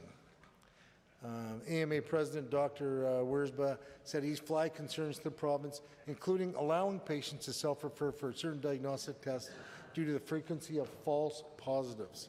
He said 10 to 40% of scans show some level of abnormality. Fewer than 1 to 2% of those are significant. And Dr. Wiersbe said, it's medicine 101. We learn not to test people who are unlikely to have significant abnormality because the risk of these false positives is so high compared to real positives. This is being sold as something to improve access, but we're very concerned that this will actually further burden the public system, according to Dr. Wiersbe. Dr. Paul Parks states that the biggest bottleneck in Alberta's diagnostic system is a shortage of skilled technologists, not a shortage of machines. Dr. Parks fears that private pay imaging will draw workers out of hospitals in favor of more attractive working hours and conditions. Dr. Eddie Lang, emergency room doctor with the Canadian Task Force on Preventative Health, said that this move could boost the bottom line for companies who do private testing. This won't prevent hospitalizations and cancers down the road. So some questions for the minister. Who will be responsible to follow up on diagnostic tests completed through self-referral? When there are staff shortages, will workers be drawn out of the public system and into the private care system? Will people who can pay faster, can people who pay get faster access to care? How will the quality and consistency of care be maintained across this changing system? How is the government going to attract more family doctors to make sure people can get public referrals before they need to pay out of pocket? Mr. Speaker, the Alberta Democrats do not and will not support the introduction of privately paid, self-referred diagnostic and lab services. These are services that keep physicians out of the picture. It's the responsibility of the provincial government to make sure that the public system is sustained and supported so that Albertans don't have to pay for private options to get the care that they need. Thank you, Mr. Speaker. The honourable member for Calgary, Acadia. Thank you, Mr. Speaker. Thank you. So I rise to join debate against Bill 29, Health Statutes Amendment Act 2026.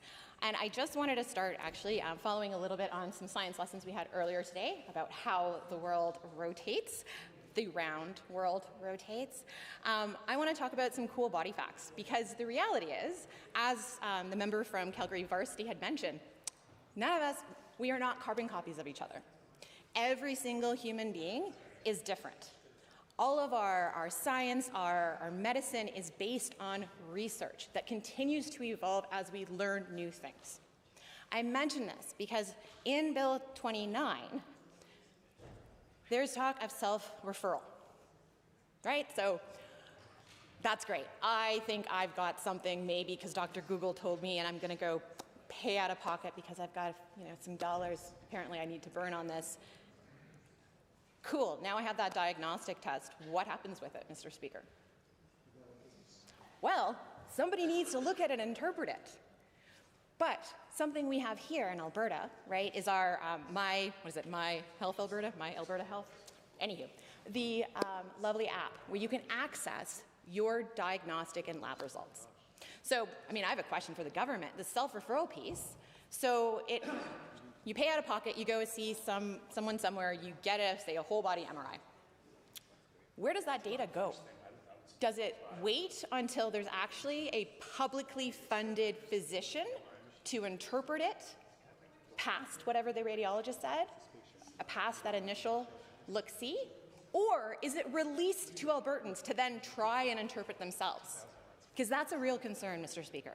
When we first opened that up, when we first provided Albertans that look-see into their lab results, possibly before they were in contact with their family physician, it caused a lot of anxiety. Those are lab results that you have a physician overseeing. Your anxiety has someone to talk to about it so that you're not further distressed. If you go to a private space and get those diagnostic testing because you can pay for it and you're curious, where does that data go? Because, Mr. Speaker, I am really concerned that this continual privatization of our healthcare system, of our public healthcare system, public dollars going into private profit, not serving Albertans, lining people's pockets. On this side of the aisle, we put Albertans first. I want to ensure that every Albertan has access to the care they need when they need it and where they need it. I want to make sure that should you need a diagnostic test, as in there is evidence to suggest this is necessary, not I have Googled or I heard someone say something once and I think maybe I have that. We need to make sure that our healthcare system actually meets Albertans where they are. Otherwise, there's no point. I come from Saskatchewan, the birthplace of our national healthcare system. As mentioned just a few moments ago from the member from Edmonton, West Henday, Saskatchewan has tried this. They tried it with MRIs. You know what it did?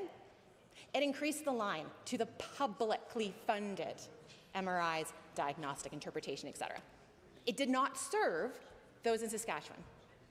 So here's a question again for the government. We know it failed elsewhere. So what has the government done to ensure we're not repeating the same mistakes? As much as apparently this government really wants to be on Saskatchewan time, I have no interest in repeating other provinces' failings. And that was a failure, Mr. Speaker. That didn't support people in Saskatchewan. Not at all. So to see that same mistake being made here, like that is just, I mean, it's inexcusable. And it's really, really bad governance. But here's the thing. So I get it. You know, in life, there are things you can do, and there are things you should do. Having, say, a full-body MRI apparently is something that we're going to be able to pay out of pocket to do inside this province. Should we, though?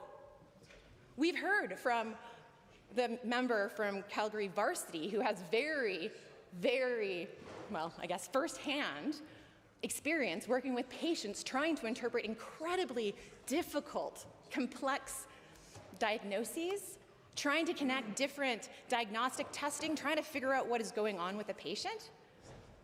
It's super complicated. Humans are not, we are not simple. And I think this bill is actually so incredibly disrespectful to Albertans by implying we are, by implying that Albertans think that they know everything.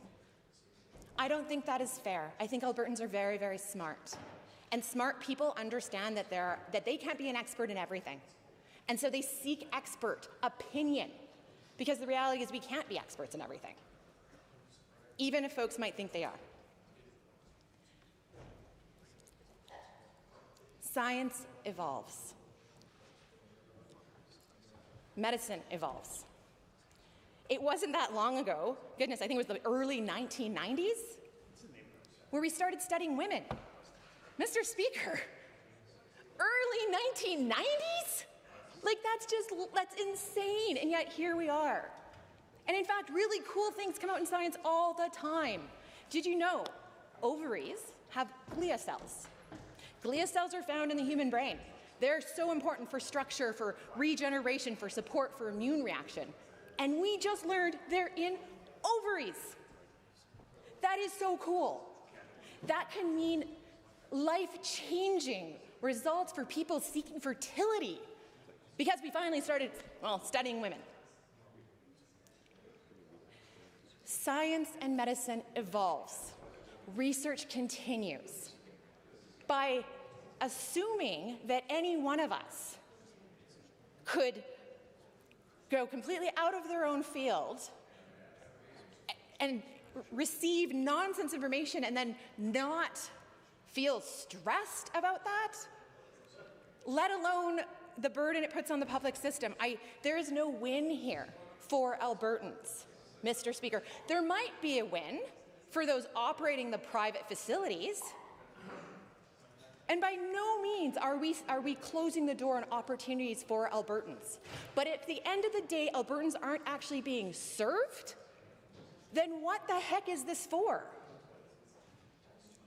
And as we continue to learn, apparently there have been decisions that aren't for Albertans, and I'm really worried that this isn't for Albertans, that this is about, again, privatization, which actually removes access. Does not open access. Nothing in here talks about making dollars committed to building more centers or providing better that access to the public system. There's nothing in this bill about that. This bill is all about blocking access for a whole bunch of Albertans so that a handful of Albertans can on a whim go in, whatever, whole body MRI, no big deal. If those folks, the folks who can pay out of pocket to have whatever diagnostic testing they might desire that day, if they are connected to a family doctor, because we know that there is almost 1 million Albertans of the total of 5 million, 1 million Albertans are not connected to a primary or preventative, a family doctor. Let's just play this out. So, not connected to a family doctor, can pay out of pocket, receives this lovely thing. There's a whole bunch of weird things on it. Because, Mr. Speaker, as I started, human bodies are incredibly diverse. Teratomas. Probably not a word that's frequently used in here. Teratomas is when, like, teeth or hair or other cool, gnarly things grow where they're not supposed to. What if you had a whole body MRI and there's a pair of teeth, but no family doctor to talk to? Would that not cause you stress? It sounds like a silly example, but it happens. And if you go looking for something, you will find something, because we are not cookie cutters. I remember in nursing school, Mr. Speaker, a friend of mine she had some diagnostic stuff done because she had symptoms of things. Well, through that diagnosis, one of the things we discovered is that, oh, hey, did you know you have liver tissue hanging out on your right kidney? What? Why? Well, during development, that is where it went. Is it causing harm? No. Is it kind of cool? Yes. Would it have freaked her out had she not had the professional to interpret that for her? Yes.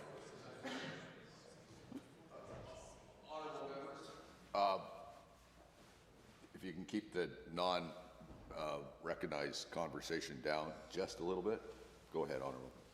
Thank you, Mr. Speaker. And I'm just closing up here because I know there are members on this side that would like to continue this debate as well, because we are so passionate about Albertans and about the future of our public health care system. And this bill is yet another step to dismantle it, which breaks my heart, Mr. Speaker, because Albertans, they deserve the best, and actions speak louder than words. These actions will hurt Albertans. Full stop. And I hope that everyone inside this space truly considers the consequences to their actions and that they vote against this bill. Thank you. The Honourable Member for Edmonton Northwest. Well, thank you, Mr. Speaker, and I appreciate the opportunity to just say a few words here in regards to Bill 29, Healthcare Statutes Amendment Act. And we've heard a lot of people talking about cost and about efficiency and about making sure that we use public dollars in the most efficient way for achieving public health care outcomes. And one issue that I think that deserves attention, and really, I would say, Mr. Speaker, is the elephant in the room in terms of economics, not an actual literal elephant in the room, it's a metaphor, but it's that of insurance. Because when you have private health care, you have private insurance. And private insurance is the money driver of the healthcare industry in so many countries that have a combination of public health care and private health care. And indeed, most countries in the world, have some version of this, and indeed we do here in Canada as well. The key here is to make sure that public money is spent in the most efficient way to deliver that public service of health care. That's what we're here for. That's what the federal government is here for. And we finally hear the federal government speaking up and saying, well, some of these elements of private paying for health care is in fact in contravention of the Canada Health Act. And so I welcome that sort of, going down that path. We need to look at it carefully. It's not just a law that we are in compliance with or breaking, but it's an extension of this idea of using public money efficiently to provide a public service. And so what happens when you have an increase in private health care, you have an increase in private insurance. And I don't need to say, because we all know, we're all experiencing it ourselves and all of our constituents know as well, that we are in an affordability crisis here in the province of Alberta right here, right now.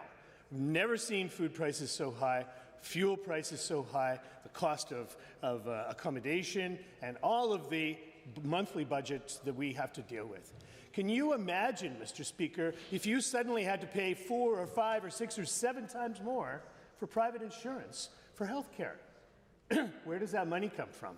It's not like you add on to your wages or onto your monthly income. They will take it out of your monthly income to pay that insurance rate through your job. And in places all across the world, but all you have to do is look below the 49th parallel in the United States to see that your health comes are directly determined by what sort of insurance you have and how long it lasts.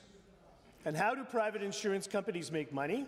They don't make money through benevolence and their care for humanity. They make it because they will make money off of that insurance, so that your health care is determined by how much insurance you have and how long that insurance lasts for. And I know lots of doctors and healthcare professionals, they're coming back now because the American system is so messed up.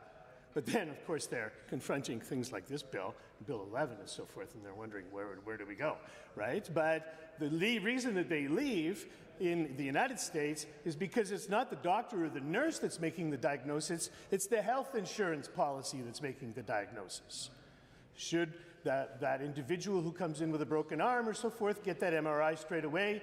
Well, let's see how much insurance they have first, right? That's the issue. That's the elephant in the room, the metaphor, Mr. Speaker, that we all need to address. Because in this time of affordability, can we add another expense onto our monthly bills to make sure that we are covering ourselves and our families for health care? I don't think we can.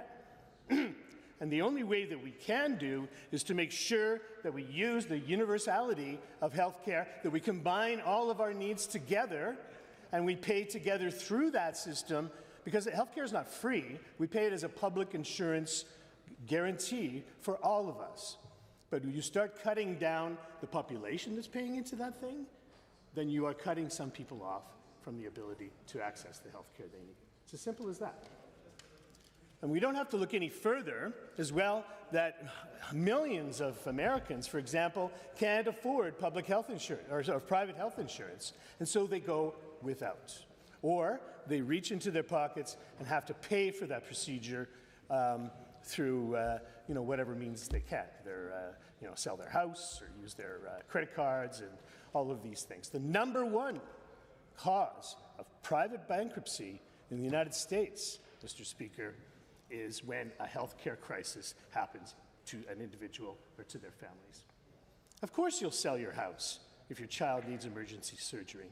Of course you will pool all of your resources together, at risk of personal bankruptcy to look after someone, yourself or someone that you love. But does that need to be the way we run our system? No, I would suggest not. Yes, our healthcare system right now is undergoing a lot of stress and a lot of strain. A lot of it is to do with capacity. Do we increase our capacity by offering a private healthcare stream as an alternative for people to access healthcare? Absolutely not. It's the same doctors and nurses and facilities and support staff that are there to provide that service. All you're doing is hiving some of that away for a private for-profit system where a person is going to pay out of pocket. And as I said, this is a clarification I want to make again and again. It's mostly not people reaching into their pocket and paying for that health care insurance. It's their private health insurance that will have to pay for it, or they have to sell and go into bankruptcy to pay. That's what it is in most places. Or you just do without, which is even worse. You don't even get that service, that diagnostic service or whatever, because you just can't afford to pay, so you just don't even do it. And that leads to worse health outcomes. It leads to more complicated health issues, and ultimately costs our society way more in money and in stress and mortality as well. So yeah, are there some problems with Bill 29 and the approach generally to health care by this UCP government over the last 7 years? Absolutely. Profound, existential damaging threats to healthcare here in this province. So private alternatives don't provide an answer. Another huge issue in regards to the public-private delivery of healthcare is in regards to data integrity of patients. Again, insurers are not doing public or private health insurance through the goodness of their heart. They are playing the risk of how much they're going to make on the premium versus how many outputs they're going to have to pay into. Part of the way that you can reduce that is by having more data on your patients to make that risk assessment. Mr. Speaker, we all witnessed perhaps the most dramatic breach in data history here in the province of Alberta in regards to our electoral lists that have been put onto the internet and made public for everyone to see. You can't take that back.